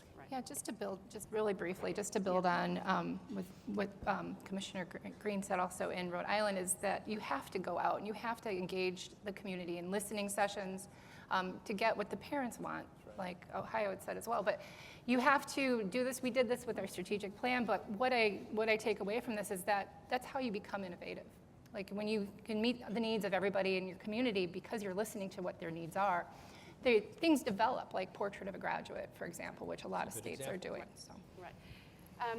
One of the most frequently upvoted question was about the citizenship exam. Some of you have it, some of you don't, or is in legislation. It's a rote memorization, is what the questioner was saying. Are you guys in favor? Yes, no? So we have it in our state, and I'm particularly not in favor of the assessment itself. I'm in favor of the content, of course, that it teaches. But what we've learned from it is that we teach it with all the information on there, so the kids take it. They have to take it in order to graduate. But we have them take it as freshmen in high school, and then what we find is that 90% of them are passing it when they're freshmen. Then we know that we're doing a fairly good job of educating them on civics before they're even in high school. Our next question is about Sorry to keep piggybacking. And obviously, we've adapted that assessment to be able to be administered in classrooms. But before we leave the concept of assessment, we haven't yet talked about national assessments and NAEP, if I may. Thank you. So NAEP, the National Assessment of Educational Progress, we are excited is administering for the first time since 2022 U.S. History and Civics in grade 8 right now, so in spring of 2026. But we know when they were last administered in 2022, true in US history. We had a 5 percentage point decline nationally from 2018 and a 9 percentage point decline nationally from 2014. And then we also saw moderate declines in civics, down 2 percentage points from 2018. So we hope for and we expect growing knowledge and outcomes in this most recent administration. But in talking with educators and administrators across the state and across the nation, additional components that could be helpful would be more frequent administration of NAEP in US history and US government and civics. So instead of every other cycle, every cycle. For example, we could also have state level results. Currently, we only have national results. And then those frameworks to build those assessments were last reviewed and revised in 2018. There's a current revision process underway, but those are critical tools for states as they build assessments, standards, instructional materials, professional learning that we look forward to having updated frameworks. Can I add something to that? Because you serve on NAGB. That's right. Thank you. So when you said it more, I was like, no, we're not doing that. A little controversy here? It's always controversy. No, and when you asked about the exam, right, I think it's very interesting because you can pass it, but applying it is very different. When you take that citizenship exam, I can tell you that I have an autistic son who, if I gave him that exam, he would pass. If you ask him how to apply it, or anyone else, they won't be able to do that. So for me, and I mean, everybody has a different view on this, but for me, really understanding it and unpacking it and really having hands-on projects, I'm not saying not having an assessment, not in lieu of, but I think that we have to really make sure that our kids actually understand how it works, not just reciting what is there. Because a sixth grader could pass that test if we really wanted to give them that exam. I know when my mother took her citizenship, I helped her with it, and I was in sixth grade. Wonderful. Well, thank you. I would be, for those of you who are educators in the room, the NAGB is asking for comments about the revision of the frameworks. Please feel free to log in comments because we wanted this to be a very open conversation about how the frameworks should evolve. As we've said, it's quite old. And I think Jill said that earlier in her remarks about you live you live civics. Yeah. It isn't just what you memorize, but you actually act on it every single day. Yes. 100%. One of the questions that a lot of people care about is high quality materials in elementary schools. There's not too much out there right now. Is that a need that you feel, yes or no? Yes. Yes, yes. Yes, okay. We do it in Ohio. You do it? Yeah, we've made that available to our teachers in all our core areas. So you have made available curriculum, actual curriculum. In ELA and social studies. In ELA and social studies. What about the rest of you? We have not because we don't have a state school board. I think that's the other unique thing about Wisconsin. So we rely on professional organizations like this one, or the Wisconsin Council for Social Studies, and different foundations that provide these materials, and they're vetted and nonpartisan. But we also, from the state agency side, we reinforce the materials out to our different groups of teachers through our civics fellows, through our standards, but then also just primary sources. I mean, it's a really cool activity. For example, like we heard earlier about like a constitutional convention, talking to elementary school students about what they would put in a constitutional convention now versus 250 years ago, just having those kinds of conversations or approaching it from the rights of them or the rights of their pets. I mean, there's all different ways that we can talk about civics and using high quality materials. Yes, Dr. Snow. We don't provide them, we vet them with the teachers and principals. School teams have to come together and we vet the curriculum. And we have a list of approved curriculum. We don't mandate which one they have to use. So So we do not have a list of approved curriculum from which you must choose. We have local decision-making and high-quality instructional material selection, but we really work to make evidence-based choices easy choices by providing statewide information that is clear and actionable about the alignment to the evidence. And then we've partnered with organizations like our State Historical Society that was funded by the Library of Congress to develop required primary text toolkits in early grades with vocabulary lessons affixed to them. There are also many providers of high quality supplemental instructional materials that are free here today. And then I will just put in a quick note for our 2025 Iowa Teacher of the Year. Melanie Bloom, who is an ag educator and an instructional materials expert. In Iowa, 1 in 5 of Iowans earn their living in ag or in an ag-related industry. So she is developing statewide and nationally free ag history instructional materials. So please look out for those. I want to qualify just one thing. Okay. We do require high-quality instructional materials to be used for literacy in our state. You can choose, districts can choose off that list. All other materials are optional. They don't have to use them. I see. Okay, that's very important. All right, we're going to end with this last question because I love this question. How can we get our state legislature to realize how imperative it is to learn about history, and I'm going to add in civics, just as much as ELA and math? Is this something you consider your role to try to educate the state legislature? So I'll start with us. House Bill 96, our biennium budget bill just passed last year, required the Department of Education and Workforce to integrate ELA and social studies standards with civics and Ohio history taught at every grade level. So that was we recommended in the executive as introduced budget. The legislature funded it. Not a lot of money, but they funded it. And so yes, the legislature in our state is very much interested in expanding civics. Great. Same for us in Rhode Island. In 2021, they passed the Civics Act, and after that, we have had resources to create some of these ambassador programs, the asynchronous course, and when I got to Rhode Island, I didn't have a social studies teacher at the state level. So that was an investment that was made for us to be able to do this work across the state. So it's been really important for us to have it in statute. Great. Thank you. I think as demonstrated by the legislative activity across the stage, that is recognized.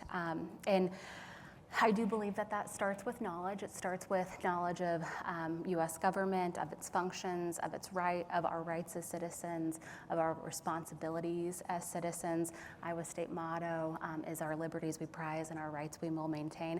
And then that is the bedrock for meaningful participation in civic and community activities and true civil discourse.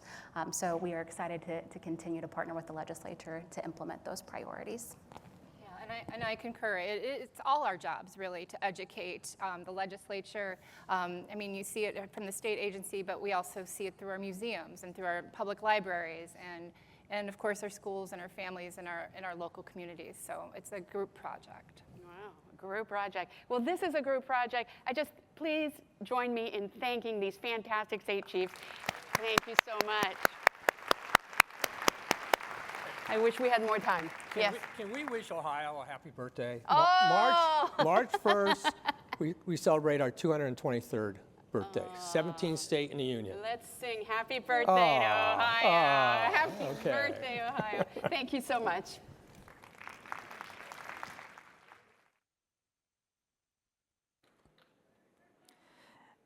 And now, a spotlight talk led by Laura Hamilton of the National Center for the Improvement of Educational Assessment.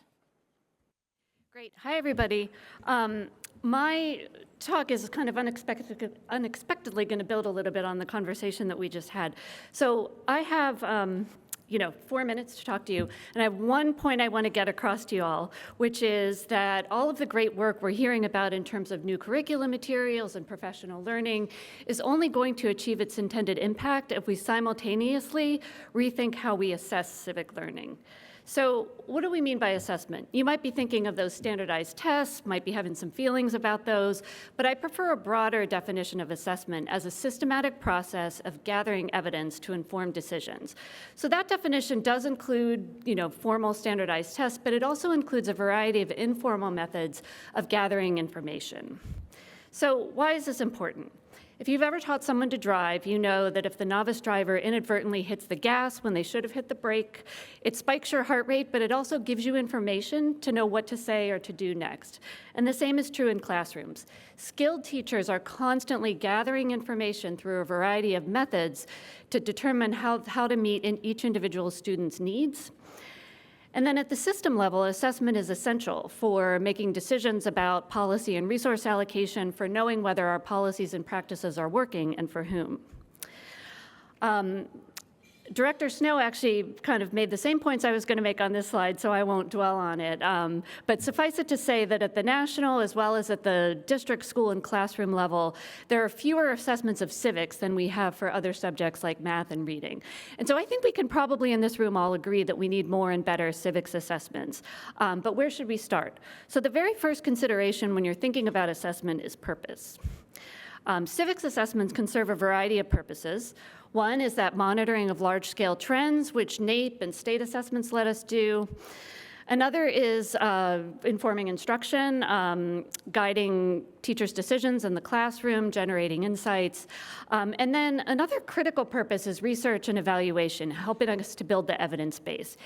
Each purpose aligns with particular kinds of questions, and getting clear on the purpose is essential for determining what and how to assess and for determining whether our assessments are working the way we want them to. So ideally, we would have a nice, coherent system of civics assessments that would serve all of these purposes. That feels like an unattainable dream at the moment, but we're seeing some progress in that direction, and so I want to call your attention to an edited volume co-edited with Sam Raccoon of AIR, who's sitting over here, and David Kidd of the Democratic Knowledge Project, who's sitting over there. It features the work of 40 leading researchers and educators, many of whom are in this room, and they address different types of civics assessments for different purposes, and I want to highlight just a few themes from that book. So first, and this aligns with some of what we've been talking about throughout the day, it's really valuable to engage young people directly in the process of developing assessments and informing how they get designed. This is not only helps result in better assessments, ones that align with students' interests and needs, it's also a really valuable, authentic form of civic action. Here's the obligatory point about AI. We're seeing a lot of good, promising applications of AI for measuring complex civic competencies. There are some technical and practical barriers to overcome, but we're seeing exciting progress there. But AI has implications not just for how we assess learning, but for what we assess. Navigating the effects of AI on society is going to require an informed and engaged citizenry, and so it's important that our assessment systems address relevant competencies like AI literacy, like media literacy. Third, we all value and understand the benefits of authentic engagement in the community, but it can be hard to assess learning in those contexts. And so there's some really promising work being done by researchers to develop scenario-based and performance-based tasks that provide simulations of that authentic activity while generating actionable feedback for the classroom. And then finally, at the system level, it's essential that we regularly monitor not just outcomes like civics achievement, but opportunity to learn, such as exposure to high-quality instruction and curriculum materials. And so the book offers a framework for monitoring opportunity to learn at the school and the classroom levels. So I'm not going to do justice to this in the time that I have left, but if you're interested, you can download the book and a related paper from the Center for Assessment free of charge. And I just want to leave you with a plea for collaboration with all of you and with the communities that you partner with. Let's collectively think about how we can reimagine assessment so that we're truly meeting the ambitious civic goals that we have for all of our students. Thanks.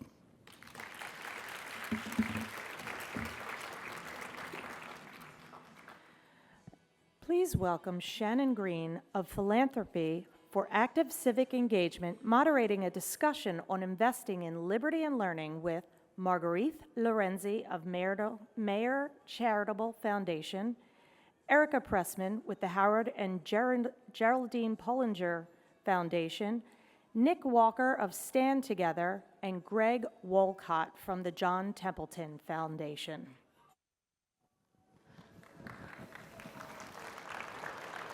Good afternoon. Good afternoon. Great. Well, this panel is about investing in civic education, which I'm sure is top of mind for many of you. As we know, this arena has been getting a lot more attention, but the resources haven't necessarily flowed to support the really critical work that many of you are doing. So we have an amazing panel with us today. They're all funders to really help us understand a couple of things. One, why have they and their institutions chosen to invest in civic learning? And what was the journey that got them there? So I think that's a really critical piece of information. Then we'll talk about what would it take to get other funders to make a similar choice to invest in civic education. And then finally, hopefully, if we have time, we'll get their sense of what are the real needs and opportunities, and what are some of the most compelling things that are happening from a funder's perspective when it comes to civic learning. So without further ado, I'm gonna start with Erica from the Pollinger Foundation. So Erica, Pollinger went on a very thoughtful and comprehensive journey before deciding to invest in civic education. So I was really hoping to hear your personal story of how did you get to the place where you decided to make this one of your top priorities? And for other funders who may be considering funding in this space, what factors do you think are most compelling? Sure, thank you. Well, it's lovely to be here with all of you. And I should say that when I say we in the next few moments, it really refers to the board of the Pollinger Foundation. It's a family foundation with 2 generations of family members between the ages of mid-30s to mid-70s who comprise the board of the foundation. So we are new funders to this space, but the seeds were planted in about 2016 when the board became concerned about the fraying edges of democracy that they were seeing and the coarsening political discourse. And so they did a little bit of early learning and a little bit of funding that was more adjacent to civic learning than actually civic learning. But there was a lot of passion around it, and they felt very strongly that this was the right place for them to be and that we needed a more strategic approach. And so we met with experts from several fields. And we basically had 3 North Stars in our, as we approached this work. Is this a pressing societal need? Can philanthropy play a role in addressing that need? And can a foundation of our size, we're a mid-sized foundation, can a foundation of our size make a meaningful contribution to the field? And so the need. We saw the erosion of democratic norms and a belief among many young people that democracy as a system has failed them. So clearly we saw need. Is there a role for philanthropy? We felt that the answer was definitely yes. We can seed pilots, we can underwrite research, we can fund advocacy, we can support existing efforts. Philanthropy is never going to be the full solution, but it can contribute. And then size. This work is so important, but it's actually not an astronomical lift financially. This isn't addressing climate change. And so the ability to participate in that way and to support system change was really compelling to the board. And I will say that also very compelling was that there are clearly articulated outcomes for people and society in this work. We have a thoughtful and intelligent board, and one of the conversations that they kept coming back to was the difference between changing hearts and minds versus changing behaviors and participation. And they felt strongly that civic learning addresses the latter and that that's where they wanted to be. And I was going through that wonderful Quoting Democracy deck, and there were so many great quotes, but I I particularly felt that for our board, Barbara Jordan, who I also had the great privilege of studying under at the University of Texas, said the stakes are too high for government to be a spectator sport. And I think that's how our board really felt, and that when people understand their rights and their responsibilities and their role differently, they show up differently. And they kept circling back to that conversation throughout their learning journey and found it to be very compelling. Amazing. Thank you, Erica. Hopefully we're going to come back to you and be able to learn more. I just wanted to remind folks that the Slido QR code is up. We'll be taking questions and upvoting them so that we can come back to your questions towards the end. But next, I'm going to go to Greg Wolcott from the Templeton Foundation. Greg, you and I have talked on several occasions about the importance of funding a variety of approaches when it comes to civic education. Can you share a little bit about the theory of change that you all have adopted and what factors you think are important when it comes to complementing other parts of the ecosystem? Thank you so much. Thank you for having me too. I should, like my colleague, I should acknowledge that I'm here on behalf of an organization that has a very strong charter as part of its founding. I tell people, and this is not a joke, that it's easier to change the US Constitution than it is to change our charter. So we have very defined funding areas and ways that we're allowed to do funding. And part of that charter states that the foundation will exist in perpetuity. And then, in fact, Sir John Templeton, who founded our foundation, speaks in the charter of the fact that some ideas take centuries before they take hold. That gives us quite a horizon by which to make our decisions and to think about impact. But I want to tell maybe two stories that sort of illustrate what I think influences our culture. Back in my youth, I was a college professor, and I used to teach graduate students in business schools. And I would oftentimes try to get them to think about, creatively, how do we look at this problem or this issue that emerges or deal with this externality? And the immediate response from almost everyone, and these are graduate students, some adults, working, they would just say, oh, have the government write a regulation. Okay. But later on in the class, I would ask the students to, I would give them a little pop quiz, and I would say, tell me who the president and the vice president are. List the Supreme Court justices. Tell me who your senators are. Who's your representative? Who's your mayor? I can tell you at best we'd get about 25% answers. So these same people were willing to hand over their freedoms for the government to solve the problem, but had no idea who in fact was making those decisions. So this speaks a little bit to some of the concerns that I think influenced our founder as well. And that's that you need to have a culture of people, and you need to have institutions that are supportive of people who are free and responsible, who want to think imaginatively, think creatively, think collaboratively, not necessarily hand over their rights and responsibilities to governments, maybe in some cases, but certainly not in others. And so part of the way that we think, I think, about our funding is to say, all right, well, what are the sort of investments that we need to make to help improve the characters and the virtues and the dispositions and the understanding of the proper role of government that individuals ought to have as members of communities, of families, of associations, and so forth. This maybe doesn't answer your question entirely, but what I do think it does is that it allows us to think a little bit about the entire funding landscape as sort of a gigantic puzzle. And we're just one piece of that puzzle. Some people are going to be looking for the more immediate interventions and funding those, and those are super important. But at the same time, there are certain preconditions that I think need to be met for those interventions to take hold over the long term, and that's where we find our advantage within the landscape of other foundations. Thank you, Greg. Margaret, there is so much interesting work happening in New Jersey where you are in K through 12 classrooms and higher education and community settings. Yet what I learned from you is that that work doesn't always come together. There's not always an impetus for people to work together. So you work to convene and align actors across the state. I'm curious what motivated that effort and what are the lessons for other funders that are interested in diving into the civic education waters? Thank you, Shannon, for that question, and I'm delighted to be here with all of you. This is my second time at the conference, and it's great to see so many people here.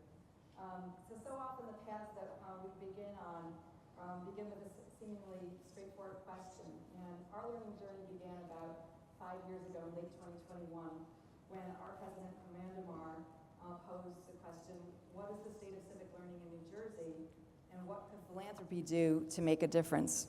Amanda was concerned about the waning of K-12 education in our state, and she wondered if a spark could be reignited to get civics to be part of a greater part of the education ecosystem. And so we really discussed about how we would go about gathering information, and really had it as our North Star in thinking about what mattered most is the idea that a civically engaged member of the community is better able to live a fully realized life, and that each of us actually has an obligation to engage in the real world around us. We began to educate ourselves, and we grounded ourselves by meeting some of our national partners, iCivics, Civics Now. We joined Sean Healy's team. We met with the folks at Citizen Scholars, now CNS. We met with the folks at the Democracy Knowledge Project, Danielle Allen's team up at Harvard, and learned about what was happening nationally. And then went about really a journey of exploration in the state to understand who was doing what in the state. And we learned that there were many, many wonderful activities, people, partners. They were doing work in classrooms. They were working outside the classroom in summer programs, after school programs. They were working on college campuses. And what we saw some curriculum that was being developed as a result of our newly legislated middle school curriculum. There was a half-year course that was required, so new curriculum that came out of that.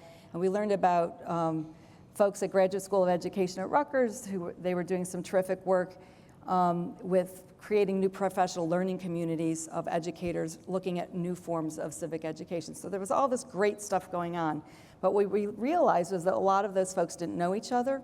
They didn't know about each other's work. They were interested in each other's work, but didn't really know about it, didn't really feel like they had the time, the space, or the sort of the means for going about getting to know each other. And when we asked them, would you like to do that? They said yes. So we, starting back in July of 24, we spent some time gathering together kind of a representative group of about 40 individuals. It wasn't everybody, but it was a representative sample of folks. And we rolled up our sleeves and really looked at how, what was needed in the field in New Jersey, and how could we get there? And we had some great ideas that grew out of that. And we asked the question, how could we shine a light on civics more clearly and foster collaboration and communication? Out of that grew a steering committee. Out of that, we got some plans. And a year ago on March 11th, right before the last Civic Learning Week curriculum in Stanford, we launched our first convening of about 200 people who came together. We had about 25 organizations that joined up right away and wanted to be part of it. And we've really sustained that momentum over the last year. We've had hosted some learning exchanges online. We've done some newslettering. We've got some groups that are working together. We've introduced lots of relational, interactions, really getting people to know each other and work on projects together, and then just really lifting up all the great work and sharing and collaborating. The coalition is on the move. Members are deciding what they're going to do. We're looking at a civic seal in New Jersey. There's some people working on that. We have 4 working groups, and it's all been really, really energizing and exciting.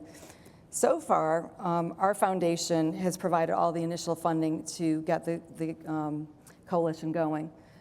We had a 501c3 that was dormant that we were able to activate, and that's kind of the organizing space where we have all our work that we're doing right now. We have consultants that are helping us with the convening, the planning, the communications. Over time, we really hope to have an executive director in place and really to offload a lot of the work that we've been doing at the foundation with the steering committee, with our planning colleagues and associates, and really get it off on the ground. But it really came out of one idea. Like what would it look like if philanthropy actually did something to spark a change in New Jersey? And so far, we're on our way. Amazing, thank you. Okay, last but not least, we have Nick Walker from Stand Together. So Nick, I think it's fair to say that civic education hasn't always been at the top of Stand Together's priority list, but as we approach the 250th anniversary and amidst sort of this declining trust in institutions of all kinds, you all have made the choice to invest in civic education. So I'm curious how your institution is thinking about civic education more holistically, and how did you reach this point? Yeah, happy to talk about it, and thank you for the question, and thank you so much for having me for the event today as well. As others have acknowledged, I represent Stand Together, it's a charitable organization, and specifically I manage our governance portfolio, which is about sort of how government shows up in people's lives and how people interact with it. And historically, most of our support has been focused more on what I might call the top-down version, right? So how does government show up in people's lives, and is it good, for problematic ways, and how can we as philanthropy help move that? And we left the educational aspect as a kind of a secondary priority, and focused a lot more resources around empowering networks of choice, letting parents identify what the best path is for their children. And the 250th coming up, and just the state of sort of the fabric of America, I think everyone in this room probably understands that it's a problem, the way in which polarization seems to run rampant. By most measures, partisan identity is the strongest form of social identity in America today, which means people are really defining themselves about their political position, and oftentimes not even perfectly understood, in the sense that we create an other, we caricaturize them, and we assume that they are sort of the worst version of that caricature. And it creates all sorts of problems, and we see this manifest in strange ways. And if you take a minute to think about that, we have things like, consumer products have become politically polarized. Do you have Starbucks or Black Rifle coffee? Or do you drive a Prius or a Dodge, right? And these things shouldn't really have much to do with our partisan identity at all, and yet we ascribe so much to them. And that's not particularly healthy. And then you pile on that what Greg was acknowledging, civic literacy in this country is not in good standing. Most folks cannot name the three branches. They could not name the Supreme Court justices. Many probably could not name one Supreme Court justice. And so you put those two factors together, and it became really obvious that our philanthropy should engage, right? And we should care not just about how government shows up in people's lives, but how people identify with it, how they engage with it, what they know about it. And so we've made that active choice to be much more engaged and to not necessarily chart new territory, because I don't think that's the right approach. There's a lot of people in this room who do amazing work, and outside of these walls as well, but rather to think about how can we help pull together a field and a network that is doing a lot of amazing things relative to creating a healthier civic identity. And so I tend to think about the civic landscape roughly as sort of containing what I might call civic virtues, civic knowledge, and civic skills. And all of these are critically important. Some organizations maybe work on all of these things. Maybe some of them kind of operate in a narrower framework. But the opportunity that we see is how do we create a shared framework in which many organizations can see the shared vision that they're all moving towards. Maybe you work on civic engagement and activism in your community, but you understand that position relative to an organization that focuses on civic learning or civic knowledge or constitutional knowledge. And I think the degree to which we can have that shared framework, the analogy I like to use is what STEM did in math and science. It's not a rigorous, defined curriculum. It's a general sense that everyone understands. Science, math, we build stuff. There might be kits involved. And it's a loose collection of frameworks and organizations that have a shared vision. I think the civics landscape could do that as well and philanthropy can help empower that by creating a shared framework that everyone can see themselves in, and that there's lots of tactics that they can deploy in pursuit of that. That will both unlock scale, but it also unlocks interesting opportunities for collaboration across organizations that otherwise might not have thought about that opportunity. And so that's where we think about kind of our more narrow comparative advantage is maybe unlocking that shared framework. Amazing. Nick, I'm going to stick with you for a second, actually, because I think each of you have laid out really compelling reasons why funders should be investing in civic education, and yet we know that funding is lagging and it's not meeting the need. So I was hoping you could help us understand, why do you think that funders are choosing not to invest in this space, and what would it take to overcome some of those obstacles? Two reasons maybe I'd unpack is it has like everything else, as I mentioned before, there's a sort of polarized partisan nature to it. It feels like you're entering maybe fraught territory. And so, maybe folks risk averse in terms of funding on that margin. And the other is impact and scale, right? We're talking about the American public, like that's the audience. That is enormous, and it's really hard to understand how a program impacts that large of a network, what the leverage points are, who reaches the most folks. Reach is not the only metric, right? You need to think about quality and content of what's being carried to them. And so the same thing that makes it a very powerful network, which is that there's lots of decentralized, disaggregated actors who are doing great work. From a philanthropic standpoint, that also raises a lot of concerns about, well, who and how do we support these folks to have impact?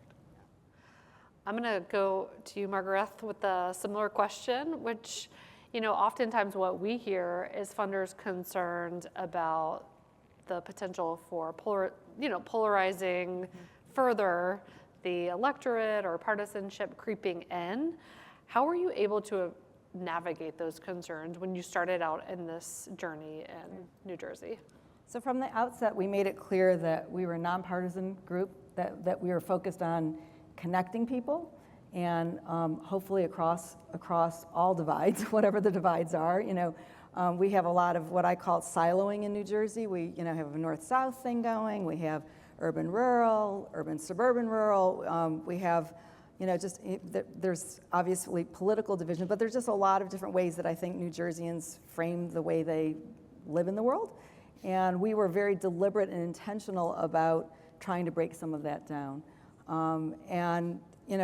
Of course, not everybody has the same idea of what civic learning is, and we've gotten out of that game too. I mean, we're not asking is it or isn't it. I mean, if people have interesting work that they're doing, whether it's in the classroom or outside of the classroom, whether it's action or knowledge building, whatever it is, we are welcoming all comers, and I think it's really helped to get people who are doing different kinds of work speak to each other, learn from each other, and hopefully sort of extend what it is they're doing. And I'll give you one, just to sort of maybe a little example, but I think maybe that there was an effort this week to have all kinds of editorials about civic learning. Jacob Berkman and Sean and others were working on that here, and we had actually my colleague at the foundation, Nicholas Sharvalati, wrote an article on civics in the classroom in New Jersey. He's a former legislator. It was published last Sunday in NJ.com. And interestingly, he heard from people on both sides of the aisle right away after it was published, saying they were really excited about the idea. They thought it was important that we expand civic learning in our state. And so I think we have an opportunity really to sort of lean into that. And I think we all know that in our hearts and minds that our collective future really depends on us being able to talk across differences, and that includes inside the civic learning space. All right, I am going to go to some of the audience's questions. And of course, top of mind for many of you is the question about how small organizations who are working in the civic space can get on the radar screen of funders. So I'm going to throw that question to you first, Erica, and then also tag on where you all are seeing some of the greatest opportunities and needs. Sure, thank you. So every foundation is different and every foundation operates differently. And I would say, sorry, where'd the question go? It disappeared. It's gone. It's gone. Okay. I would say that for us, and I can only speak for how the Pollinger Foundation works, we are much more interested in supporting work that aligns with our theory of change, than supporting an organization that is larger versus smaller. That's actually not a consideration or a concern for us. I will say that like many funders, we do have a relatively narrow and carefully identified or defined area in which we fund. I think every foundation is going to be different in that sense, but I would say the just sort of how to apply for funding 101 guideline that I would provide, whether it was a large institution or a small one, is know what this organization wants to support.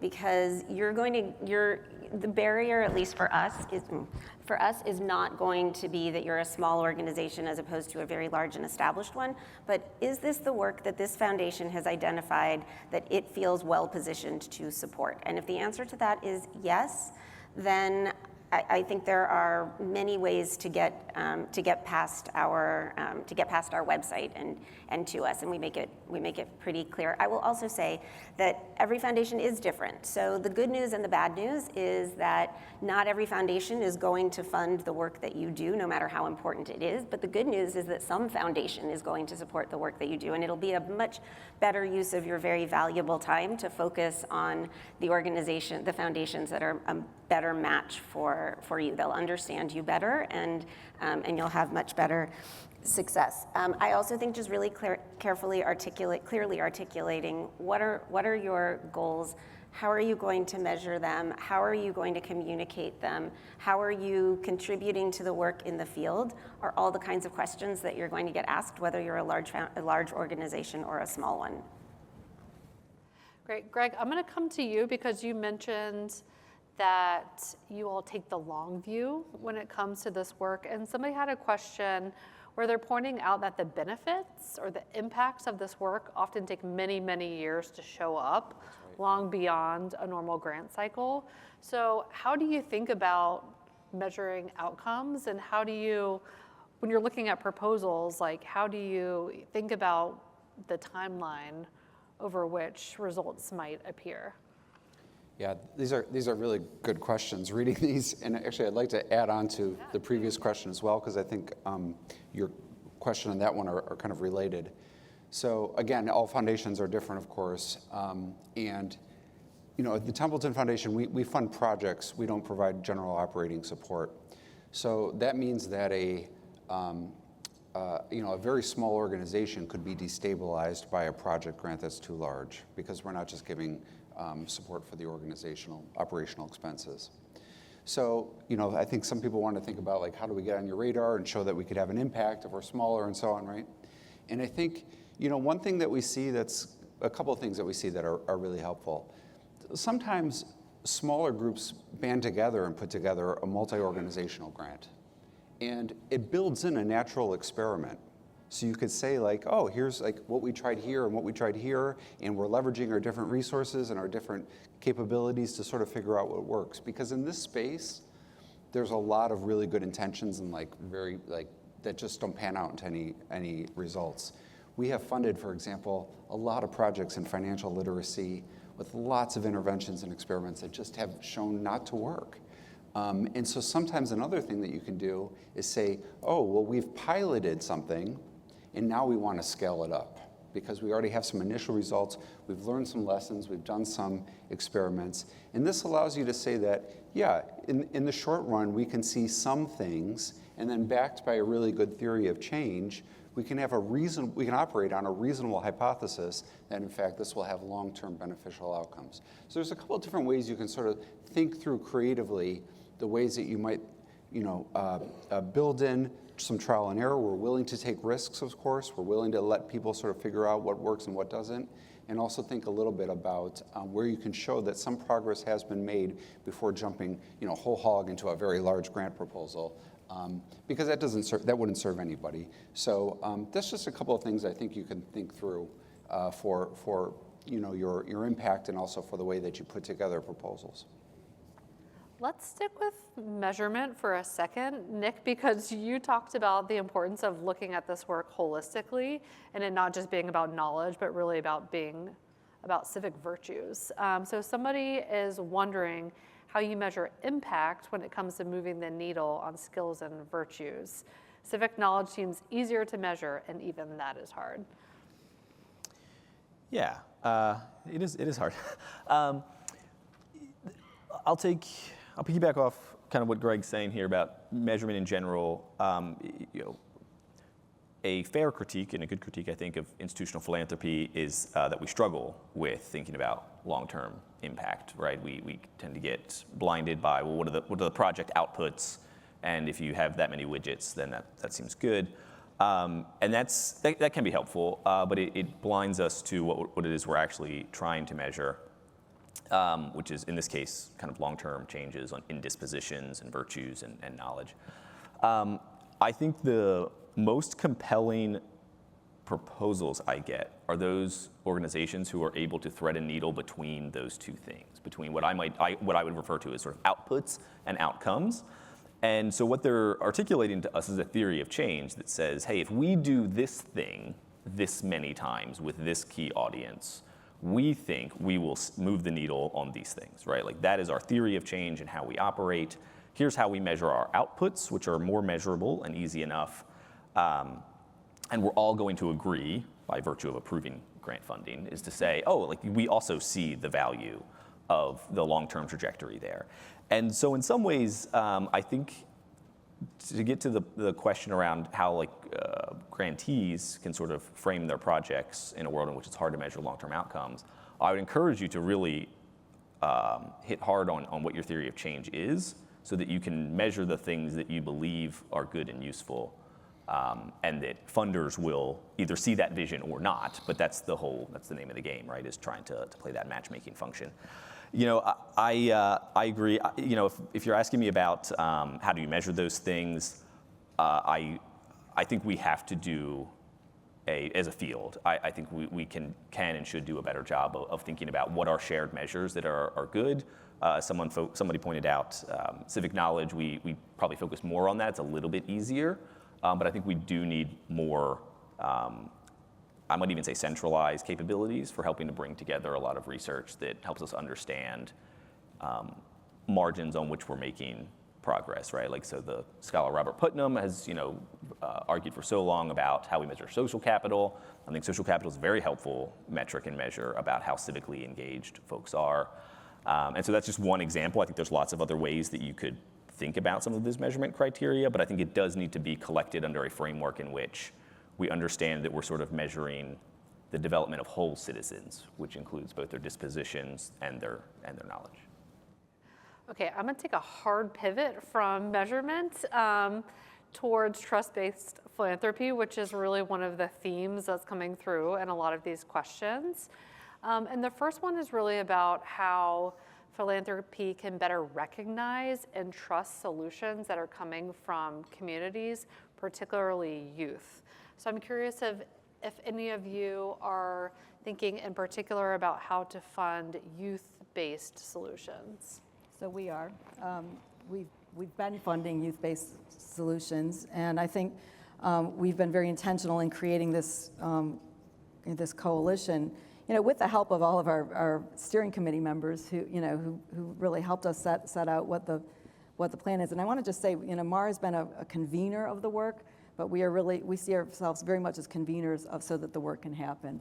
And youth is an important voice, and so we have a member of actually a college undergraduate who's on our advisory board or on steering committee, and youth have been involved in a lot of the design of the work that we're doing. And I would just argue that even though I think the theory of change is really important and sort of understand where you're heading, I think that a lot of this work is about building trust and relationships, and we can use the term trust-based philanthropy, but what I really mean is finding trust so that partners in the coalition and across the state, in our example, can actually benefit and learn from each other and feel that they are working on something together rather than working at cross purposes or trying to get funding or trying to get attention or whatever it is. So I think figuring out what that through line is between trying to figure out what the impact is and being able to measure the impact at some level and say, yes, we know we've reached these many young people.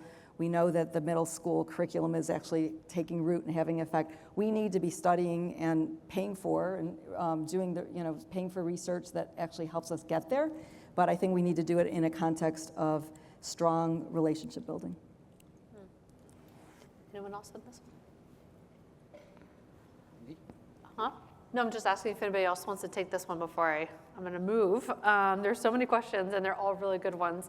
So in the panel right before us, they were talking about pluralism. And oftentimes you hear people talking about pluralism in the context of civic education.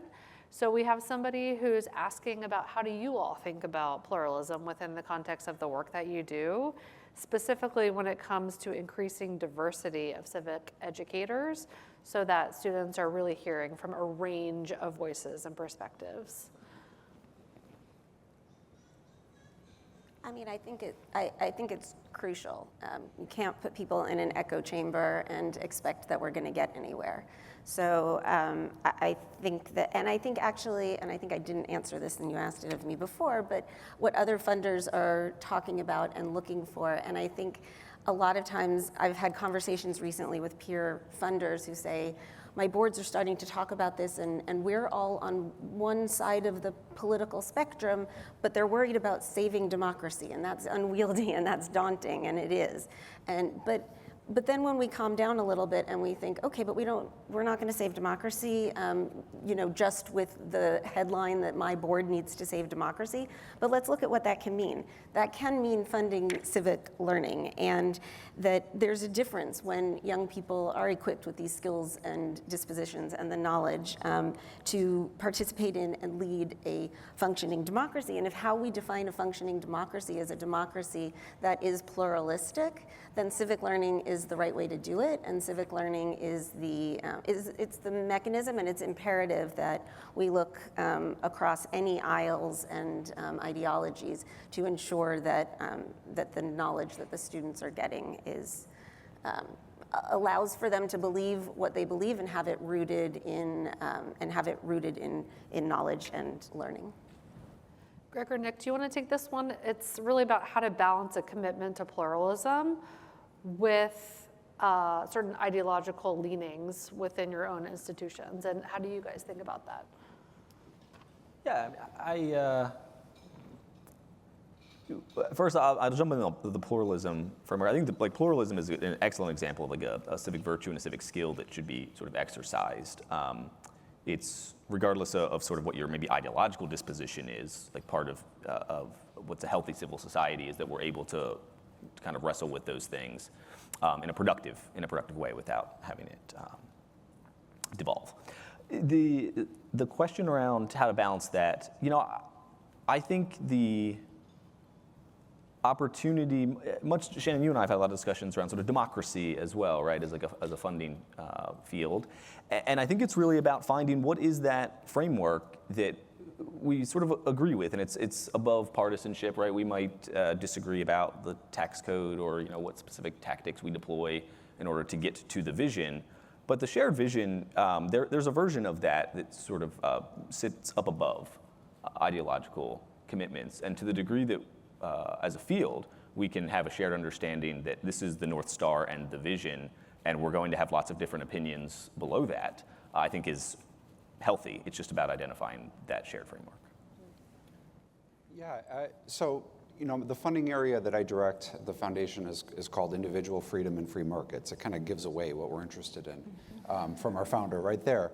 But at the same time, any tradition that is stuck in the same conversations and with the same people dies, right? And it no longer contributes anything of value to the world. Our founder was also super, super obsessed with the idea that ideas need to be in constant competition with each other. And so part of how we deal with it, and part of the way that I think about it, is the way that we frame our calls for proposals and the way that we frame our priorities. And it's, can we put the ideas that our founder cared about or phrase them in ways that invite dialogue, debate, conversation, and can we find people who are really, really good at modeling what civil discourse looks like, where there's disagreement, so that everyone observing it knows this is what really good inquiry looks like. So yes, there is certainly a point of view, that's like many foundations, but at the same time, it would be really super boring for us to talk to the same people. And in fact, back to our charter, but our charter actually puts up like roadblocks to get renewal funding for the same projects in order to make sure we're finding new people and talking to new people. So, you know, I mean, there's all sorts of ways that we try to make sure that we're contributing to a vibrant community of voices. So there's a really interesting question here about the risks of leaving much of which civics organizations get to succeed to the wealthiest among us. I assume that the question is really about philanthropy, but I'm going to put a slight twist on it, which is to say that this is a shared responsibility of government, philanthropy, and communities. So, Erica, I think maybe you or somebody said, this isn't up to philanthropy alone. In the previous panel, we heard from directors at the state level. So in your thinking or within your own institutions, like, where do you see philanthropy's responsibility ending and government responsibility picking up? Or ideally, what's the best relationship between those two things? I'm not sure I have a great answer to that, but maybe part of the answer, at least in this moment, is what my colleagues on the panel were also just talking about. Maybe where philanthropy can hold a line is ensuring a level of pluralism in the conversation and in the organizations that get funded. And that's not about like this political landscape in this particular moment, because I would say the same thing no matter what the political landscape of the moment, that maybe one of our responsibilities, because I don't know where the dollar line is and I don't know where the this cause versus that one is, but maybe one of the responsibilities that we can take on for ourselves is ensuring that that there is pluralism in the conversation and in the learning, and that the teachers and the training and the support that they receive from their administrators and the research that grounds it all, and the building advocates and stakeholders out of adult communities, that all of it is coming from a place of pluralism.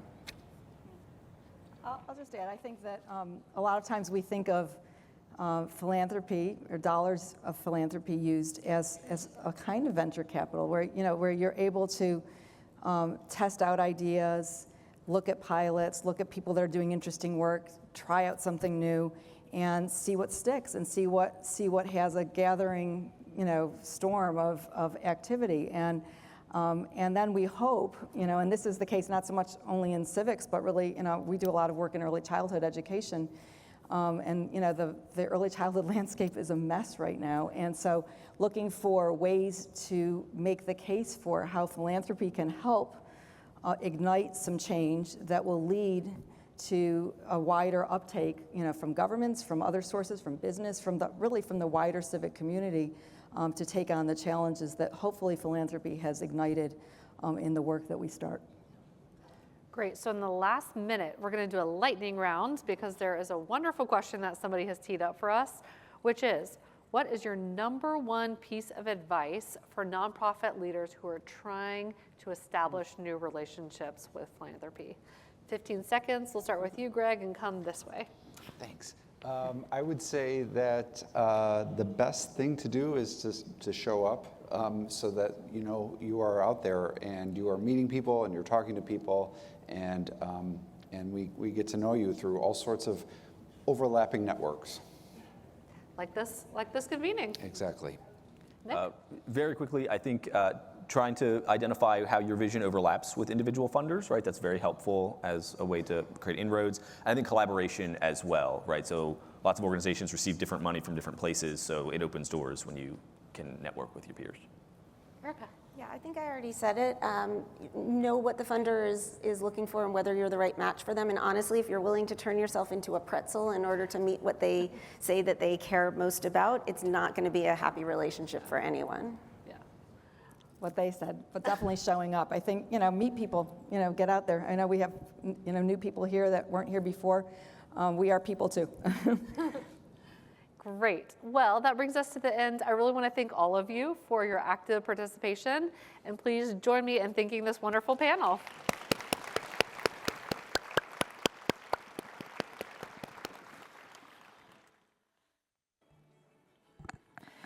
And now, a spotlight talk led by Melissa Diliberti of Rand.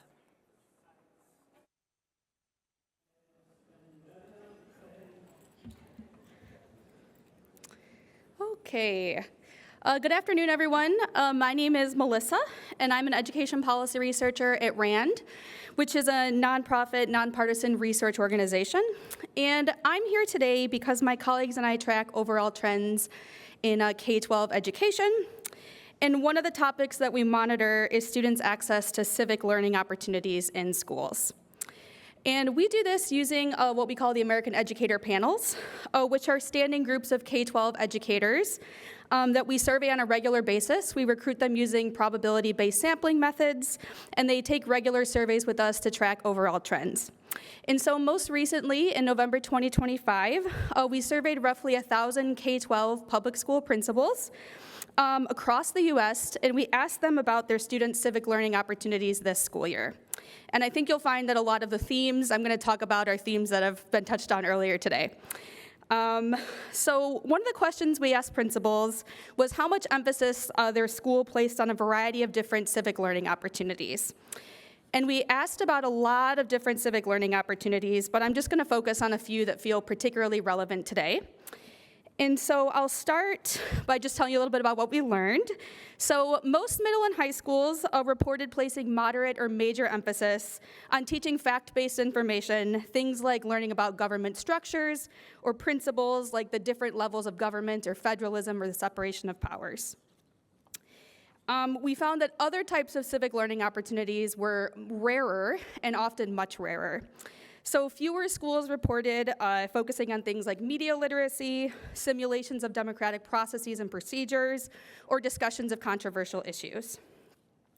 And from the bars on the chart, you can also see this repeated theme that civic learning opportunities like discussion of current events were consistently more common in secondary schools and middle and high schools than they were in elementary schools. But even at the high school level, we found that many schools were not placing any emphasis on these activities. And when they were engaging, they were only placing moderate emphasis on these activities, not major emphasis. Perhaps more interestingly, we asked principals how students' opportunity to disagree or debate with one another had changed from this school year since last school year. And we were worried that a lot of principals were going to say that opportunities had declined, and to our surprise, this was not the case. Only 10% of principals said that students' opportunity to disagree or debate with each other had decreased since last school year. Most commonly, principals thought that opportunities had stayed the same since last school year, but a full third of principals said that students' opportunity to disagree or debate in the classroom had increased since last school year. And we found this middle and high schools were the ones who were most likely to say that opportunities had increased since last school year. So we did also give principals an open-ended item where we basically asked why, tell us why you picked increase or decrease. And among the small minority that said decreased, they tended to write in things like we've already talked about, that they were concerned about rising political polarization and teachers feeling fear about how to moderate this in their classroom. And they mentioned, they wrote in comments things like teachers will steer clear if it's a negative climate, or controversial topics are not something that many teachers feel comfortable discussing in their classrooms. But when we asked principals why they said increased, we learned that they usually wrote in some variation of that they had a curriculum or intentional school-based initiative that intentionally facilitated opportunities for students to disagree or debate with each other. And they wrote in things like, we have adopted a more inquiry-focused or discussion-based curricula, or that teachers have become more intentional about creating spaces for their students to respectfully disagree, justify their reasoning, and consider alternative perspectives. And so putting this all together, according to many principals' reports this school year, civic learning opportunities in schools are lagging. I don't think that's a surprise to anyone here. We were surprised to find that some principals did feel that students' opportunity to debate and discuss current and controversial issues was actually on the rise, which was To our surprise, we did not expect that to be found in our survey data. And we suspect that, at least from what we heard from principals, that one of the reasons for this is this movement around high quality instructional materials and curricula, and creating intentional space about inquiry-based and discussion-based curricula to facilitate these types of conversations. So thank you all.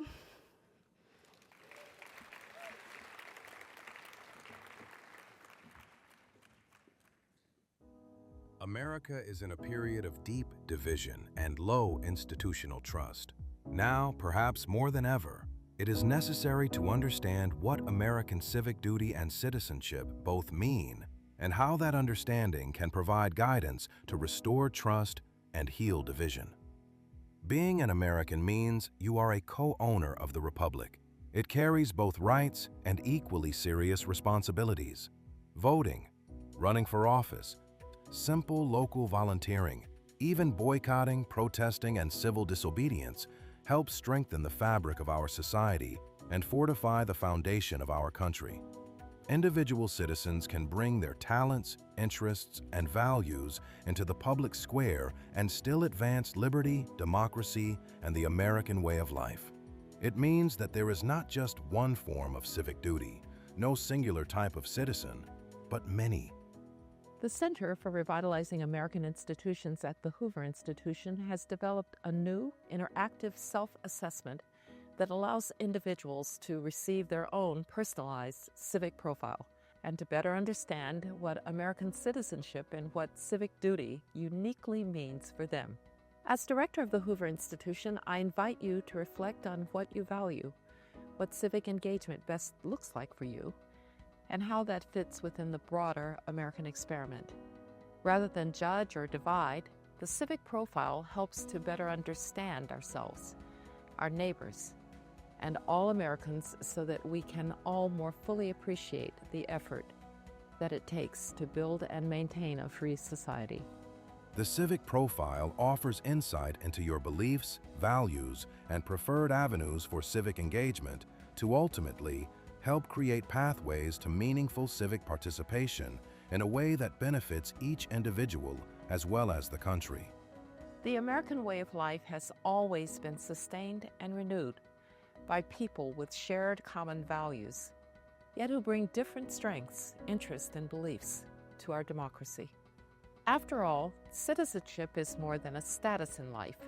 It is a practice, one that secures our liberty and guarantees that our republic continues to thrive.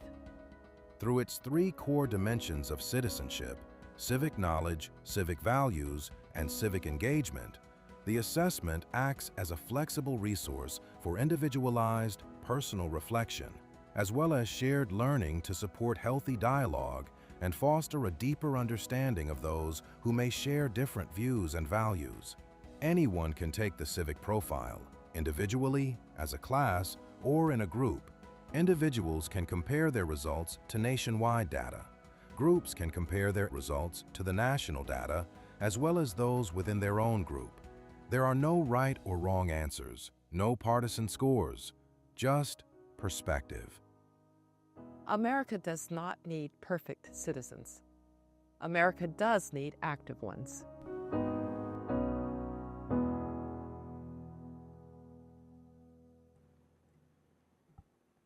Please welcome Thomas Schnaubelt with Center for Revitalizing American Institutions at Stanford's Hoover Institution. I am so excited and grateful for the opportunity on behalf of the Hoover Institution Center for Revitalizing American Institutions to launch the civic profile here today. This is just going live today. Last year at the National Forum, my colleague Checker Finn outlined our plans to create this tool, and over the past year, our team and a whole bunch of people, including some of the folks in this room, have helped bring it to life. The video described the civic profile, and I see some of you with your phones out. Great. Take that QR code or go to civicprofile.org and use it. Do this today. Use this. One of the things that you could help us with is actually use it by entering the cohort code NF26, National Forum 26. One of the things that we're going to demonstrate at tomorrow's breakout session, which is at 11:30 in the Commonwealth Hall D, is the way that we can use this to actually compare a whole cohort. So we can create a composite of the people who are here at the National Forum. You can compare your individual results to that composite. We can also compare the results to some national data. But besides informing yourself, it'll help us in that, make that point, and both looking at that national sample of data and this forum. But don't just use the Civic profile here. Please help us spread the word. There's nothing like this. There's been nothing like this before. And thank you again to the planners for this great opportunity.